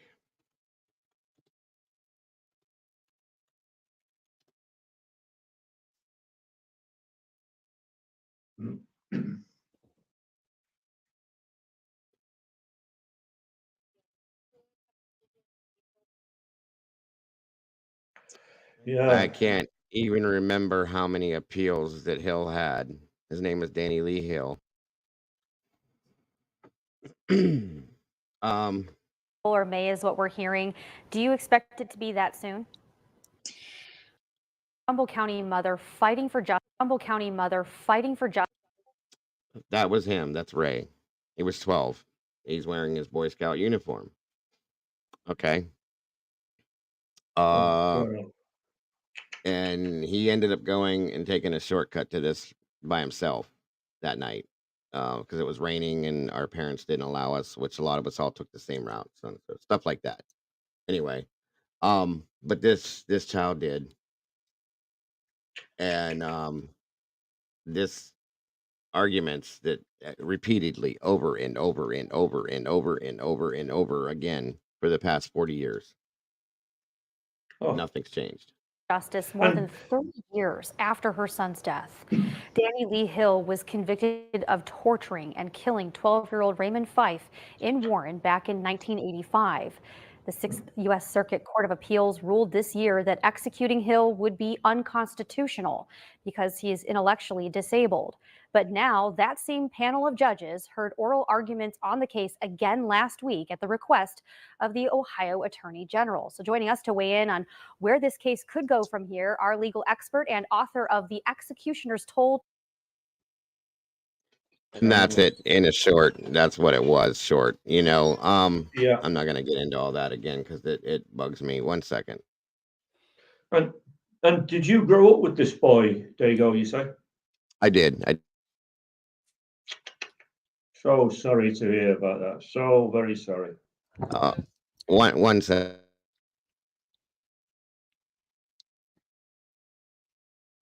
Yeah, it's okay, Michael. Thank you very much for that. But yeah, that's one of the things that drew me into this community a long time ago. Okay, let me see here if this is up on any streams yet. Terrible. That's just I've been terrible. checking little by little. Yeah, it's a horrible situation. It just makes no sense to me. None at all. Hey, Richard. What? And so I went a tad deep in. I'm so sorry, Leslie. I understand. Wow. Sorry to hear that, Leslie. Oh, blooming heck. There's nothing up as of yet. Oh, wait a minute.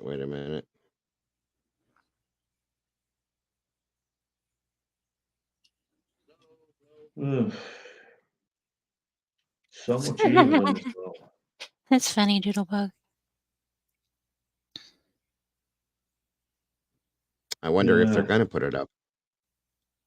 Yes, indeed, Lady Speedwell. Yeah, I hope she does rest in peace.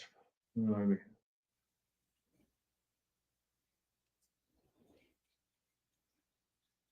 So far, I don't see it. JLR just talked about it the same way we did. There's Hey, nothing. Carrie. Let me check East Idaho news. Oh, shut up. Sorry, I was talking to my Hmm? phone. I was talking to my phone. Oh, did it respond? And it just kept ringing. That's why I told it to shut up. Okay. Yeah, because this was such a short hearing, guys, and because of what the hearing was about, it may not be televised at all. And I just Daisy thought of that. said Brian Enton's Twitter. That's the only thing there was Bryan Enton's Twitter, which I read through the hearing itself. Let me see Hey, here. Joanne. Love you too, Leslie, hon. sorry, Leslie. I Oh, don't know you're how good. parents could ever. I don't know how parents could ever recover from that. But, that's terrible. It's terrible. How old was she, Leslie? I don't. You don't mind me Yeah. asking.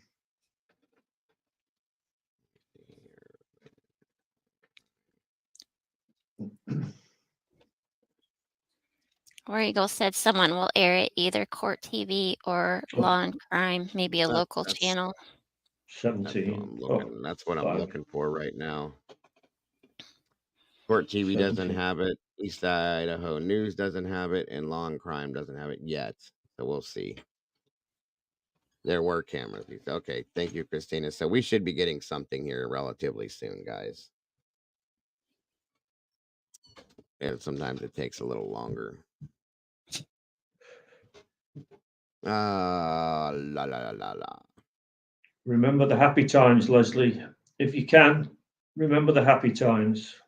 Yeah, Leslie, I'm really sorry. I mean, I don't know if you guys saw that. She had stated that, Yeah. that Ted Bundy. Okay. I know it's easy for me to say, but 17. Oh my God. There's always something that draws us into this and Yeah. into making us want to do this. And that was that was the big thing for me. Thank you, And Sherry. as I got older, it meant more for me to do it that way because of that too. So, and as I watched these appeals go on and on and on and on, and this man being fed out of my pockets and this family's pockets just made it more and more and more and more of a reason to do it. So, Yeah, I can get what you're saying, Dago. Yeah, I can get. Yeah, I can see how you feel about it. Yeah, yeah, definitely. Yeah, that's a it good probably point, helps Daisy. you. It does. It does. It does when I see justice being given to somebody in a sense. Does that make sense? Yeah. It may Oh, not be the wow, justice Leslie. that I'm My looking for. gosh. Yeah, they did back then. Yeah. Yeah, I know what Leslie's That's saying. a good Even the point, same here in Daisy. the UK. Yeah, everybody used to hitchhike, and yeah, Hitchhiking, he got her from school. It was a while ago. Oh, yeah, I know. yeah. Yeah. Yeah, that's scary. Very scary. I'm so sorry again, Leslie. But that is what brings us together here. And I'm grateful. If anything good could come out of a situation like that, it's that we have met each other, that we support each other in here the way we do in this community. So that has to be something good coming out of something horrible, in my opinion. So Oh, yeah. that's the way I Oh, look at it. We would have never met, Leslie, if we didn't both have that passion for justice in the true crime communities. Do you know what I'm saying? So Hmm. that is a good thing that came out of a horrible thing, in my opinion. well, there's that American guy. There you go. his name was John something, and his 6-year-old son was taken from him, and oh, you'll know who I mean. John, I'm sure his name is John, and he's like a crime fighter type of presenter. Oh, what's his name? John Walsh. Thank you, Dakota. Oh, Megan Walsh. John Adam Walsh, yeah. Walsh. And I Mhm. read his yeah. story about, I think his son was 6 years old or something. Oh, it's truly heartbreaking, you know. And they never did find the person who did it, you know. Oh, No, it's just and heartbreaking. it is. I can't. I have an issue with that now. I support John Walsh's daughter Megan. Okay, I'm not a supporter of John Walsh any longer. I used to. Adam Walsh's son wasn't alive years and years and years ago. Oh, okay. And John turned out to not be the person that everybody thought he was and is. Oh, okay. So, yeah, but he did put away some people. I'll give him that. He's Mhm. not taking. He's just not. He has a daughter that he could be doing the right thing by right now, and he's not at all. So that's a whole different story I covered a long time ago. But yeah, Adam Walsh, um, that was actually a case that they thought they had the right person, and they also even said that at some point that Jeffrey Dahmer could have been responsible for that. Because he was found, Jeffrey Dahmer was seen in the same exact place that they found Adam Walsh's decapitated head. Trigger warning. Holding a bucket, standing there in the same exact spot that they found that. Within a relative short period of time between that happening and the time that they found Adam, Oh, his head. I mean, so they don't really know. They didn't really do very well with that, in my opinion. You know what I mean? So Yeah, he did take the kids away from her. yeah, oh, he okay. did. He did not do right by his daughter, unfortunately. Very, very much so. And I think Megan's just the sweetest woman in the planet. And she has very good intentions in everything she does, and it's just not John Walsh being the person that he is stands for something, and the things that he's done, um, Ms. Lily, the things that he's done just don't match up with who he's tried to show himself to be over the past Oh, okay. 35 There you go. years. Yeah. I mean, you guys will know more than I will, you know. But that's interesting what you say. Yeah. Mm-hmm. Yeah, exactly. So I don't know, but I know exactly what you're saying, Michael. I know what you mean. Well, You know, that's for years. interesting. Oh yeah, it is. You could pull that up any day. Just type in on YouTube Megan Walsh and let it go and watch it, Michael. You'll see what I'm saying. It's definitely not what you're gonna think. Okay. Okay. Yeah. Well, there you go. Yeah. We just never know, do we? Sometimes, you know. Mm. Hey, Telltale. That's a great point. That's exactly the best way to put it, Joanne. He's definitely not the person he leads everyone to believe. And neither was his wife. You know, the mother and father to Adam, in my opinion. I'm not saying that they asked for what happened to Adam. That's horrible. I would never say that. But they could have done things to prevent that situation a lot better than they did. Is all I'm saying. Um, they didn't become who John Walsh portrayed himself to be until after what happened to Adam happened, and that's not the way it's supposed to happen. So, unfortunately, these things do happen to people, you know, and it does put people into a position where they're going to do these things. But no, you have other children that look to you as their father, and you're not being that person at this moment. So I will not Okay. and cannot support John Walsh any longer, and I haven't been able to for a while.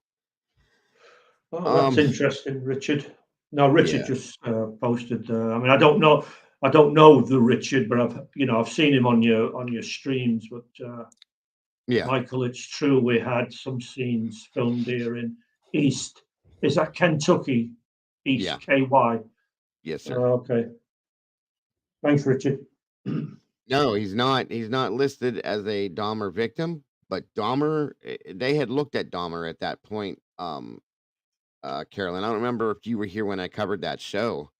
But Dahmer was looked at for a short period of time. They said that they found him not to be the one responsible, but it's awful convenient. It's just weird that those two things coincided, in my opinion.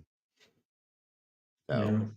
Oh wow, it's very interesting. Yeah. you learn a lot of weird things in this Yeah. Yeah. in Yeah. the true crime communities. So what area was Dharma? What was his city? There you go. The city, Yeah. he was he was actually born and raised in Bath, Ohio, which is literally 15 minutes from me.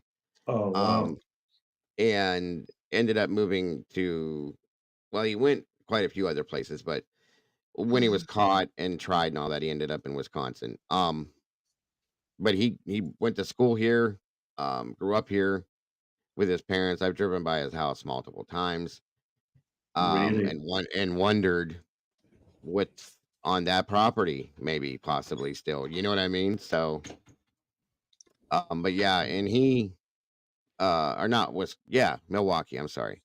Um, but anyway, he did quite a bit here that he talked about. I don't know if there's more or not. Right. Right. Um. Hold on. Hey, have a good night, Leslie. Thanks for being here, hon. Yeah. Nice to have met you, Leslie. And again, I'm very sorry about your story there. It's what can I say? It's just terrible. But God bless you, Leslie, and yeah. No, absolutely, Leslie, and we love you so very much as well, my dear. And I hope you enjoy your dinner. I'm still looking for this to pop up somewhere, guys. So anybody interested in it, I see people have left, but that's okay. But I'm just thinking there, Dago, you're saying about Dharma. I mean, I've heard about him. I've read little bits about him. But Mhm. Wisconsin has had some interesting characters, haven't they? To say the least. Milwaukee, yeah, there's been quite a bit that's happened in that area, actually. I can't think off the top of my head, but the Slender Man scenario happened there. Ah. Uh, the girls that tried to unalive their friend. There's been quite a few other things that have happened in that area too. Well, there was another song. I always go back to music. I do. But there's another song years ago. What made Milwaukee famous? It's a bit Mhm. ironic saying that, really. Oh, thank you, Yeah, Leslie. Yeah, I'd like to go to. Yeah, I'd like to go to the States. Yeah, could do with a there's a guide. Take me it's around. yes, it's an interesting place, but I don't know. I think I'd rather be where you're at. I'll be honest with you. Mm. Yeah, Cameras yeah, in courtrooms are different now. yeah. You take care as well, Leslie. All right, love. Hope to speak to you again. Anyway.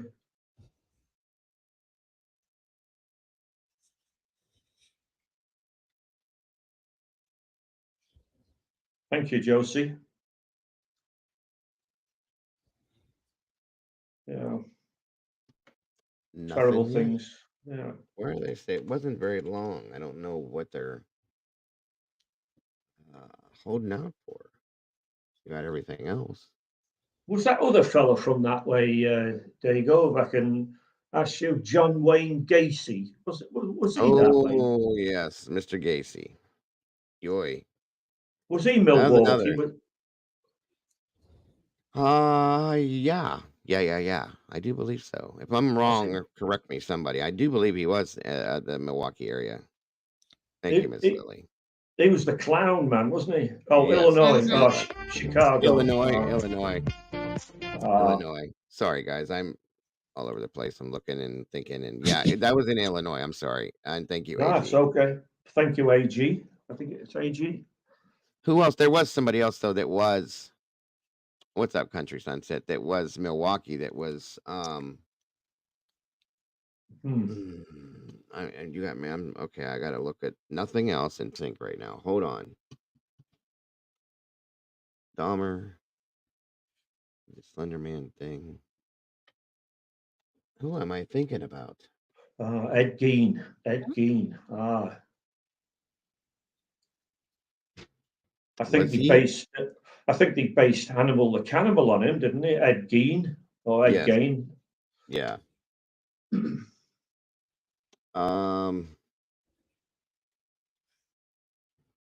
Wow. There was Joe Matheny, and then Can I just answer Richard? There you go. Ramirez. Richard, No. I'm from the UK, Richard.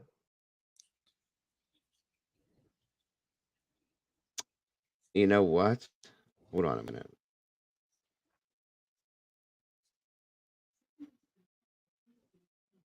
Let me see here. Let me.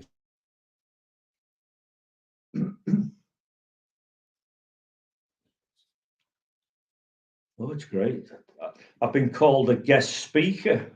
I like it. I feel famous. Ed Gein and Stephen Avery from Green Bay.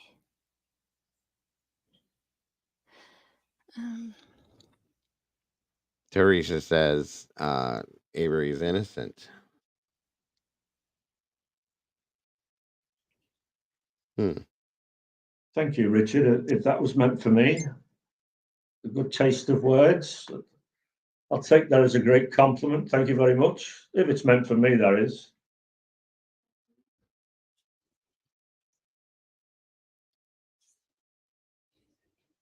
The Richard, isn't he? Doesn't Richard make movies or something, or special effects and all that type of stuff? Yes. Yes. Oh. Yes. Yeah, he does some interesting artwork, visual artwork. That's it. Yeah, like movie making and stuff like that. Yes, very very interesting stuff. Yeah, I think I caught him on the replay of some of your later shows. There you go. You know, when I'm in the land of Nod, and I've caught up the next day. Yeah, yeah. Oh, right, Very right, interesting. absolutely. Yeah. Absolutely, Chrissy. So, does anybody else have any theories, opinions, thoughts, feelings, anything that they want to speak on this scenario that we're going over today? Because you're welcome to jump up here with us as well. Virginia, good to see you. As I'm still looking for a live stream of this, and there is nothing as of yet. I'm not London, Richard.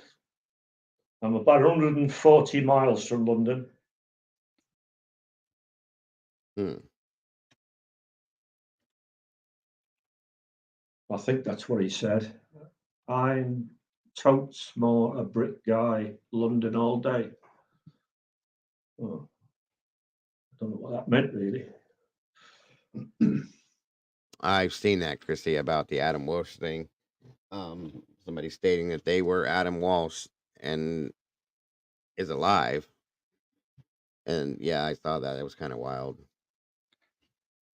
Vix is London. Vix Logic is London. There Aussie London. Aren't you, here. Vix? Have a good night, Paris. Take care, Paris girl. Thank you for joining us for this today. I appreciate you so very much. Good night, Paris. All of you guys, I very much do. Yeah, there may not be anything, guys. This happened once before where they didn't put anything out because it was just a short, quick hearing on a scenario, which They may wait till the morning. yeah, they might because just not. I don't believe in that, but I mean, it is what it is. We can't control it, sadly. No. Hold on.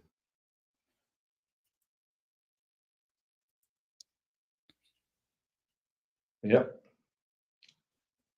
Sheila from Aussie. I can't do an Aussie accent, Vix. I've tried, but it comes out wrong.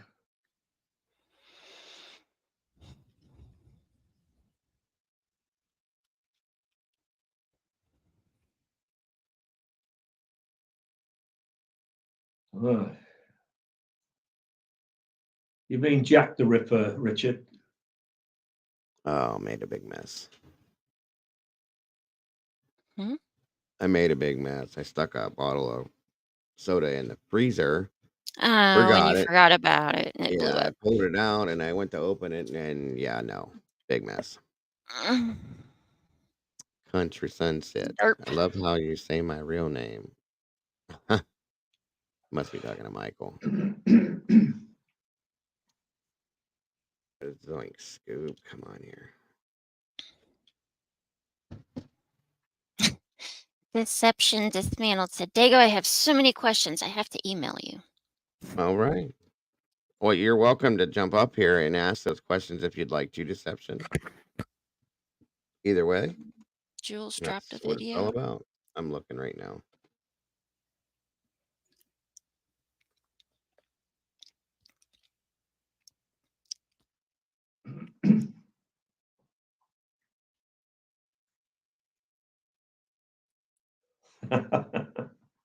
Nice one, What'd you do? Vix. Yeah.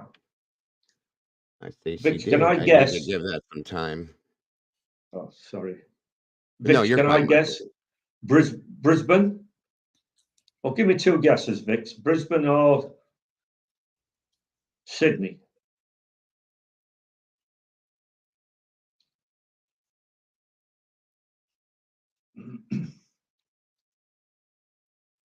You can just come up here, Deception, and ask your questions, and we can answer them the best that we can. Absolutely. Absolutely. Melbourne. Yeah. There is a link in the chat right there for you. Melbourne. Yeah. Oh man, I need another towel. Mama Bear, give me a second. I'll be right back. And the link is in chat Okay. if anybody wants to jump up. I have to grab another towel. Hold on. You'll have to take over again, Dago. I don't mind.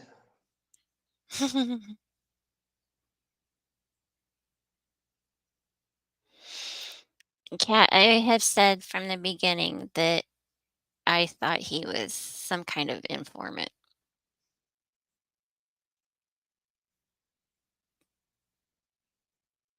I mean, I may be wrong, but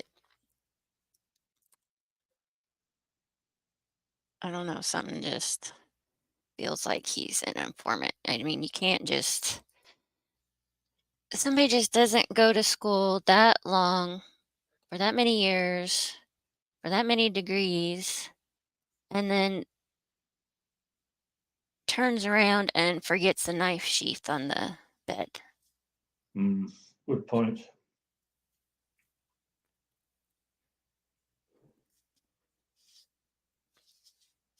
I mean, and with all of the knowledge that he has with a criminal background,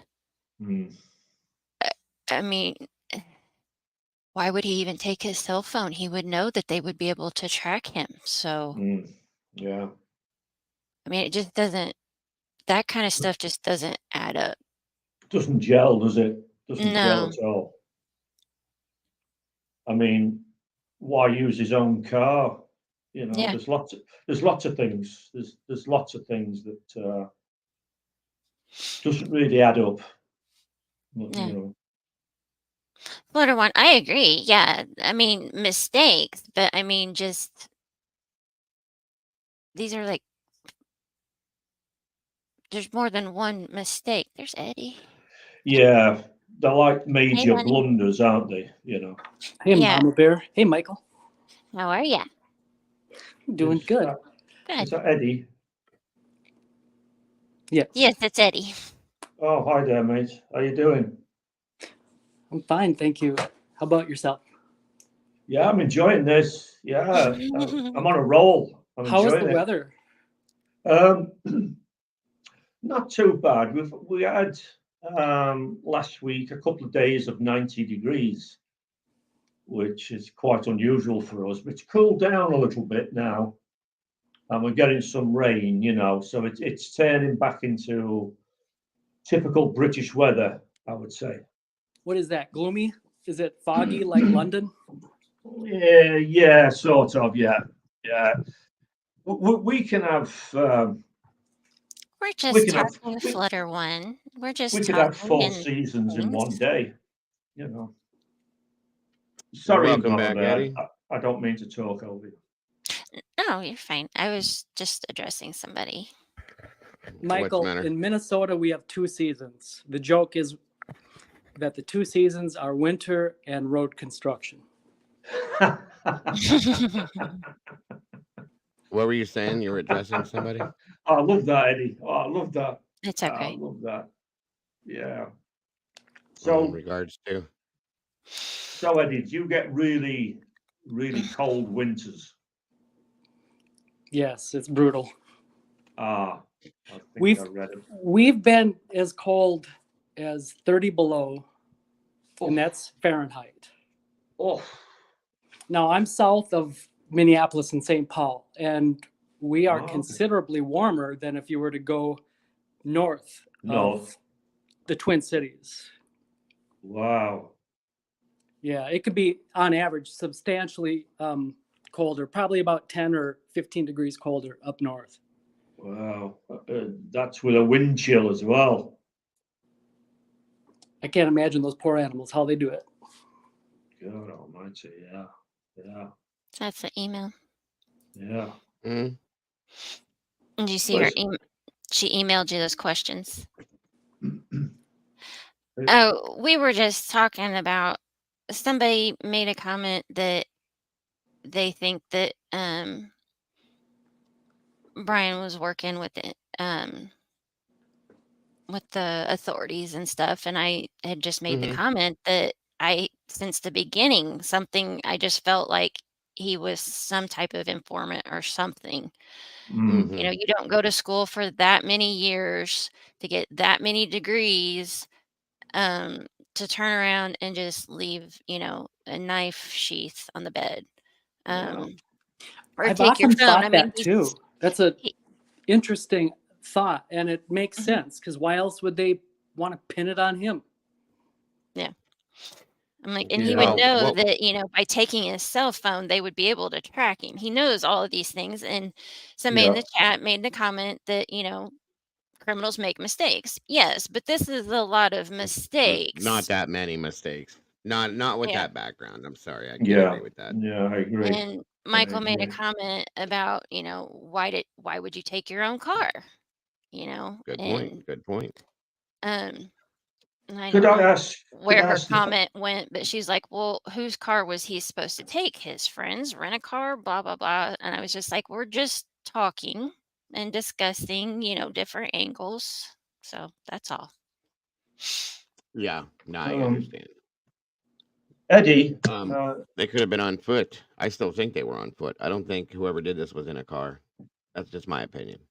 Yeah, that's what I'm thinking. If I could ask the panel, does anybody know if Bryan Kohberger actually said, has anybody else been arrested? Was that actually said? We don't know for a fact. The only thing we know for a fact that was said was that he said, and that was with his first attorney, he can't wait to be exonerated for this. So I've never been able to get a factual statement come out about that. Right. But it was said by a lot of people, and it was said early on, and I think so Brian Enton of News Nation, I think, said it. Yes. Yes. Okay. And he's pretty well respected, isn't he, Bryan Enton, over that way?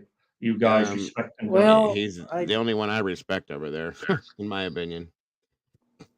I'll keep my comments to myself. Right. Well, he's the only one I have any respect for. News Nation to me is. Okay. Eddie, can I ask you a question? Yes. I don't know if you can recall, maybe last week, I'm not quite sure when it was. You know that conversation where one of the girls have told him everything. You didn't think they said that. What do you think was said? I'm interested what you heard. I think maybe what you're recalling is I think I said in chat that I could never make out that Jack Showalter, we'll just say hoodie guy, right? Yeah. that he said they're going to get you for this. I can't hear that in that audio. Oh, okay. But I can hear, Maddie, what did you say to Adam? Like, I told Adam everything. I can hear that distinctly. Mm-hmm. Yep. And it doesn't sound like just a standard, I told Adam everything about the video game or about the dog or about what we're going to do this weekend or anything like that. The tone in Kaylee's voice was way different than what you would think it should be. Yeah. That's But then my again, opinion. is all of that stuff leaked? We don't even know how that was leaked. What purpose does that serve? Why was it given to us and by who? Mm-hmm. To drive us crazy. Mm-hmm. Just for misdirection, maybe. Yeah. No, good point. That's very possible. That's very possible. See, Deflection. Eddie has, yes, deflection. Any bit of that's possible. Oh, go away, spammers. Interesting. Ooh. So while I can't find anything yet, and I got your email, deception, and thank you. If deception wants to come up on panel, maybe that's a more She's more than welcome to. More than welcome to. effective way to communicate. I mean, I'll hop down. This is not my show. Oh, you're fine, bud. Either way, what in the world? Yeah, I'll make room if somebody else wants to come up with better theories than I've got to add. There you go. I don't mind. Hold on a minute, guys. I'm gonna look one more time. If not, I kind of wanted to give you guys that sneak preview about the 48 hours thing. Okay, deception. Absolutely. Take your time. So any other thoughts, theories now, since that's all gone down? Eddie, what do you think's going on at this point? Well, I was talking earlier about like who was in charge of the crime scene after 2:52 a.m. So my thoughts are, eventually whether they being Dylan and Bethany were in the house or not, at some point they have to return. So, the alarm has to get sounded somehow. Somebody has got to raise the alarm. So the inevitable, the time is ticking and that must happen. But I just think that they were given instructions on how to proceed when the time was right. So I agree, Wisdom. they didn't even make the call. Someone else made the call. Now, who is the 911 caller? It's like, well, is from it? what we understand, it was Hunter, but Well, I'm not sure if that's true. Is it? Do you mean to say it's Ethan's best friend? that's the way it was brought out to us. Yeah. I think DTS dropped that and said that it was told to him in a sense that Hunter was called over to go inside, check things out. He'll never say Hunter. Right, I know. And then was handed over the phone, and after the phone was dialed, was handed the phone. He made it was the person there talking, in my opinion. So right, and that was told to him by Christy, who heard it from Steve, who was told it by Ethan's best friend. Polly Pepper. We were supposed to tell Pamela. We were supposed to eject her from her if she comes in here. She told us yesterday. I'm not going to do it, but that's what she said. Why? She said, Dago, when I come in there tomorrow, make me leave because she hasn't had any sleep. Oh. I said, oh, okay. I can't do it, but okay. Yeah, we can't kick you out, Polly. There's Pamela. No way at all, Pamela. Okay. Yep. There's still nothing up here. I'm even gonna check East Idaho again. Yeah, Ethan's best friend could be anybody. Like you need to be able to ask Ethan who is your best friend. Ethan needs to be the judge of that. That's the problem. We can't. Right. So that's so easy to put that way. You know what I mean? So very easy to put out there like that. Do you think we'll ever, Michael? Do you think we'll ever hear the 911 call? Wow, that's a question. Yeah, that is a question.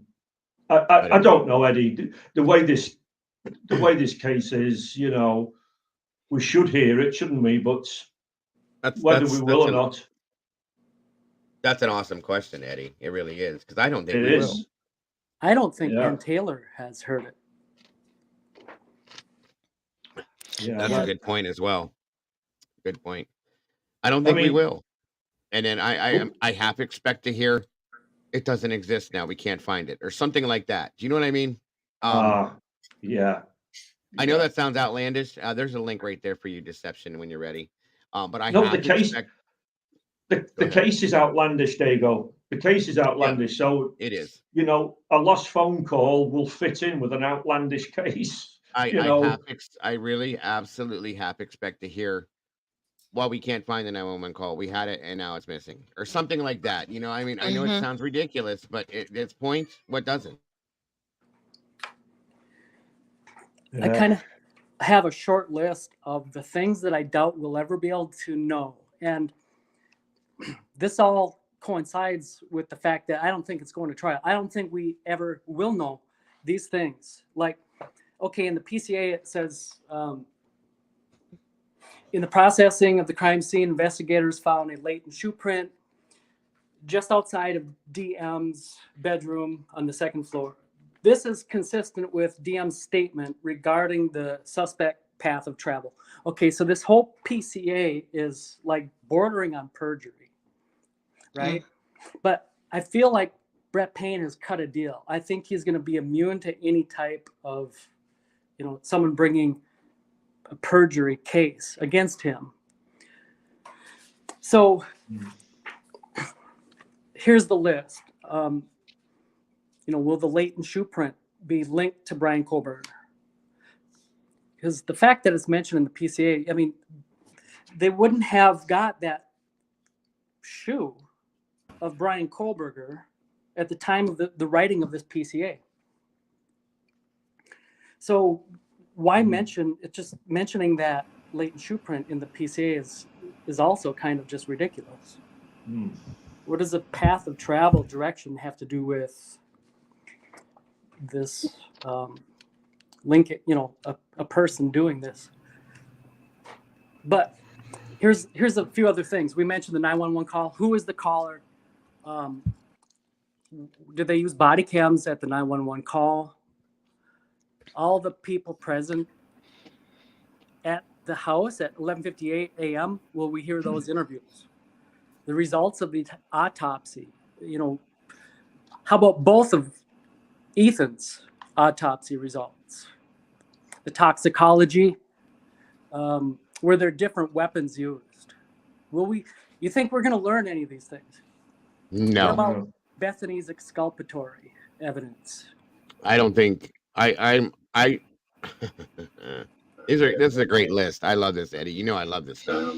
Ethan's best friend, security cam from the private residences. How about what was used in the PCA? Here's a big one: the Linda Lane security cam, looking way out to Taylor. Right, that's going to be just a tiny little speck of a white sedan. I mean, how can you associate that to Bryan Kohberger's car? Right. And Joanne says, she said it multiple times, she doesn't think there was a 911 call. And that's not so outlandish, because I've heard multiple people say that, and it would make perfect sense. You prove it. What about the Ridge Road car going the wrong direction? Do you think we're going to learn about that in the K-bar? Did they find the K-bar knife? This is just a short list, but no, and I don't think there will ever be a weapon, ever. Okay, I agree. I don't think there's ever going to be a weapon found or shown or brought to surface. I don't think that's ever going to happen. I definitely don't think that we will ever get any kind of true autopsy and toxicology reports. That's my opinion again, but I don't think we're going to see or get any of that. There may be a conversation about it. That's, I think, all we're going to hear. We're never going to see the actual thing. Okay. What's really odd about this entire story, and everything that what he's mentioning right here, these are things that we had written down. Though it's not just that we've written them down. Freaking, Eddie he's highlighted them multiple times, and that's why we are revisiting them, and that's what's impactful about what he is. Oh, hey guys, aloha, this is E Richard. That's what's impactful about what Eddie is talking about, because this is not the first time we've talked about all of this. He knows, and we know, and yeah, you guys, yeah, we all know. There's a lot about this I feel that is not going to come out. A lot. And I feel that we talked about this earlier. Eddie brought up earlier that if Bryan's let go either because he's found innocent or because Ann Taylor finds a loophole to have him acquitted, per se, that's it. It's done. The Idaho 4 is over. End of story. There's nothing else going to happen. This is my opinion again, but I think a lot of people feel the same way. That's the case is done, guys. It's going to go down in history as probably the most unrealistic, unimaginable case that's ever happened in history. But that's the end of it. That's it. That's done. Okay, No more. I'll challenge that. I'll challenge that right now.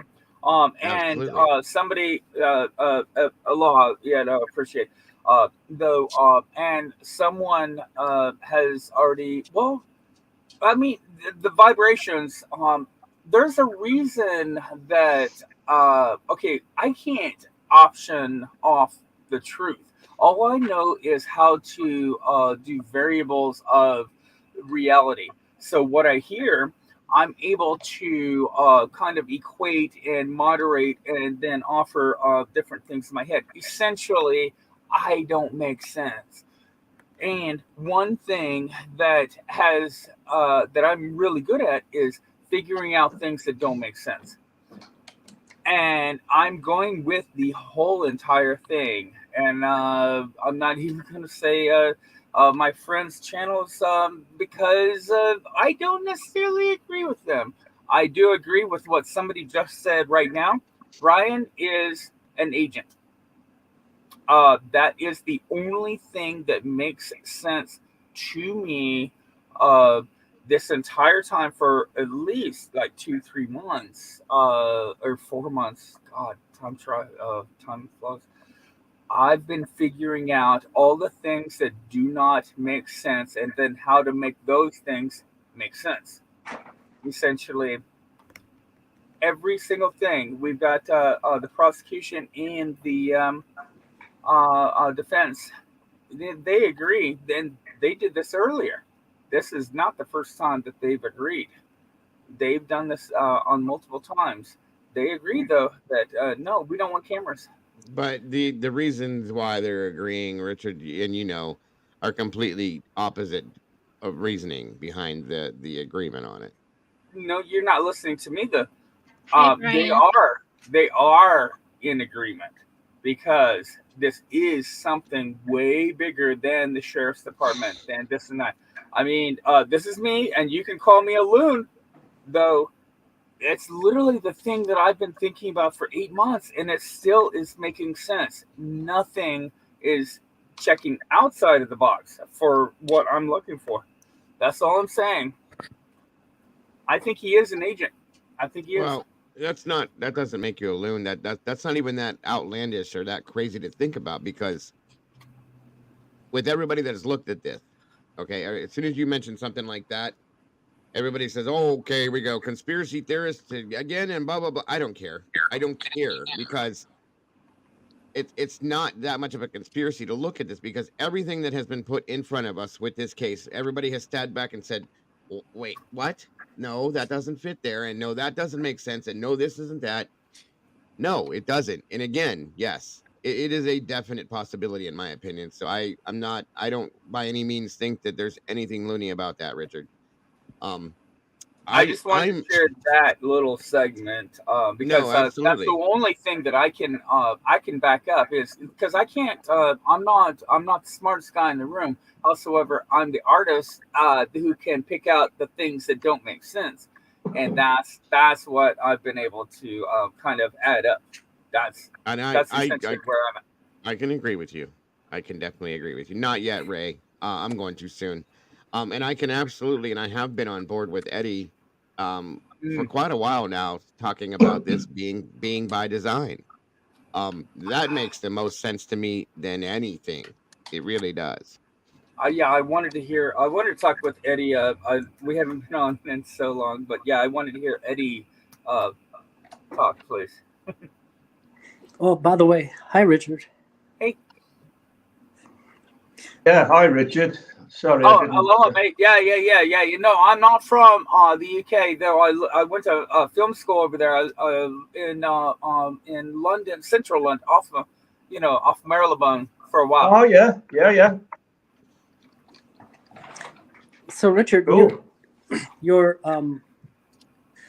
when you say agent, how would that look? Like, what type of work is he doing, for example? Like, how did he fall into this snare? Because for some reason, they got it out for him. He's crossed somebody or he knows something. So what are your thoughts? Okay, if we were to reverse it, though, okay, now here's, and I was just literally talking to my mom about 24 hours ago or something, trying to explain this, all right? Okay, now, I think that he is, let me see how. Oh God, because there's multiple ways to say this. All right, okay. My first. No, I can't even say my first. Anyway, okay. So there's a lot of things going on in that town, in that region, and it's not just Idaho. It's also Western Washington. All right, there's a lot of stuff going on, and they're all in bed. They're all inbred. They're all fucking each other. Everybody over there is like doing what they've got to do to survive because they need their community to thrive. Period. Okay. Boom. And they also want that to become their own state. As I don't know if you guys know, but they literally are trying to get that to become its own state. They're trying to leave the United States to become their own state. That this is not a joke. This is real. You're talking about the state of Idaho is trying to separate from the nation? Essentially, yeah. Though, I mean, they want themselves to become, I'm not saying colors, though they do want themselves to become, their own state because of a color in which they prefer. Yes. Sovereign. Is that a sovereign state? Am I wrong? They want to, yeah, I guess it would actually be, would it be the 51st? I don't know. Okay, Zelda. Oh, sorry, wrong. Sorry. Okay, by the way, one of my favorite movies is called The 51st State and Formula 51, where they, it's a British. No, wait a minute. I don't think she meant you, Michael. I think she was talking to Richard. You're okay. You're okay. It's all right. Go ahead, yeah, Richard. I did apologize. Yeah. Okay. Yeah, no, it wasn't you though. She just had the names wrong. That's okay. Go ahead, Richard. No. Well, whatever I'm saying is not wrong. This is actual fact because I watch all these lawyer channels and then this and that. And so, yeah, there is that segment of the Idaho, what is it? The Western Idaho and the Eastern, whatever. That whole little plot area. Eastern Washington wants to join Idaho. They Yes. want to separate from Washington and join Idaho. Yes, I've seen that too. Okay, I so think now somebody just said that too. So now, Eddie, what are my theories? Why? Okay, because every single thing going back to, I hope I'm not speaking too loud. Everything going back to literally before he was before Kohberger was arrested. If you look at every single thing, every single detail, nothing make sense. Nothing adds up. Though when it starts to make sense, that's when you need to kind of put your magnifying lens over it and say, okay, so why is this starting to make sense? Because it's still not making sense. But when it does, and then everything. I think that he is an agent. I've got multiple reasons, though. I think he's an agent because this is way bigger than some incel horny about 20-year-old girls, blondes. He's not. First of all, he's into Asian girls, like me. It's like he's really into he's into dark-haired girls. He would not be into super hot whatever, lady don't. That's not his thing. I mean, if you really look at the things that make sense or the things that don't make sense, you can put them together and they do add up. The things that don't make sense will add up. He was there. He went there because he wanted to help the local Podunk Police Department. He said he wanted to help them because he knew that he could. That's why he went there. And this is what I've done. I did almost identical here in Kentucky. I come back here and I went on the Chamber of Commerce up on the stage and I told them, hey guys, I'm here. I'm ready to I'm gonna revitalize the community. And then I got screwed because come to find out, they don't want anybody to come in here and help them. And this is a legal law that I found out in Kentucky because of that Steve Leto show that I was telling you. Literally, he said, and he broke it down, yeah, Kentucky, as well as Idaho, as well as a couple other states, they don't want you to come in here and offer better ideas. And I'm like, I got screwed. I mean, I lost a couple of $100,000 a while Richard, back. I'm sorry, yeah. At this point, though, in your theory, he's still a student, though. Okay. But how is the agent part work into your Okay, thought? well, wouldn't you imagine though, somebody who's as astute as him, you would have already reached out. You would probably, I mean, if I was, as a, okay, see, I'm an artist, so I can do all my visual stuff. Though, if I was a criminology student, which I did think about doing, as a matter of fact, I would have reached out to the FBI way before I ever thought of going to Idaho or Washington. I would have already started that because I would want them, because they already know that I'm top of my class. And I'm going to go over here. I'm going to try and help out this little police department. You better believe I'm going to have the FBI behind my back. So he's this agent. Is he like in? So who's he working for? Who is his job to inform or to observe? And that's where it gets really funky because why did they? Okay. I've got two versions, and I was literally talking to my mom last night. She's following all this. She's like an Agatha Christie fanatic. She loves all true crime, or old school, and so she's really trying to help me figure all this out. Okay, so if he was an agent, okay, hold on, let me find the exact. Oh shoot, third eye. Okay, so if he was, okay.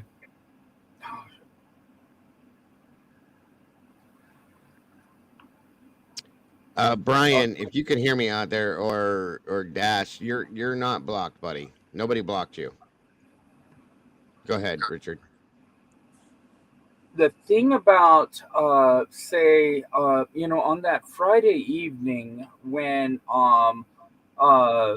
two FBI agents they go to over have a gentle conversation, interrogate the defense's witness, and then on Monday or Tuesday, we hear, the prosecution says, oh no, we heard that she wanted to recant a few things. So yeah, we sent 2 FBI agents over there to her place after dark. Okay. So what is it? It's okay, guys. Who do you think he works for if he's an agent? Well, here's where I'm actually tying it all together. If he is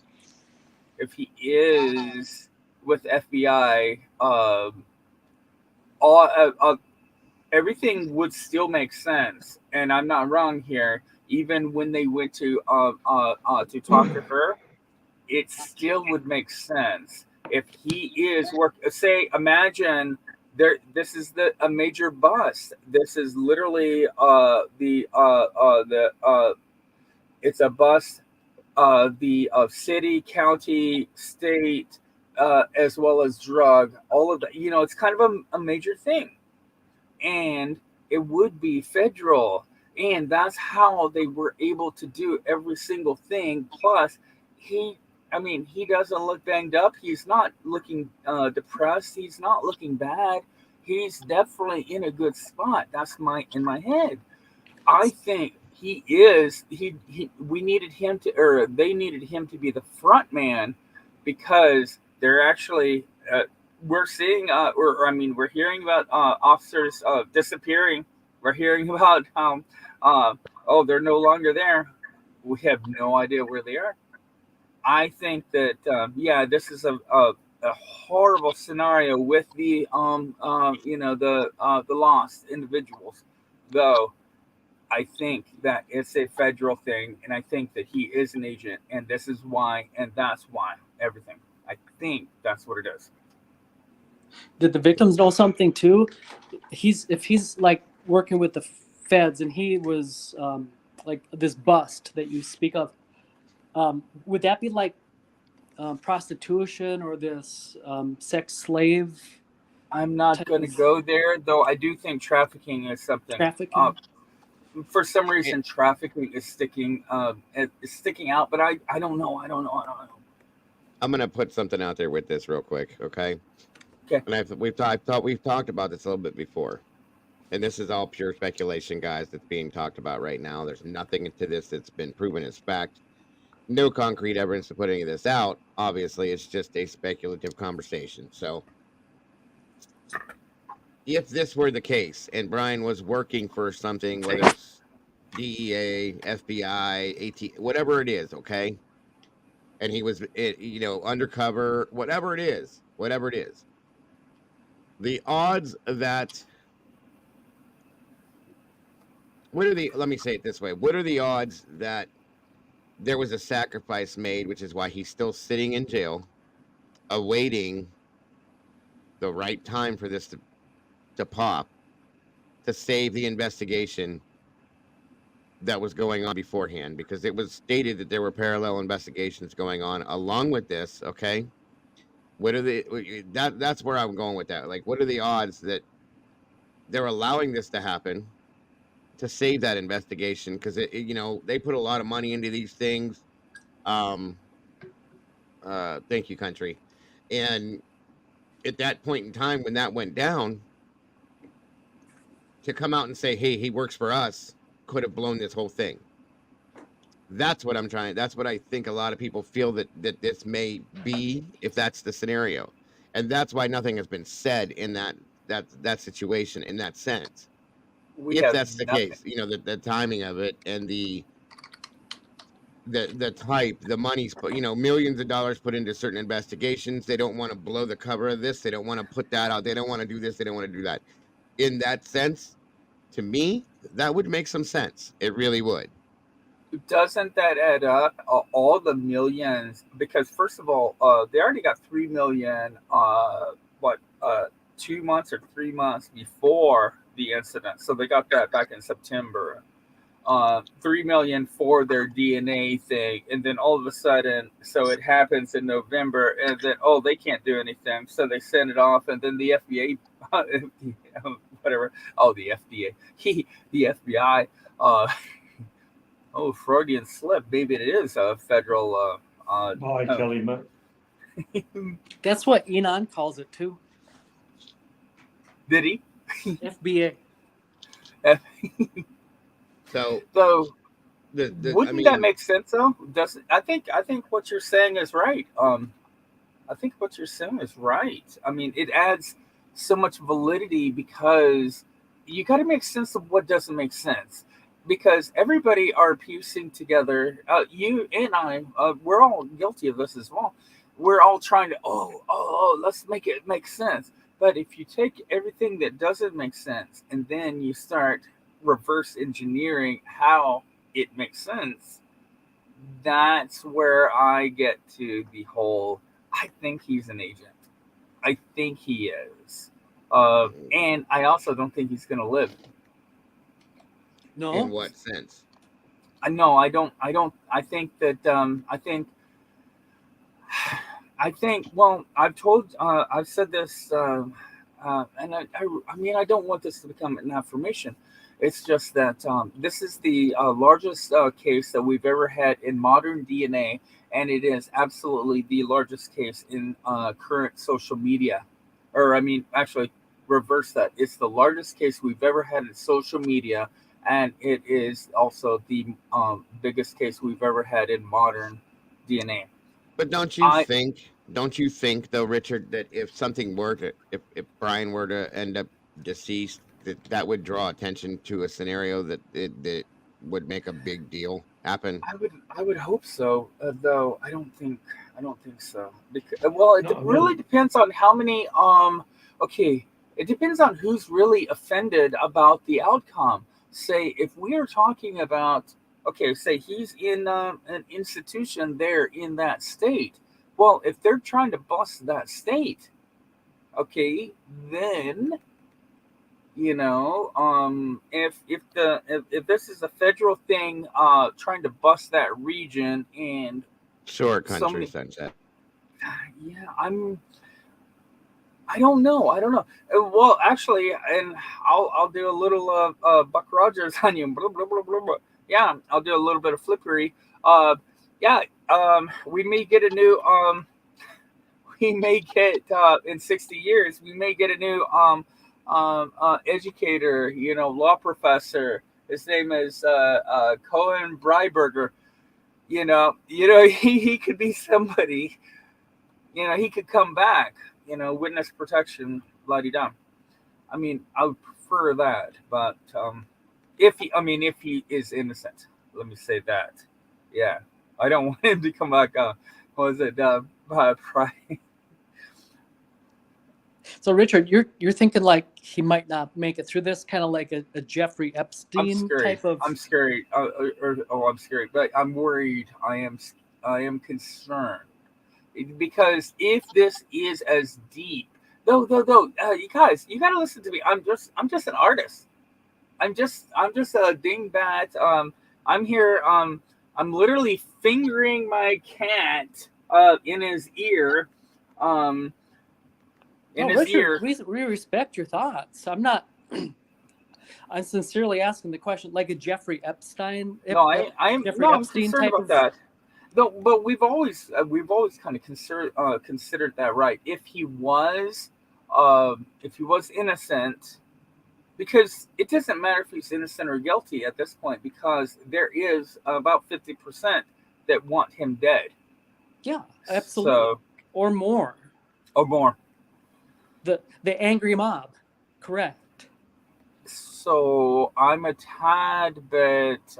Now I don't give a flying fuck about him. I'm gonna say more than 50. Probably 75% of society thinks he's guilty, and of course they want him to get the death penalty. In my opinion, that's most everybody. Hey, Tree Baby. Good I don't think it's 75. Though the reason I think 75 may want him to be guilty. Though I don't think that they actually believe. Well, I think right now we've not been given anything.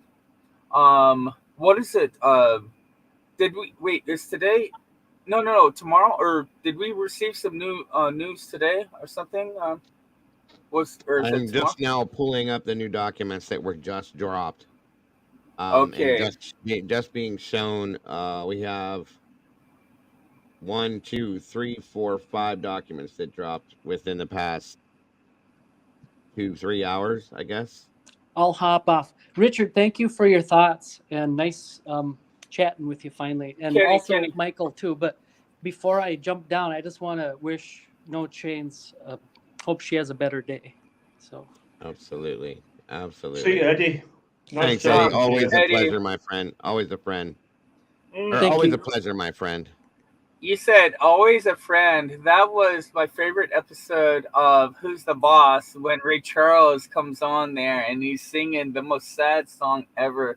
When Sam, she gets brokenhearted and he's like, always a friend. He's singing that gosh darn song. Dude, always a Right. friend. Right. I'm dropping down as well, Dago. Well, Thanks I'm again. hopping out Thank too. you. All right, guys. Thank you so very much. I'm going to go ahead and hit this real quick for you guys to show you. And thank you for your opinions, thoughts, and theories on everything, folks. I do actually really appreciate you. Very Bye, much. guys. Bye bye. Love. Hey, Mom. Okay, love. Bye bye. All right. Thank you again, Richard and Eddie and Michael. Okay. So we have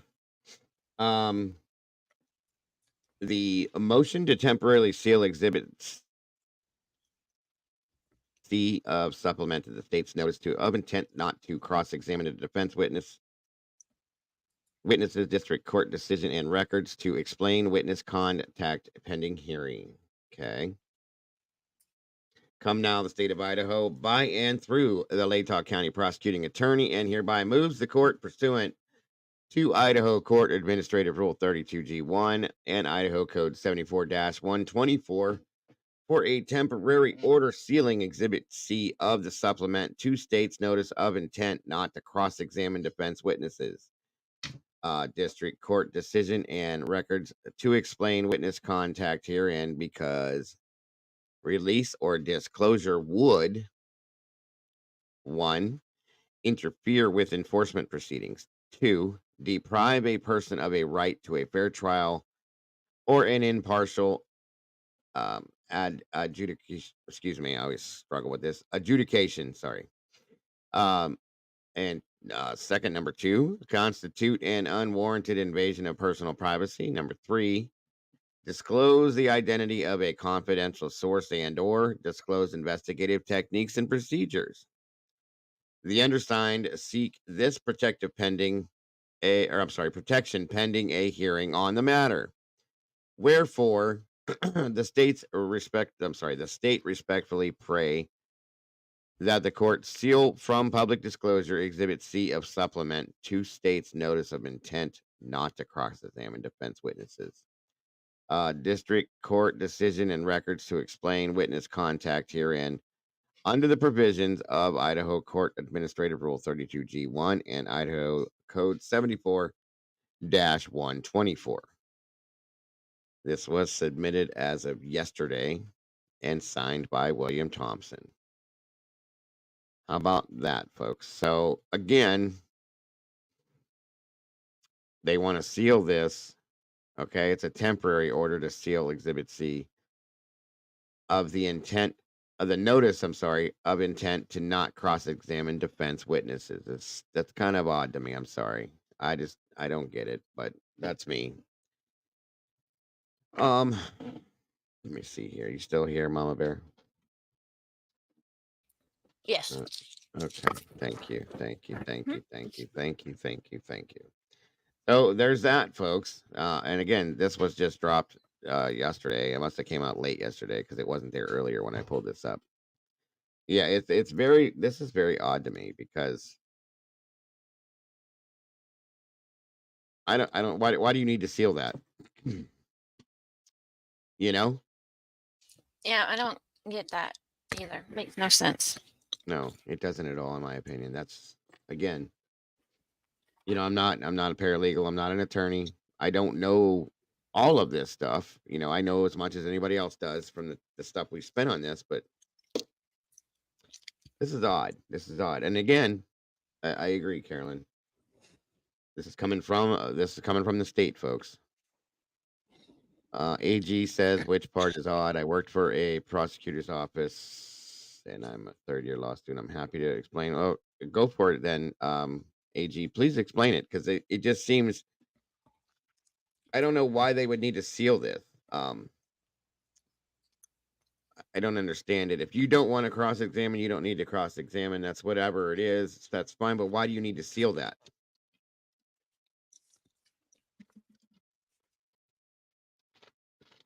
And I don't mean to sound dumb. It's just, my understanding of it is not at a Iris, we're level. working on it.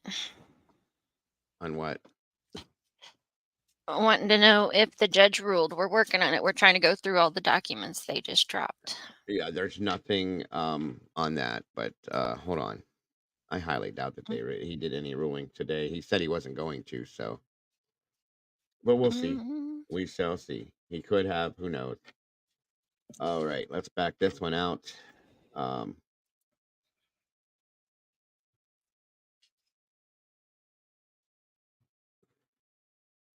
Supplement the state's notice. There's a order media request. Mm-hmm. Oh, Dated well. today. You think they did it That's the already? same thing or not? I don't know. Okay, that's a supplement to it, so I get it. All right, hold on, guys. Let me see here. Temporary order and order media. I'll just go straight to that one and see if that's a new order. Hold on here.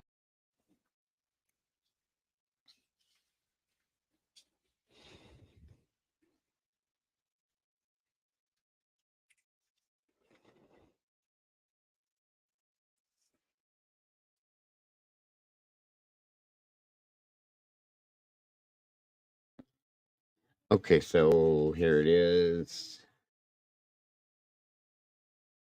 Filed 9/13 at 8:57. That was this morning. Request to obtain approval to video, audio, record, broadcast, or photograph a court proceeding. I think this goes in with the same thing from earlier.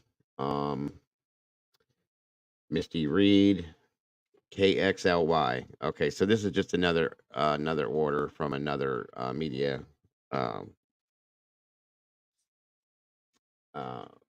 another media outlet. Again, for the pool for Rule 45.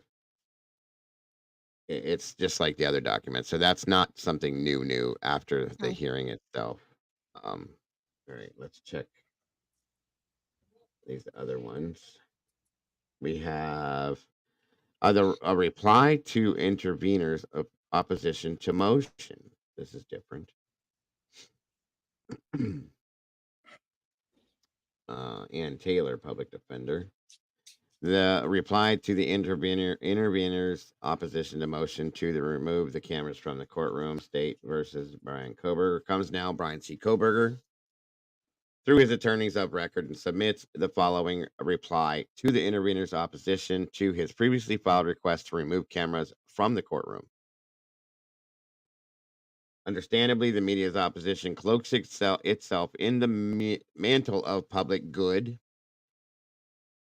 purveyors of the inner workings of our government, were it only the kind of cameras used to show the workings on the House floor and C-SPAN, Mr. Kohberger would not have needed make his request. The media wants to make money, and it does so by making a spectacle of Mr. Kohberger and everyone involved in this case. In pursuit of its desires, the media makes two basic and incorrect arguments. Estes versus Texas was not limited to concerns about the impact, the number of cameras, and obtrusiveness of camera equipment had and the proceedings. And Chandler versus Florida mandates expulsion of cameras from the courtroom. With regard to the first of interveners' arguments, the characterization of Estes versus Texas 381 U.S. 532, 1965, as being concerned only with the disruptions posed by the logistical implications of a courtroom filled with press observers is a partial reading of the case. Media's brief at 4. Indeed, it appears the media simply stopped reading halfway through page 536 of the opinion. The rest of the opinion goes on to consider the larger issues at stake. Hey, Kim. Good to see you, hon. Hey, Kim. The television camera is a powerful weapon. Intentionally or inadvertently, it can destroy an accused and his case in the eyes of the public. Very true. While our telecasters are honorable men, they too are human. The necessity for sponsorship weighs heavily in favor of the televising of only notorious cases such as this one, and invariably focuses the lens upon the unpopular or infamous accused. Such a selection is necessary in order to obtain a sponsor willing to pay a sufficient fee to cover the costs and return a profit. We have already examined the ways in which public sentiment can affect the trial participants. To the extent that television shapes the sentiment, it can strip the accused of a fair trial. ID 381 U.S. at 549.50. Interveners argue that the Estes court concluded that the camera coverage so distracted trial participants as to deprive Mr. Estes of a fair trial and reversed his conviction. And that Mr. Estes' conviction was overturned because the Supreme Court found the camera operator's conduct was distracting for the people inside the courtroom, not because the coverage was receiving attention outside of the courtroom. Media's brief at 5, emphasis in the original. This argument, again, is flatly contrary to the Estes holding, which was expressly and extended to pretrial coverage and was additionally concerned with what each juror would carry with him into the jury box as a result of their exposure to prejudicial publicity prior their becoming trial participants.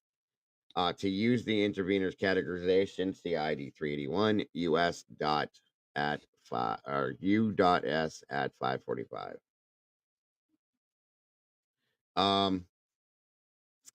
Indeed, the precedential support chosen by the media for their interpretation of the Estes holding, Chandler versus Florida 449 US 560 in 1980, has to do with whether there's constitutional rule against coverage. Media's brief at 5, it would be rather odd for Chandler to worry about coverage if Estes was a case about too many wires in a courtroom, as the media claimed. Excuse me. In any case, Mr. Kohberger asks for no such per se rule. To the contrary, the prior motion cited those factors now ignored by the intervener's flawed interpretation of the Estes decision, namely the extraordinary publicity of the present case and ensuing risk to Mr. Kohberger's right to a fair trial. That argument is entirely consistent with Chandler's focus on justice, Harlan's concurring opinion in Estes, which is deemed to be fundamental to an understanding of the ultimate holding of that case. Chandler 449 U.S. at 571. In particular, the Chandler court emphasized Justice Harlan's conclusion that there is no constitutional requirement that television be allowed in the courtroom. And at least as to a notorious criminal trial such as this one. The considerations against allowing televisions in the courtroom so far outweigh the countervailing factors advanced in its support as to require a holding that what was done in this case infringed the fundamental right to a fair trial assured by the due process clause of the 14th Amendment. ID quoting Estes 381 U.S. at 387. Harlan J. concurring emphasis in the original.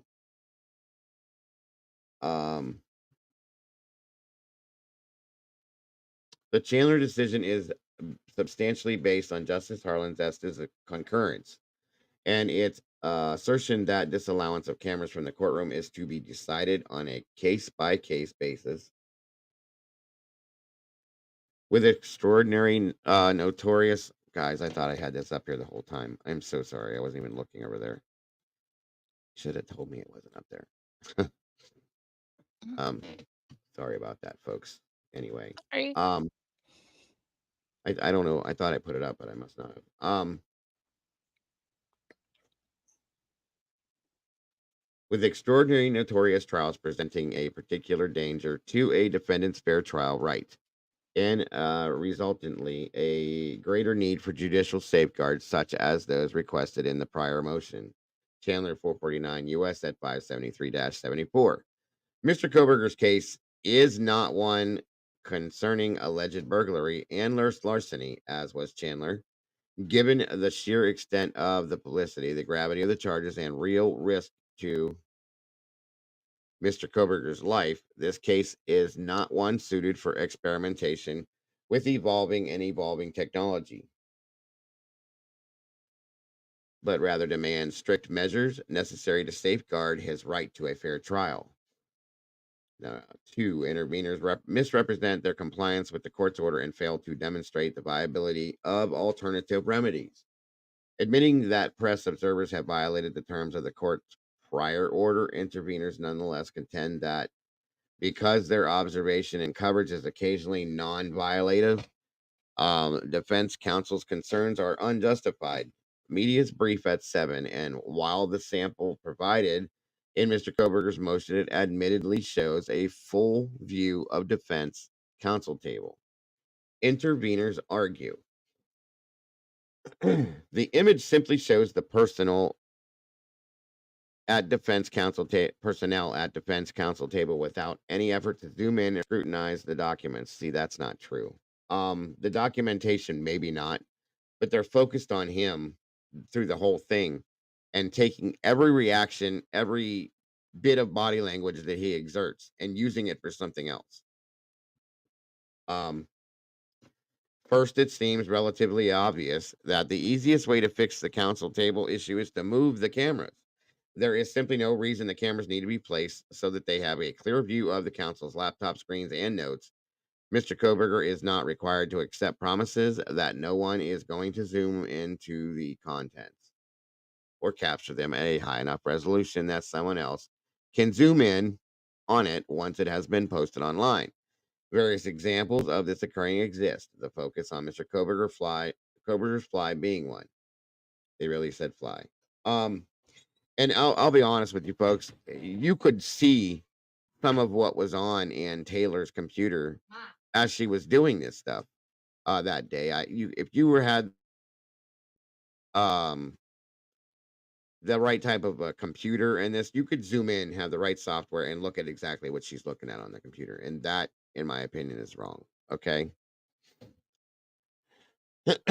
So, and then again, second, the media's and the social media's users' behavior is likely as uncontrollable outside the courtroom as they admit. See media's brief at 7, Boone declaration at 8. As they say, even without cameras, they will simply go on using old images. That's true. Yet the media prefers new images because human beings crave novelty. The media knows the outlet with the latest scoop wins. The social media users constantly post any new information they get about this case. Images from court are no different. Thus, to say that there would be no effect would be inaccurate. A reduction to the novelty of images would have the beneficial effect of focusing the public on the facts of the case. Yoy, there's so much more. How many pages are there on this one? Moreover, federal courts do not permit cameras, yet the public remains well acquainted the facts of many federal cases. These proceedings are not entertainment. The chief function of our judicial machinery is to ascertain the truth. The use of television, however, cannot be said to contribute materially to this objective. Rather, its use its use amounts to the injection of an irrelevant factor into court proceedings. In addition, experience teaches that there are numerous situations in which it might cause actual unfairness. Something going on over here. I think he's just having maybe computer issues or something. What are we talking about, Bryan? Yeah, Or is that who Dash is? That's who Dash is. He thought he was blocked, and I went and looked, and there's nobody in there. So, and that's it right there. Without going through any more or all of this, guys, just move the damn cameras. Yeah. Just abide by what the court is asking. Just stop focusing on the defendant and counsel's table and their materials for the trial. It's none of our business. It's nobody's business, okay, except for the defendant, the attorney's team, and the judge. That's it. And of course, prosecution. We as generalized people have no need for any of that information and shouldn't have that information. So focusing, because I like I said, as we were watching those videos that day, you can see certain things on Ann's laptop that you shouldn't see, probably, in my opinion. If somebody had the right software, they could zoom in, figure out what that is, and know things going on in Bryan's case. Yep. That's unfair, in my Yeah, opinion. that's not cool. Unfair. No, not at all. Whether they say they were looking at that or not, I don't care. Somebody's going to look at that. You guys know how this goes. Somebody was looking at that. So I can see you in here, Bryan, as Dash. I see you, Bryan.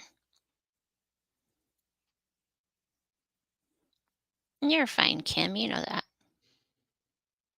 that. AG, no. The prosecution witness parents are trying to save themselves against all this, and their noodles joined in a letter to keep the cameras. They want transparency. And I agree with that. There should be transparency. There should be 100% transparency. And see, to me, that right there says, to me, that's the reason why the prosecution doesn't want cameras. Not because they agree with the same reason why the defense doesn't want them, is because they don't want full transparency on their side of things. Okay? That's just my opinion, folks. It's not a fact. That's my opinion as to why. So, again, well, thank God that's the end there. Okay. It's just move the damn cameras before they don't have them anymore. You know what I mean? That's all they have to do. Abide by what the judge says. Don't focus on the defendant. Don't focus on counsel's table. Don't focus on the documentation that counsel's using in the defense case in a quadruple homicide case. That's not our business. Period. You know, I think this is going to be taken into effect. And again, that came from Jay. When the judge makes his ruling, but you know, I get it, guys. I get it. So I don't know what's going to happen, but this makes sense to me. It really does. The temporary order. What is that? Okay, so this document here, this next one, is just the document about the order, the supplement to the state Exhibit C again that I had talked about earlier. This one gives oh, wait a minute, where'd it go?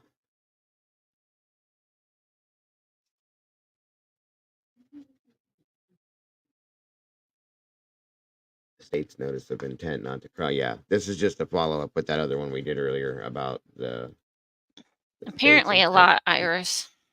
To not cross examine. How many warnings and orders does media need? It doesn't seem to matter, Iris. They just do what they want to do, which in turn is why we're sitting here talking about this. And he hasn't yet, Bryan. That's everything. That's it. That's all of the new stuff, folks. And But again, it's just more blah, blah, blah, blah, blah. It is. Are we going to cover What? the alien body shown to Mexican Well, I mean, hey, you know what Fridays are all about, spook. Mhm. We can throw it in Friday. I absolutely have no problem looking at that on Friday. None at all. Not yet, Brian. Don't know. What's the matter? Asked if the judge tossed us out of court. Not yet. Not as of yet. We'll see what happens though. So, all right, guys. Well, that's the deal. There still is nothing put out of the hearing. I don't think we're going to get it at this point, or we would have probably gotten it at this point. That's a good point, Cowboy.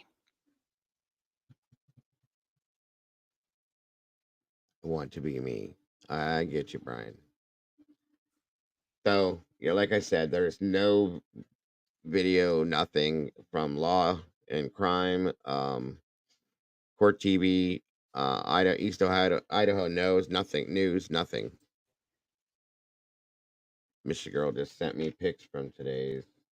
Okay, hold on.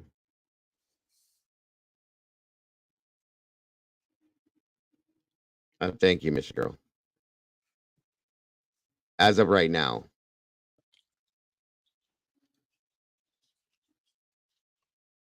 Okay, good. All right, so once again, he doesn't look bad.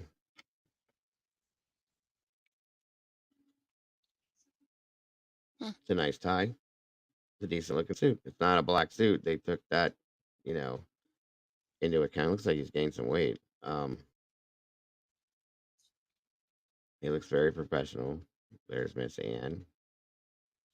And he looks fairly relaxed, guys. I'll be honest with you. He never has really Yeah, he looked does. tense. No. I've never seen him look tense, in my opinion. He looks very relaxed in this setting here. Mm-hmm.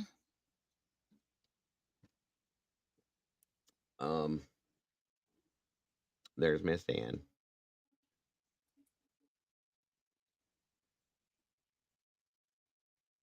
I don't know, Kim. I don't think so. I think he's clean. I think that's just what he's wearing. This suit. I don't see a vest. That probably is the one on him when they transport him, but Yeah. looks very professional. Thank you, Miss Girl. I appreciate that, hon. Very much so. Like I said, if Brian did it, we got to do what we got to do, guys. But if he didn't,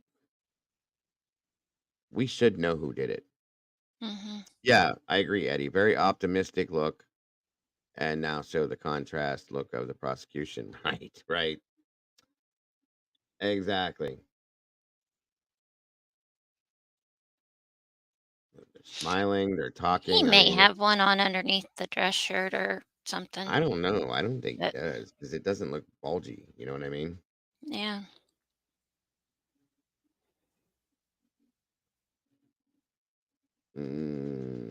Okay. I also received email from.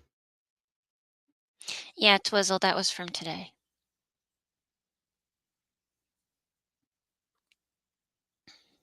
Okay, I see it now. Thank you for that, for the email as well. Oh, wow.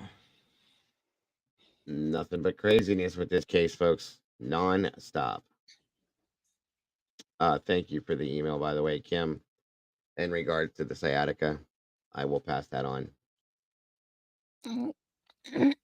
Twizzle, you're gonna throw your vest on? Show us. That's my thought. He looks very good for being incarcerated for almost a year. Mm. Well, not almost a year, but for as long as he has, you know what I mean. It's Quite a getting few months. close. It is. Thank you, Heather. So I think that's gonna do it for today, guys. Mama Bear needs to get out of here and go live her life. I gotta do some family Mama Bear's going things. to bed. Well, yeah, it's 7:30. Brian, I see you. You're Brian again. Brian, welcome back, buddy. So, guys, that's it for today. I'm sorry that I couldn't find any kind of broadcast for this. I guess they're not putting one out. If I find one, we will look at it the next time I'm here. I Right, will don't be dive. here. Yes. Again, Eddie, thank you. Michael, thank you. Miss Don't Dive, thank you for being here. I just seen you now, dear. The Raging Cajun. Good to have you here. All I have to say is if Kohberger has anything to do with it, I will insert my foot in my In my arse. Oh my God, I love you. I love you, darling. I love you. 48-hour clips. I was just looking at it, guys, and if I put it up, they're gonna take it down. We won't be Yep. able to watch it. I was just reading through that earlier. Oh no. I can't. Now he's back to Dash. They'll flag me and bounce it out, and we won't be able to see it anyway. So you guys can go check it out if you want to. Um, I'm sorry about that because it's got the 48 hours tag on it and everything. They'll shut it down. You guys know how they do that stuff. So, and then I'll get in some trouble behind it too. So I can't have that. But sorry. Um, but I'm gonna go check it out myself, as you guys should too. It just look it up on YouTube. It says 48-hour sneak peek. It's only gonna be a little bit, and we're gonna get to see the rest of it on the 16th. So anybody that's in Discord, we may check it out in the Discord. So Woohoo. Bloom is in it too. We can check it out there if you're in Discord. Other than that, can't do it, guys. They won't let me do it. So, all right, everybody. Once again, I love you all so very much. I want to thank you all so very much for the support. Anything you guys did to support the channel today, yesterday, day before, all of it. I love you guys so very much. Mama Bear, thank you for jumping in here. You didn't have to, but I appreciate you more than you know. Absolutely. Miss Heather, thank you for jumping in here even when you're not feeling good. The rest of the moderators, thank you for being who you are. Everybody else in here, guys, don't forget to love yourselves and to love each other, because that's all we got nowadays. And don't change a thing about yourselves, because you are the beautiful people. I will see you all so very soon. Until then, have an amazing rest of your evening. And I'll see you on the other side. Have a great one, folks. Bye-bye. Have a great night, guys. I will see you tomorrow. Bye.